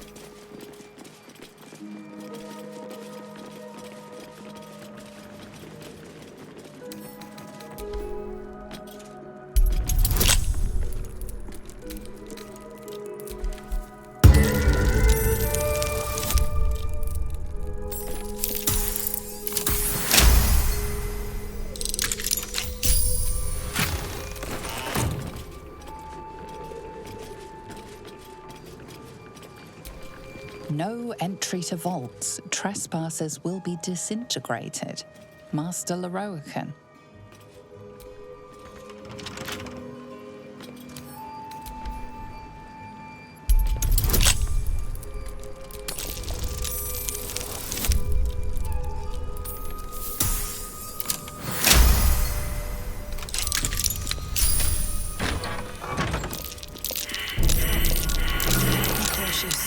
Move with purpose. Each door named after a wizard of renown. The annals must be behind Karsus's door.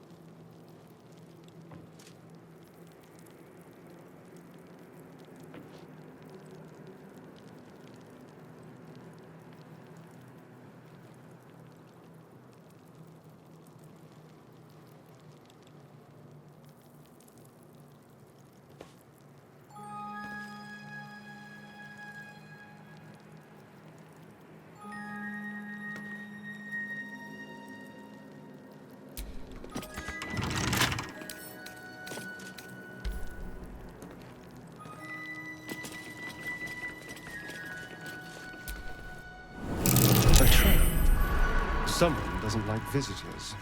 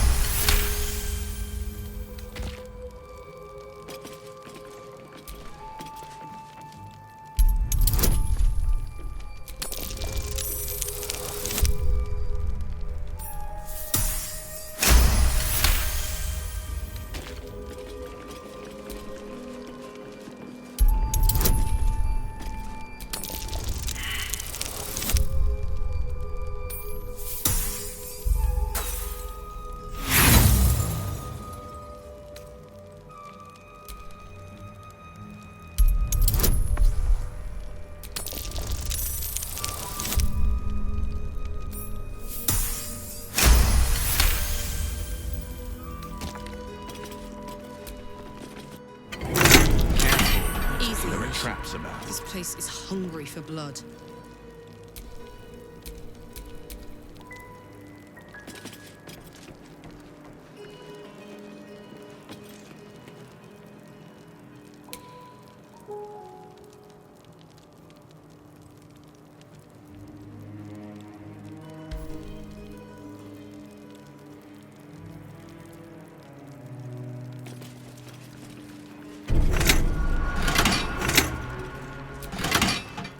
Yes?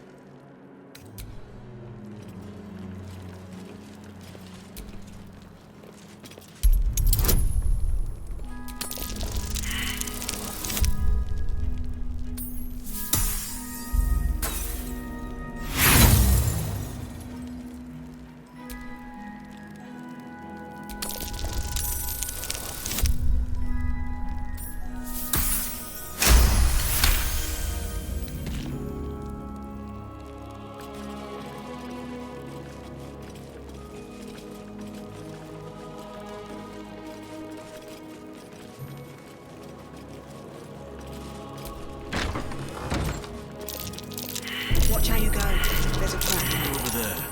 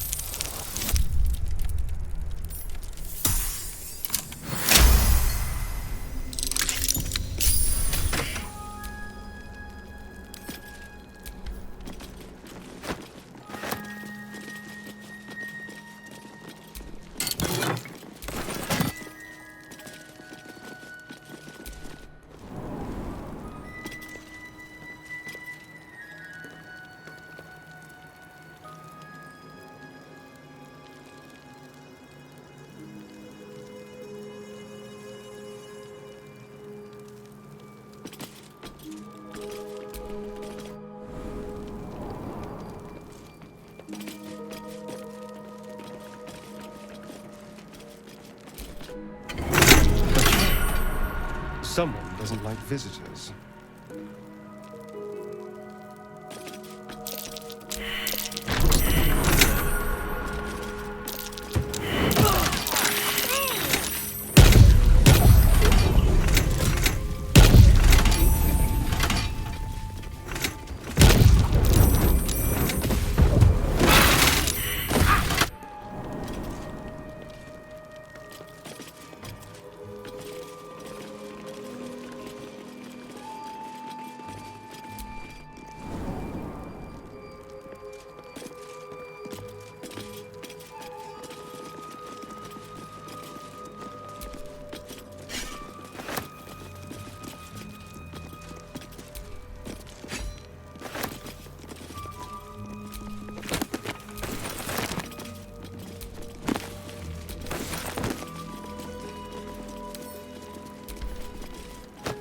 A book on Netherese magic.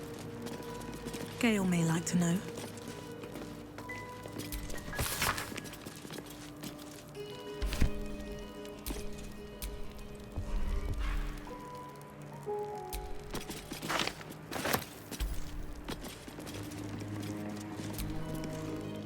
Yes?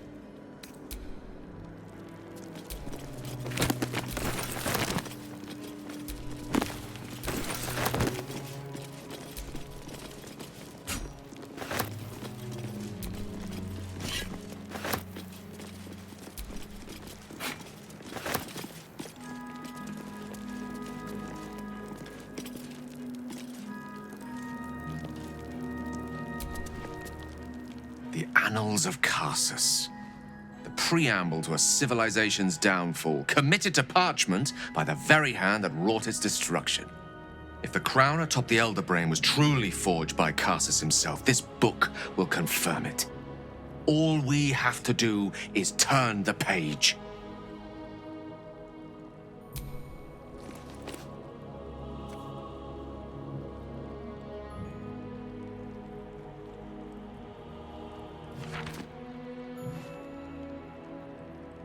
Devil Raphael was telling the truth.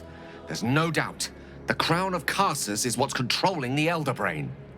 And this is no mere journal. It contains Karsus's original plans for the crown's construction. His designs for godhood.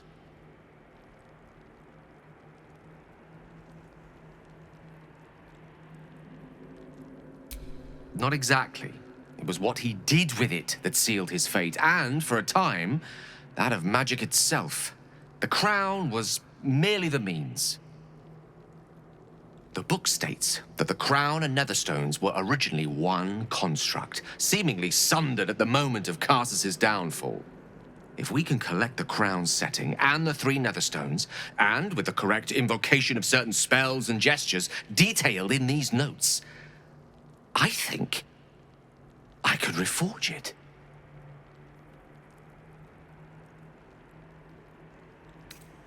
Do not mistake the crown itself for the actions of its wearer, or rather, those controlling its wearer at present.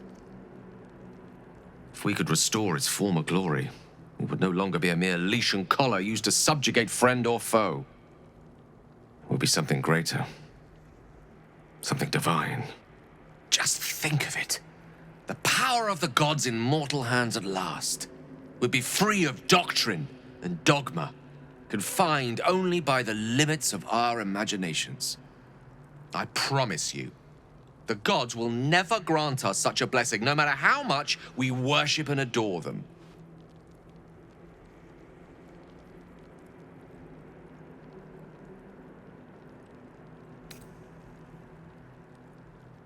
But do you not expect something in return for your devotion? Some favor? Some stir of courage? Some response? I worshipped Mistra loyally for years, and in that time she granted me the barest sliver of the power I was ready to wield. Even with the fate of the world at stake, she had little more to offer me than the means of blowing myself up at a more convenient time. She's done nothing to help us. Mistra wanted the brain obliterated because of this crown. She fears a world in which such power is beyond her control, ready to be claimed by Karsus's successor.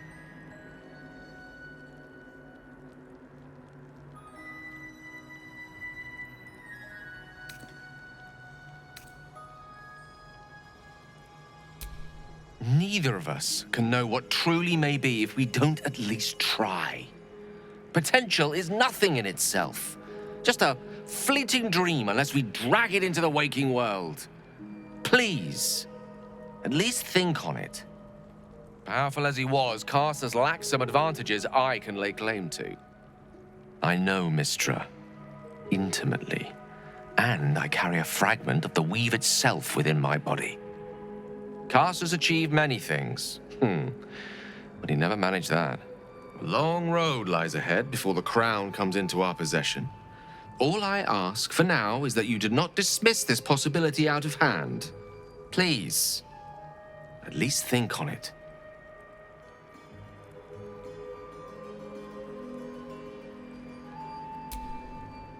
I see. I suppose I am asking you to take a leap of faith even the most loyal of companions might struggle to land gracefully. Spent so long feeling inferior, shut out from my destiny over such a simple act of youthful enthusiasm. Perhaps I got carried away with the thought this crown could give me back what Mistra took. Cure me, even.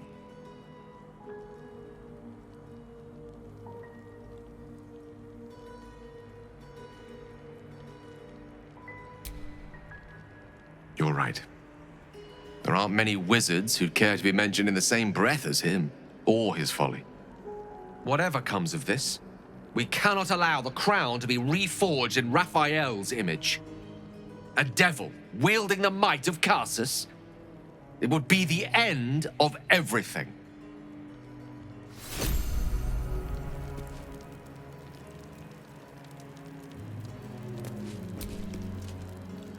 Hello, my dear.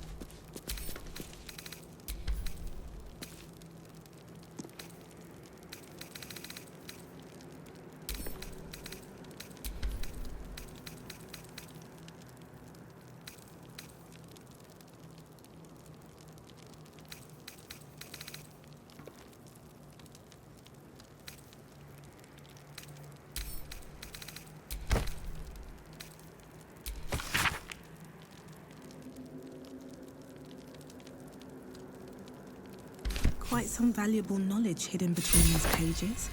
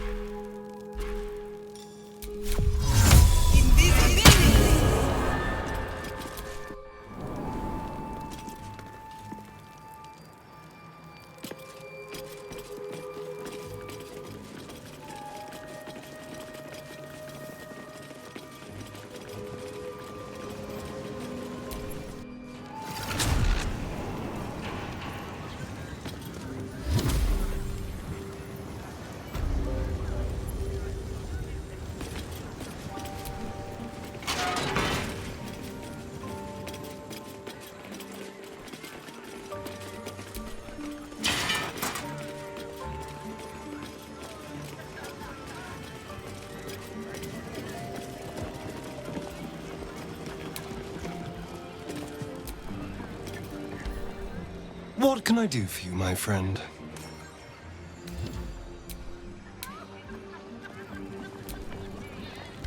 Oakfather preserve you.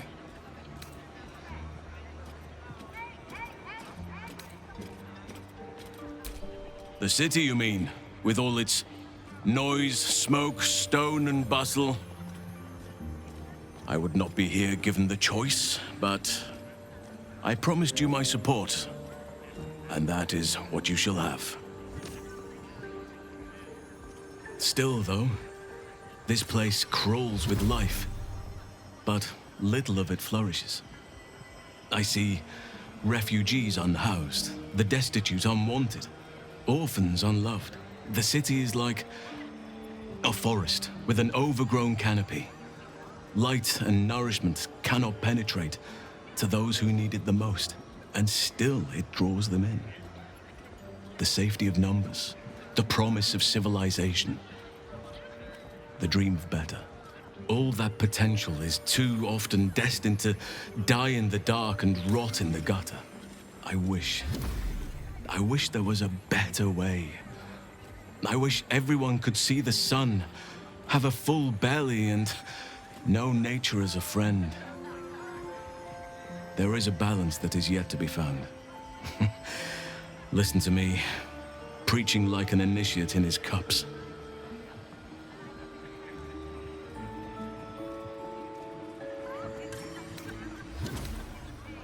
Yes, I hope so. But we have a battle to win before any of that.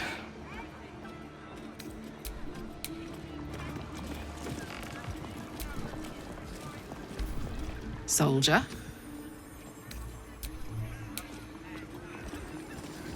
Always makes my day better. You wish to consult me?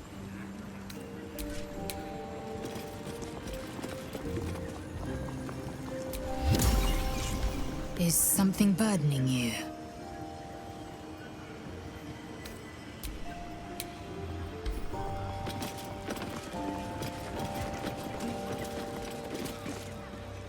Welcome, dear patron, to the floor at the top of the stairs.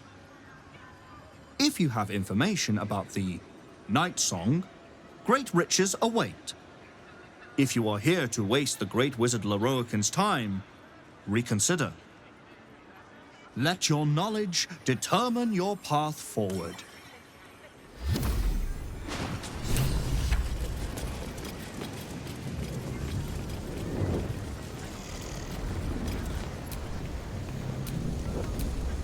The Night Song is an immortal being, the child of a deity.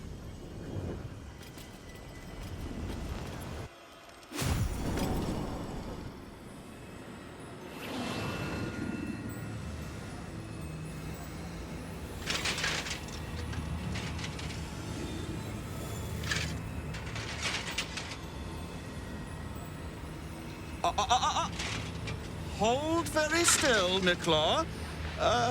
Craig's aim is much improved, but still leaves something up to chance. Yes, sir. All right, Craig. Ready? Aim.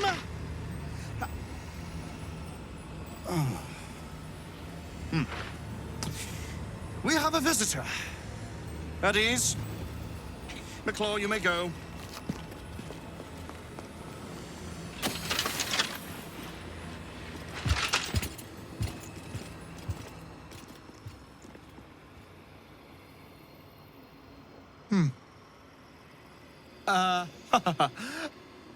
I see no Night Song. Surely you wouldn't have entered my tower without the Night Song in hand? Surely you wouldn't have wasted my time?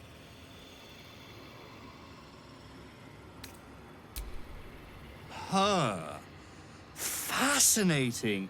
You've been to Shah's temple, haven't you? To the Shadowfell? And the Night Song? Speak true now, for I detest a liar.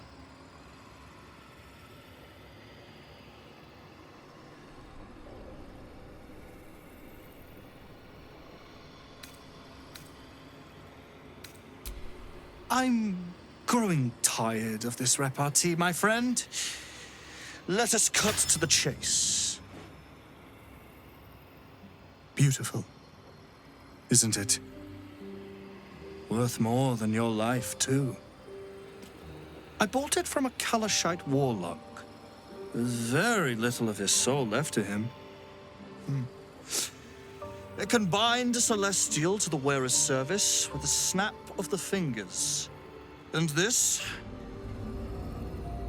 can keep her in place. Forever.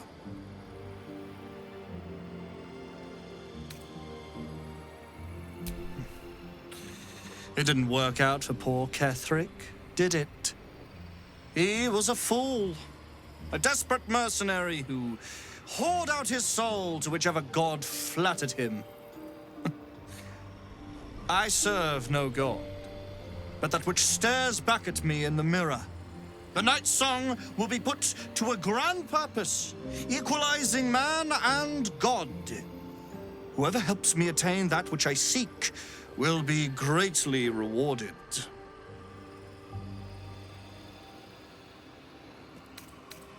Of course not. But perhaps, after enough lifetimes, I might make a start of it. He would seek the power of gods for the pettiest of reasons. His own gratification. At least I seek them for the better of all. What's that? I didn't quite catch the words, but the insolent tone was clear enough. Pitying, not insolent. You chase one power without knowing an even greater one lies within my reach. The crown of Karsus. Once we acquire it, your ambitions will be dwarfed. I'll be able to stand against Mystra and wrest her powers from her for the betterment of all.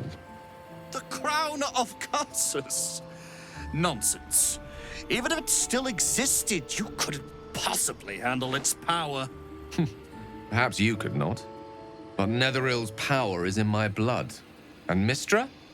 I know her in ways that most mortals can only dream of.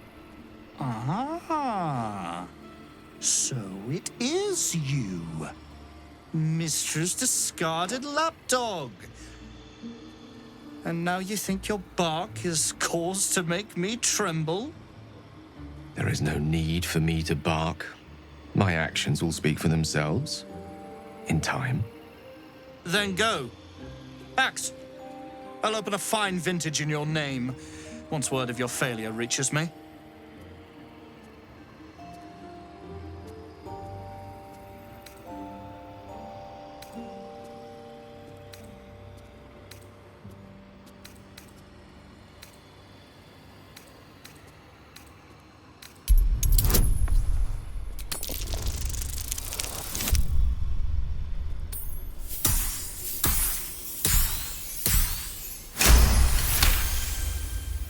I can see you're in no place to have a civilized conversation.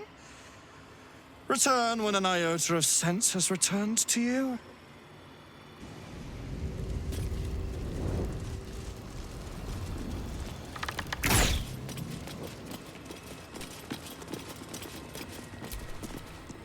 Mark my words, the Night Song is mine. With or without your help, she will ascend to her grand fate here, in this tower. You can get very rich along the way, or let someone else take what is rightfully yours. Choose wisely.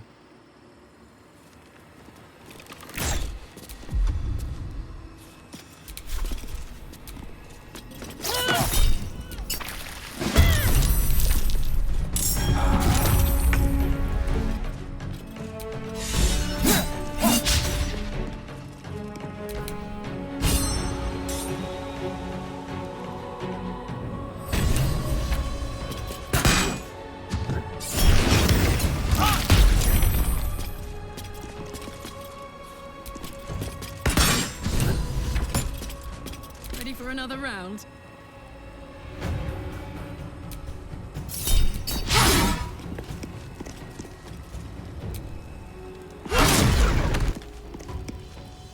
None can withstand nature's wrath.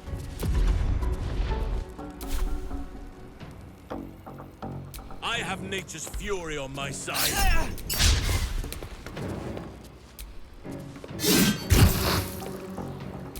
Consider my hackles raised.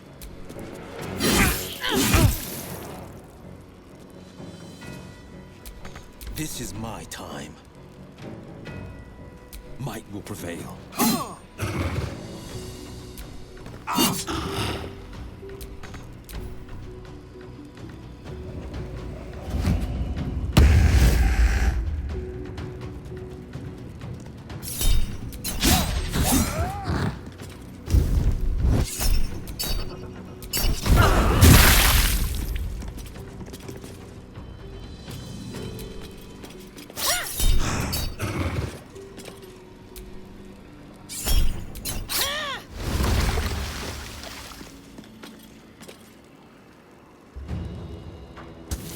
Best be on my way. No gloom, all doom.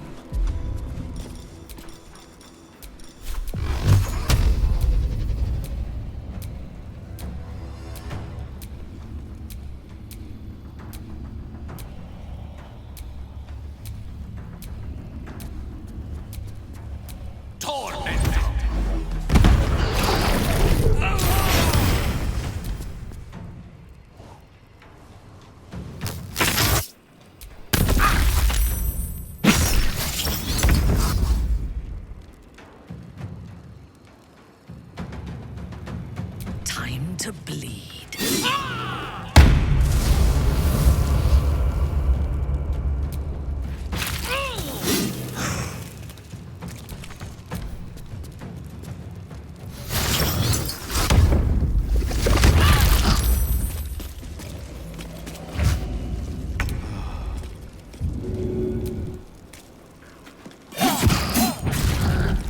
Time to strike.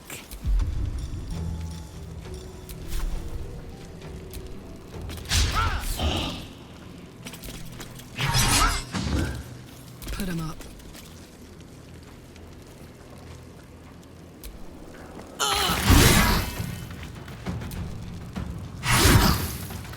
Let our enemies' corpses nourish the ground. Ready. The blade will not bend.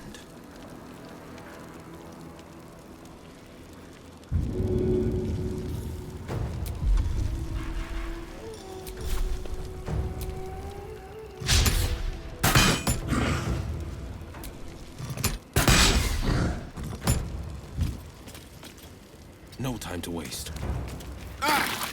Sometimes the only way out is through.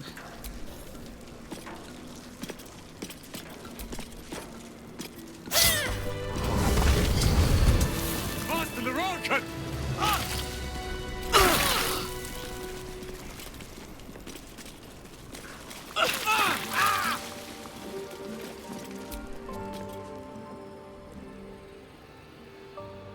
What in the hell's happened here?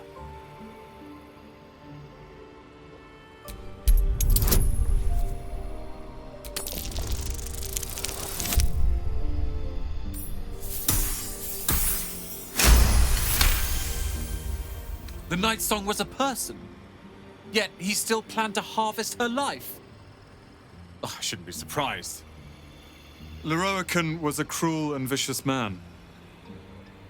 By day, I'd tend the shop, but at night, he'd fire the most nonsensical questions at me.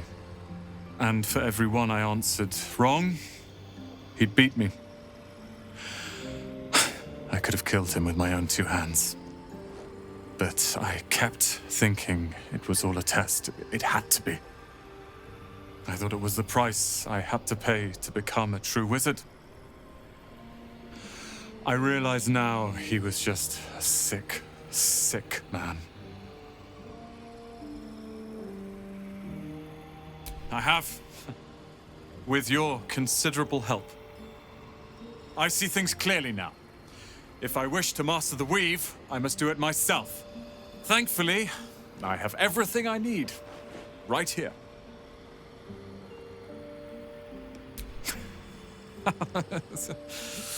Oh, I like the sound of that. I do indeed. I'll move Cal and Leah in immediately.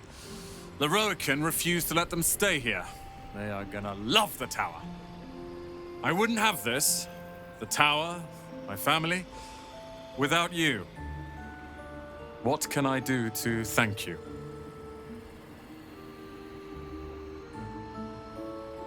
And you'll have me. I'll learn everything I can about the tower in the meantime, even if I have to rip this place apart. But know this. Ramesses Tower and its master are now your friends. And when the time comes, we will stand by you as allies.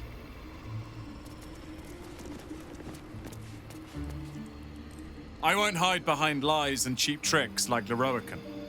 I will rule this tower as it should be. I swear it. Thank you, my friend.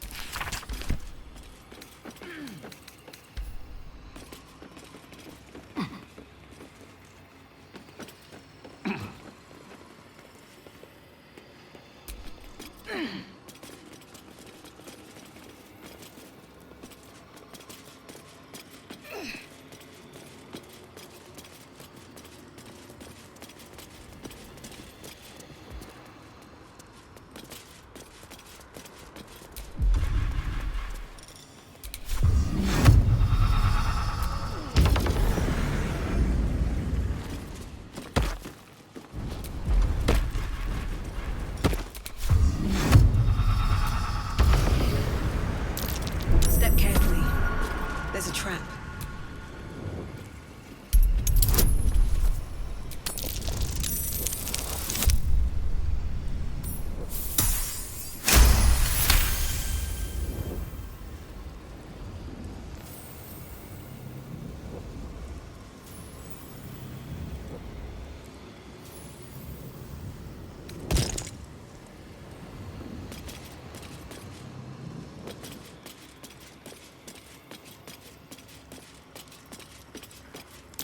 Trap.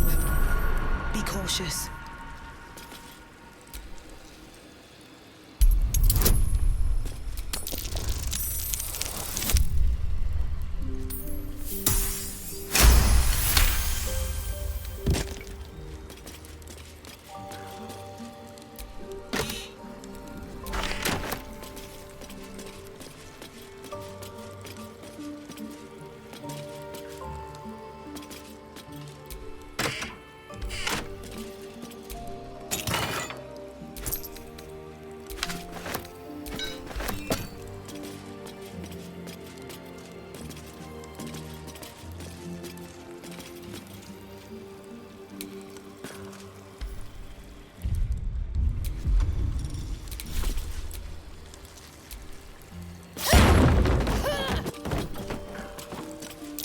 Be wary.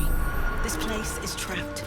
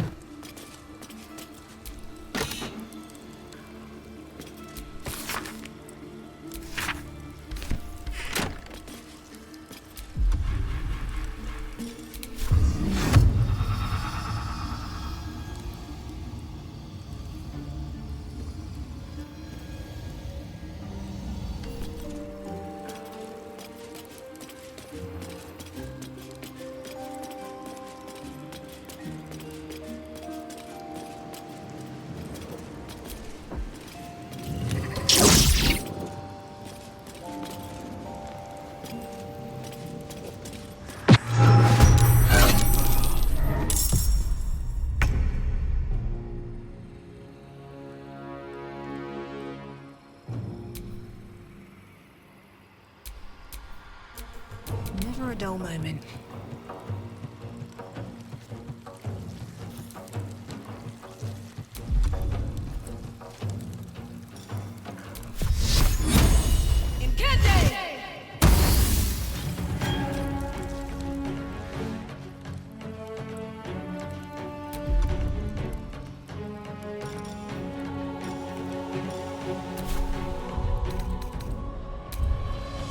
Let's have some fun.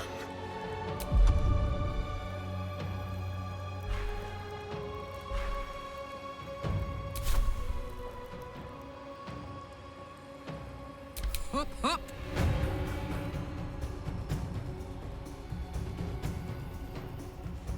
Victory awaits. On the victor's path.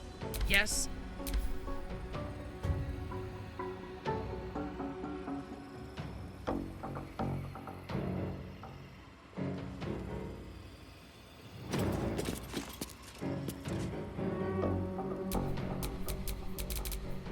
Shall we cut and run?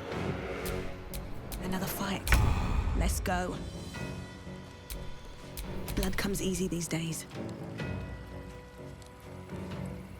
Very well.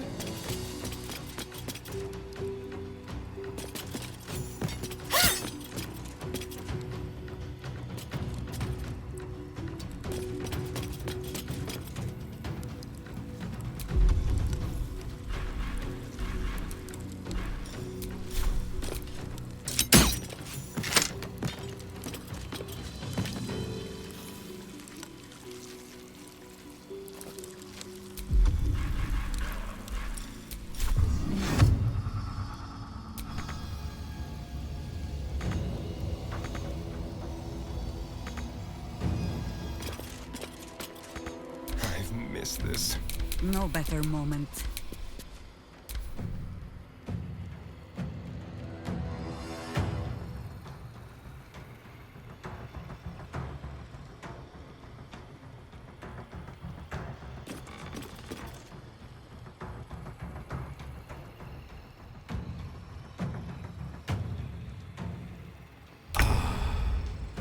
Come on. Can't stay idle. Swift as my feet can carry me.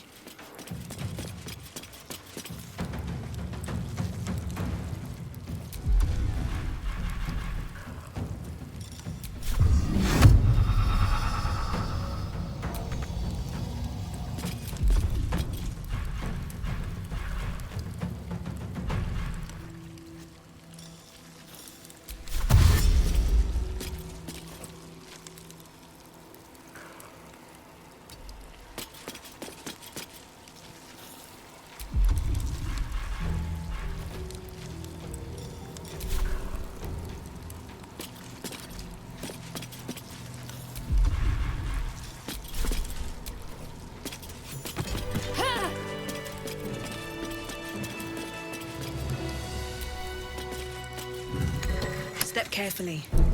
There's a trap.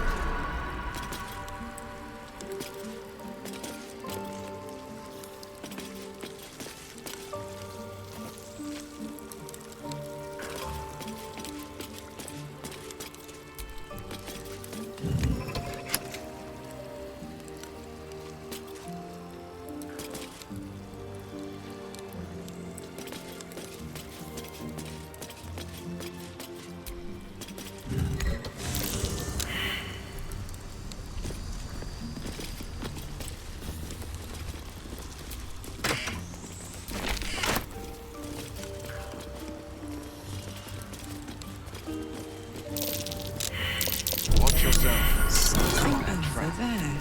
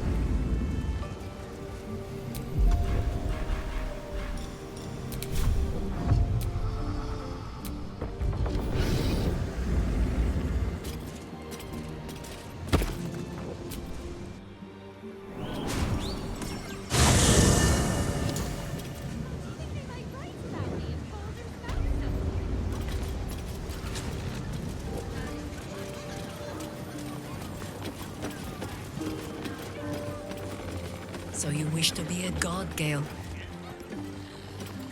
You know the wizard Irenicus attempted the same thing by leeching divine blood from a ballspawn. Ah, transfusion. An interesting strategy. Hard to get hold of a god's blood, of course, but one could. He managed it. After murdering my husband and torturing my friends and I for half a year. Did I say interesting? Oh, I meant terrible, of course. Terrible strategy.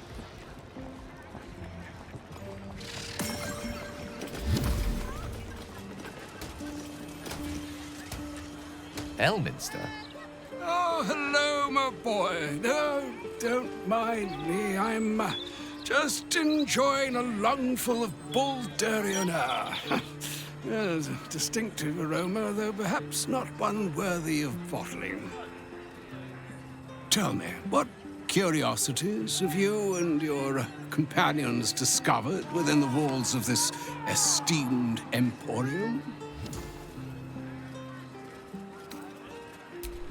I trusted he would be sensible enough to exercise caution in this matter and to seek the truth. By now, you are aware of the evil we are up against. Cassus' pestilent crown, the very tool with which its eponymous creator unmade an empire and magic itself. Perhaps now you understand what is at stake here, my boy. Though what Mr. asked of you was extreme, it was not without merit, nor demanded lightly. What are you saying? Or rather, what are you not saying? Mistra knows you defied her, Gale. Well, of course she knows. She's Mistra. She bids you come to her holy shrine in the Stormshore Tabernacle. There, she will grant you an audience at last.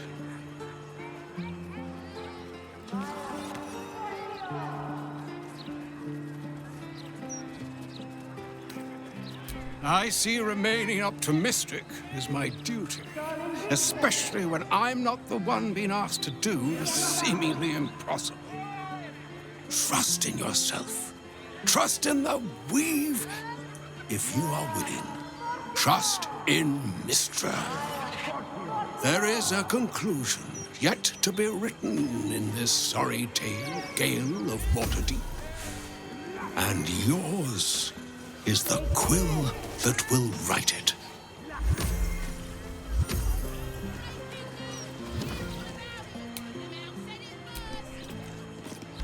So all it took to get Mistra's attention was to learn how to reforge an artifact that once destroyed her. It's obvious when you stop to think about it.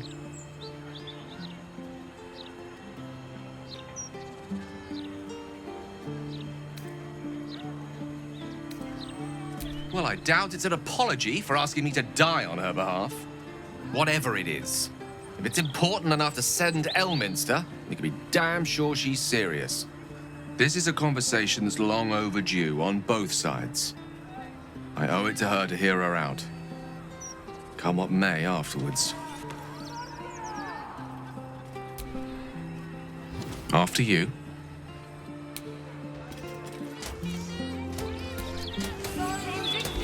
The mother of all magic, they say. Let us hope Mistra brings Gale good fortunes.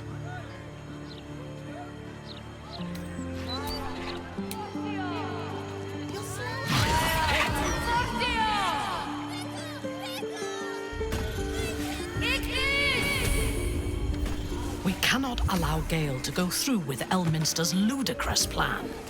Destroying the Absolute before we fully understand it would be madness.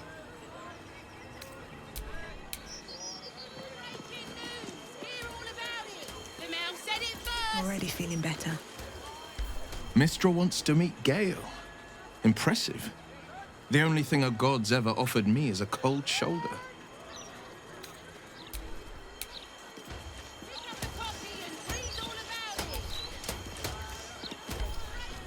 I couldn't help overhearing what Elminster said to Gale.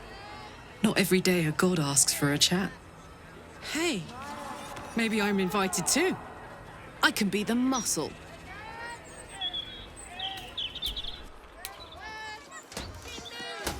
Sol Invictus!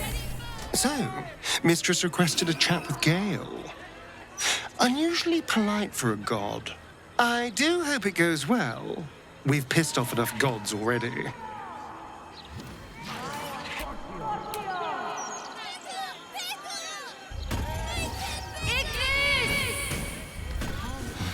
Poor Gale.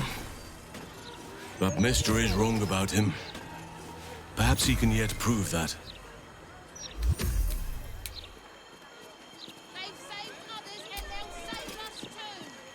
Ugh, that pointy-headed old fart talks too much. But he has also moved mountains, walked between plains, and dragged himself back from death 12 times.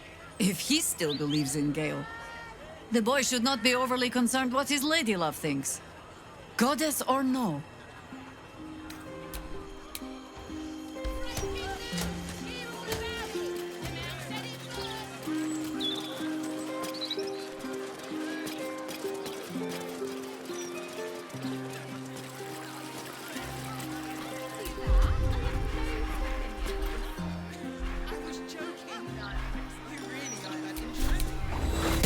This medicatrix!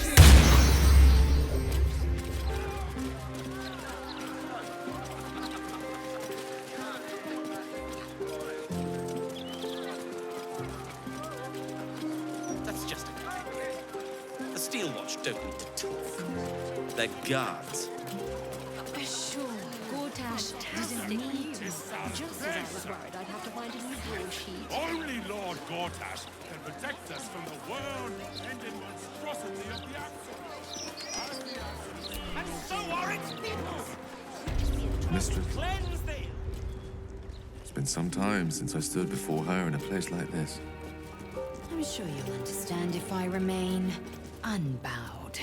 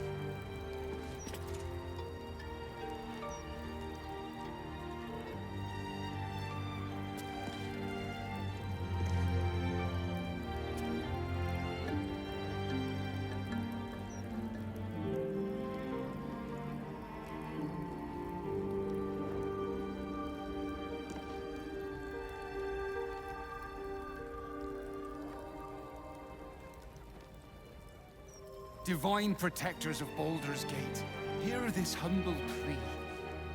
Shield our people from the depredations of the absolute heretics.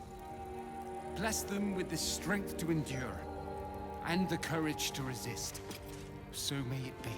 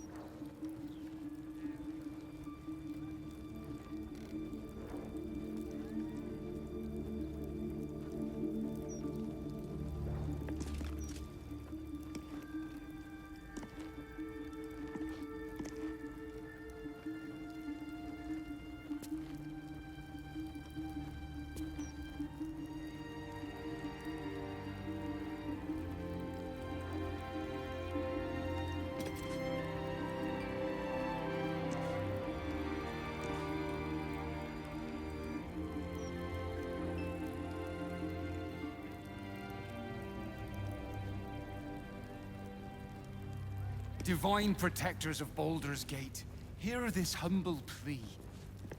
Shield our people from the depredations of the absolute heretics. Bless them with the strength to endure, and the courage to resist. So may it be.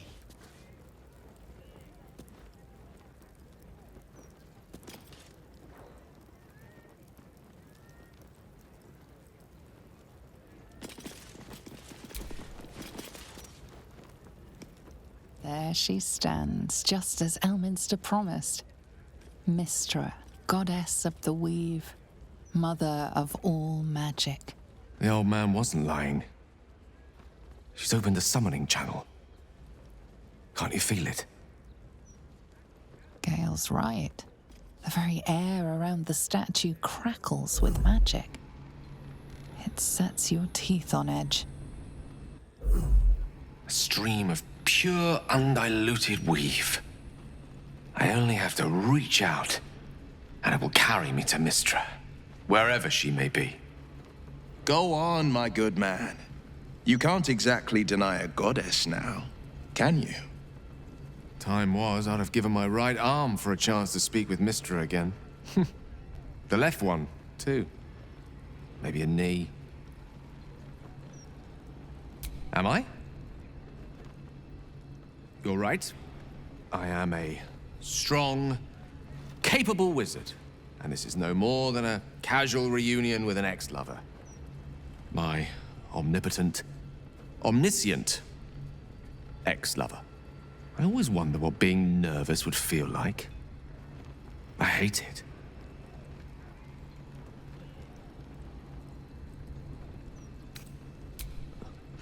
You're kind to say so, but this is hardly my first time in Mystra's presence.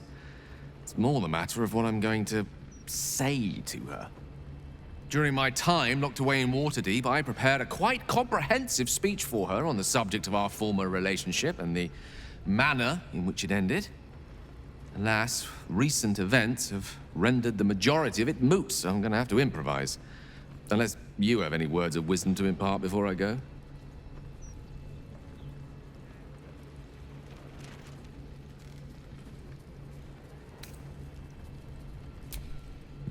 You're right. A heartfelt apology is the surest way to a goddess's heart and her favor. I pray that she'll be in a forgiving mood. If she weren't the one, I'd be praying too. I'll only be gone for a matter of moments. The Outer Planes experience time quite differently to our own. Wait for me. Please.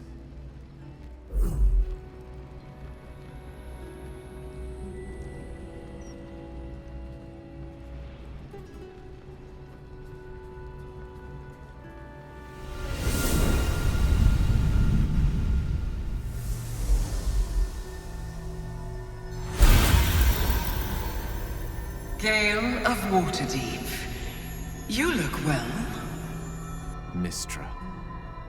I never thought we'd speak again like this. Why am I here? There is much unsaid between us, but time runs ever short. You discovered what lies at the heart of the Absolute, the crown of Karsus. And you disobeyed my instruction. Why? I didn't want to die. And when I saw the crown, I thought I might not have to, if I only understood its power. And you believe you have the right to such an understanding? The past cannot be undone with self-pity, nor can a future be forged. Only with the truth will you see the way ahead. The fragment of magic you tried to return to me was not of my creation. It was the Karsite weave. It is a corrupted, half-born magic, wrought in the brief moment Karsus ascended to godhood. It hungers for power, just as he did, and it can never be sated. You unleashed something that would consume all magic in existence, and yet you thought only of preserving yourself. That can't be. It wasn't. It couldn't have been. I only wished to prove myself worthy. I had no idea. You were already worthy. What you lacked was patience, and it cost you dearly.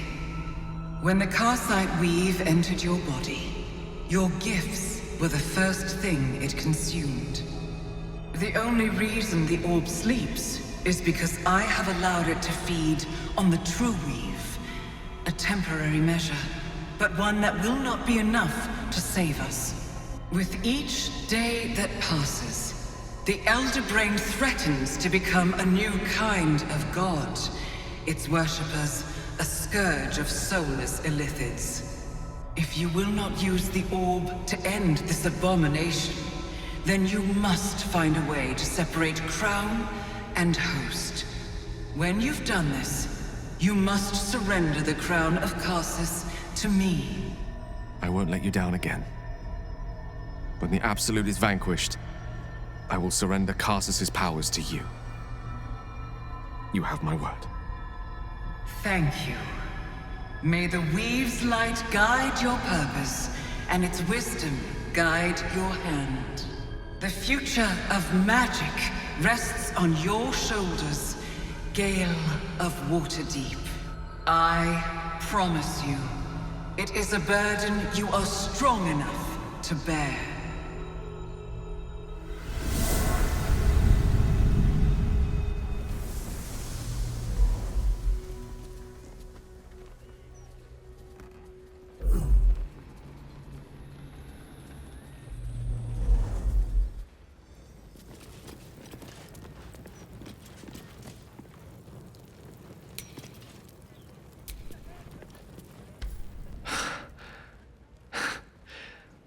On mortal soil once more.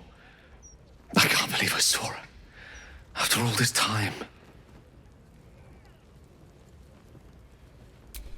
Relieved. Drained. Proud of myself for summoning the courage to go to her in the first place. And, if I'm being totally honest, a bit lightheaded. As if it wasn't enough to have seen her again. She didn't exactly summon me there for small talk. The Karsite weave. Within me this whole time. I knew the orb was no ordinary ball of magic before it to be Karsus's malignant creation. Gods! How did I not see that?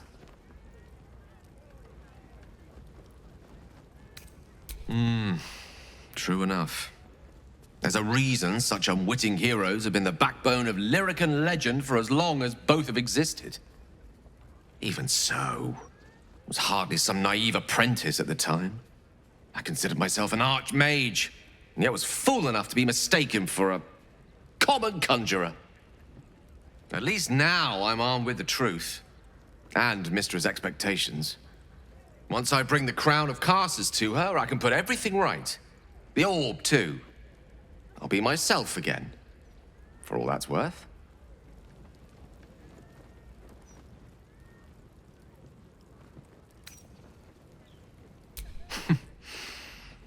I'll have to disagree with you there. Having not one, but two parasitic entities within your body does very little for one's faith in one's personality. Still, I should take the compliment with the same generosity it was given, so... thank you. If I could promise you one thing in return for your faith in me, it's this. I will use everything in my power to ensure we defeat this evil. I will not let you down. Now, I believe we've a date with an Elder Brain to get to. Shall we?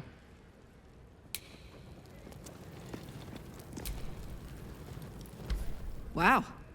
Gale is the chosen of Mystra. Congrats to him, I think. Hope he knows what he's doing.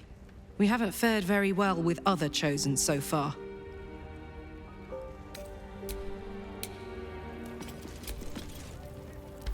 It seems Gale has made amends with Mystra. I see this as a good omen for what awaits us.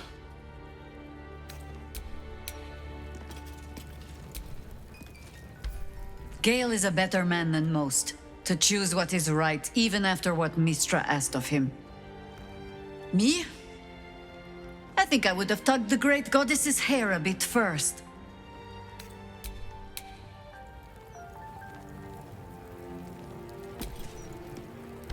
You wish to consult me?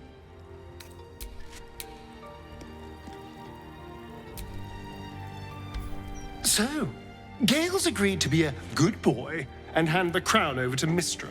I can't say I would have made the same call, but each their own.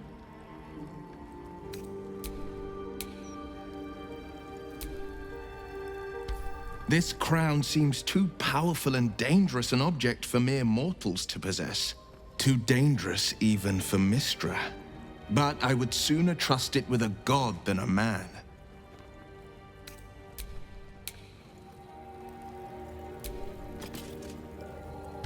I do not trust Mistra to do right with the crown, but I think I trust Gale even less. He should give it to her and be done with it, or his lust for power might well consume him.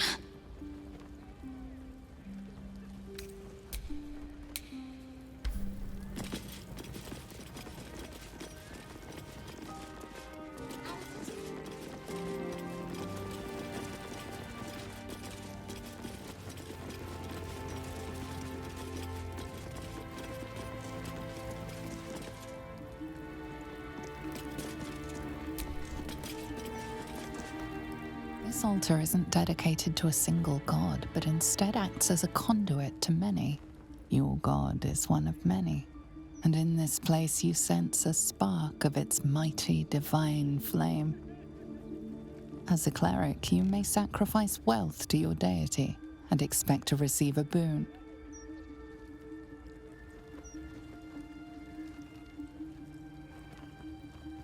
It reads, "Show your devotion with an offering in your god's name. Blessings may follow."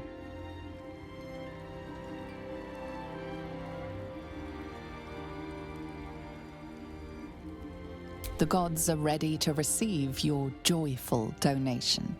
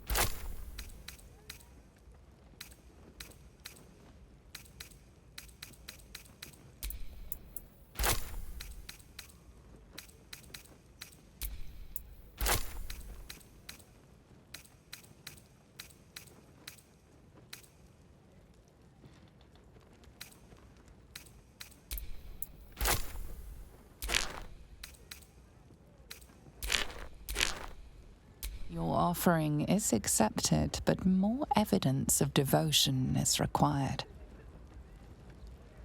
The gods are ready to receive your joyful donation.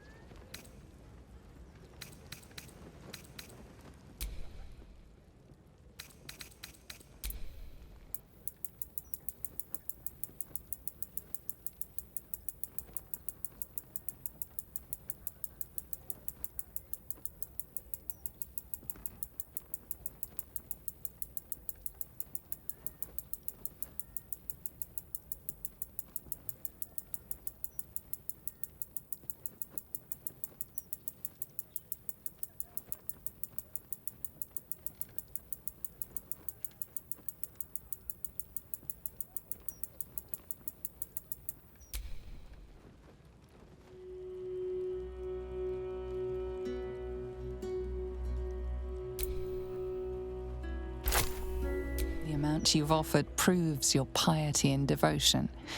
You may now pray here once a day for a divine blessing.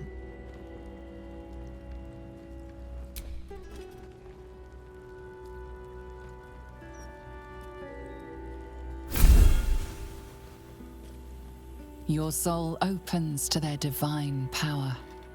Blessed child of Yondala, accept her protection and extend her blessing to all who need guidance and guarding. And the courage to resist. So may it be.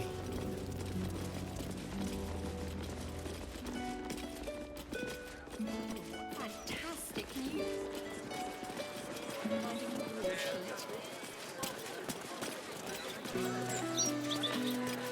Speaks well, that envoy, Tash. Excellent rhetorician.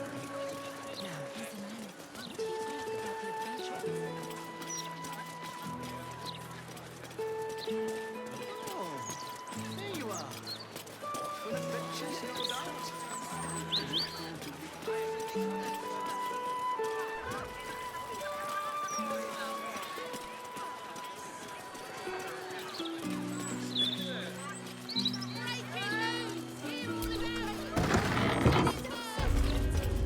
Hop, hop. Yes, love. Not like that, you old goat. Sorry. Didn't anyone teach you to sweep towards the door? Need more business than this to keep the place afloat? Maybe if you didn't eat enough for 3, Balin, you glutton. Sorry.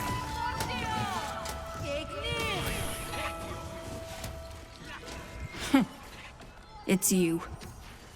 I never forget a face. Noble stock is why the customers came. We were out in our arses soon enough without it. Too bad my worthless fella couldn't get one simple thing right in his life. Oh, sure. Cultists on the loose, a murderer hacking people to bits, and big metal freaks stomping hither, thither, and yon. Couldn't be more delighted. He's wrecking my head, as always. Makes himself useful with a broom from time to time, at least. Go on, then.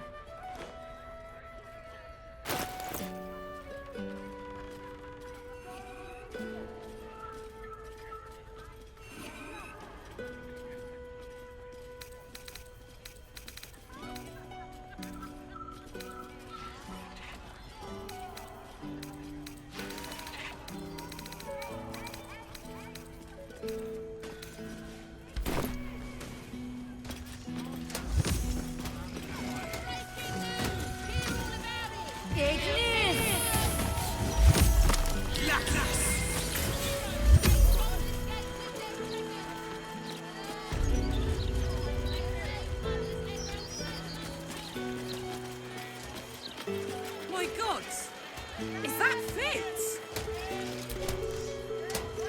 Karlach Cliffgate? That can't possibly be you, can it? Fitz! If you aren't a sight for sore eyes. Where the hells have you been, girl? Last I heard you'd run off to Neverwinter, and that was what? 10 years ago? Neverwinter? Who told you that? Gortash. Said you didn't even give notice. Ha! That prick, but... Never mind that. Look at you. The years have been good to you. I won't lie. They have. Well, go on, girl. Tell me everything. First thing first, you saw the news, didn't you? About Archduke Gortash. Right? Oh, I'm sure the fox will make a great duke of the hen house. I think you were the only thing that kept him a little honest. After you left, things got dark, fast. I got out while my soul was still intact. Started working for an arms merchant. Still in the trade, as you can see. Met my fella Gregor that way. Been together 8 years now. And Karlach, we've a little one on the way. Fitz! That's incredible! Congratulations! Mum life, huh? You're going to be incredible. Gods, I hope so. Even after all these years, it seemed to happen so fast. But now that you're back in town, you must come to ours. All of you. We'll have a good supper, catch up. You can meet Gregor. And the little one in a few months. Are the two of you together? Uh-huh. Isn't she beautiful? Absolutely. You're well suited. I can tell just by looking at you. Pleasure to meet you, by the way. I can't tell you how good it is to see you, Fitz. I'd love to come have dinner with you and Gregor. We're in the city on some urgent business, but can I come find you when it's all settled? I'd love that. Meanwhile, if you're still in the business of intimidation, you should take a look at my stock.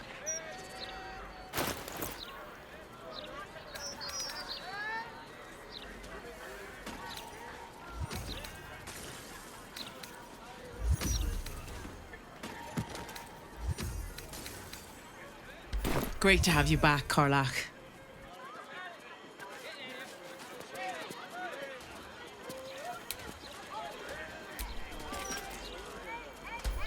Hope that wasn't a lie. I hope we do get to meet up with Fitz when this is all over. First step, save the city. Then, save myself. And last but not least, dinner with an old friend. What more could you ask for?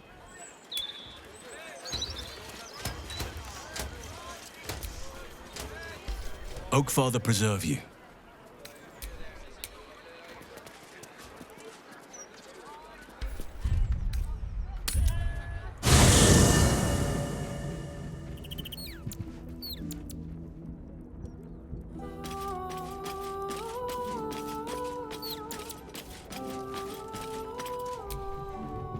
The Blade of Avernus. How marvelous. It rolls right off the tongue. Tell me, little bug, who should Will's first target be?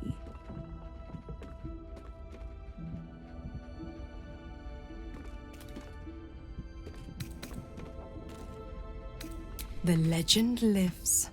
Oh, how the people will applaud their courageous hero. Well, if they're not revolted by those hideous horns. I'll keep the whole devil pulling his strings hush-hush. I promise. Don't worry, I won't keep too tight a leash. He scratches my horns, and I'll scratch his. Ah, the thrill of the unknown. I can't wait to see how this epic plays out.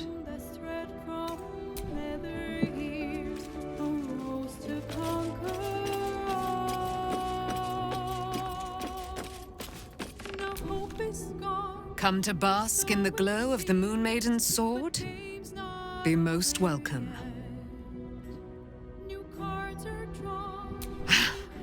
I am not surprised. You have a great talent for tearing down Dame Aylin's enemies. Thank you, my friend. From the bottom of my heart.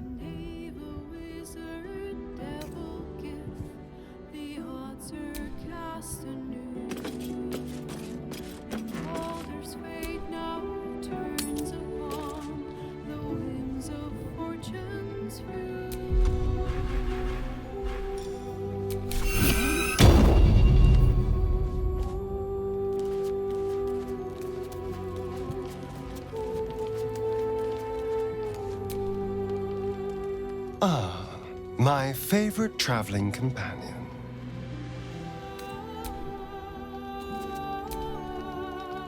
How can I help?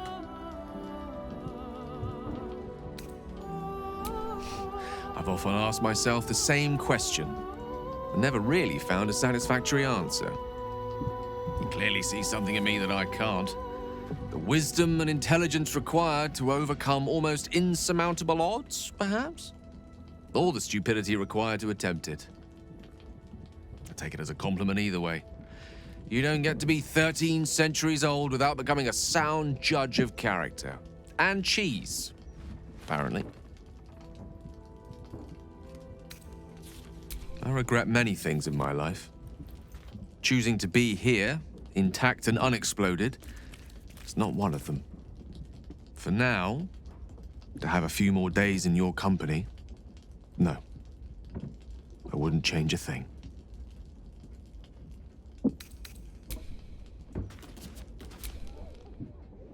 Darling?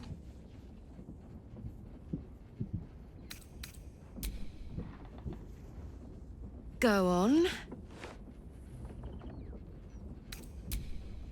If you're happy, I'm happy. Are you happy?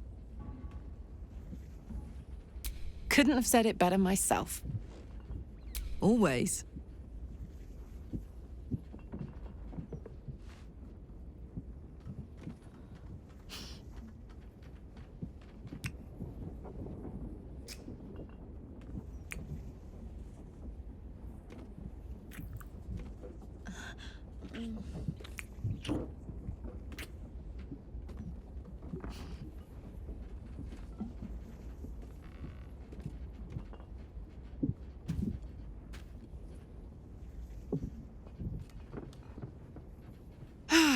Swoon.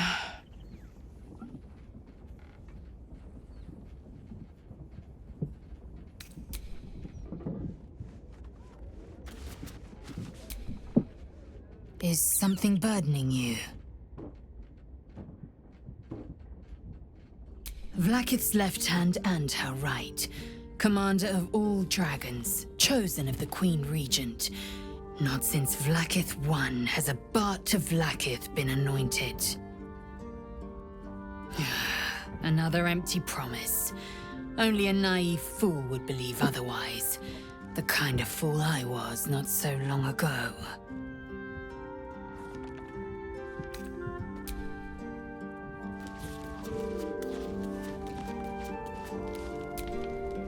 I never quite realized how burdened I was until I met you.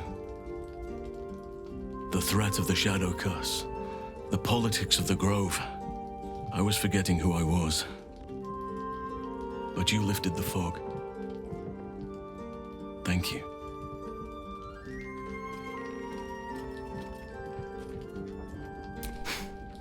You're too modest. I wager you don't even know how extraordinary you truly are. But I do. I have lived a very long time. I have taken many lovers. My heart does not stir lightly. But it does now.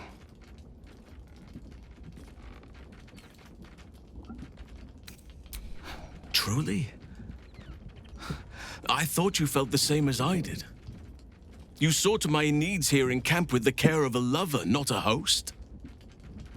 But I respect your choice, if that's how you truly feel.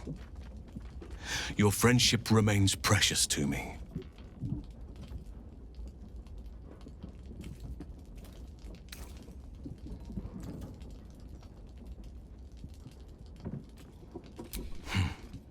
I understand. And I still cherish our relationship. Still, I could not have forgiven myself had I not taken the plunge. Better to have tried and failed.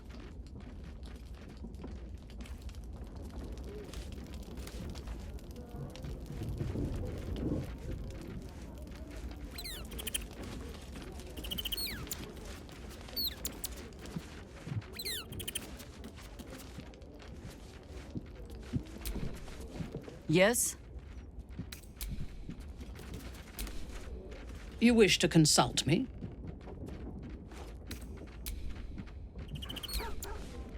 Always good to talk, my friend.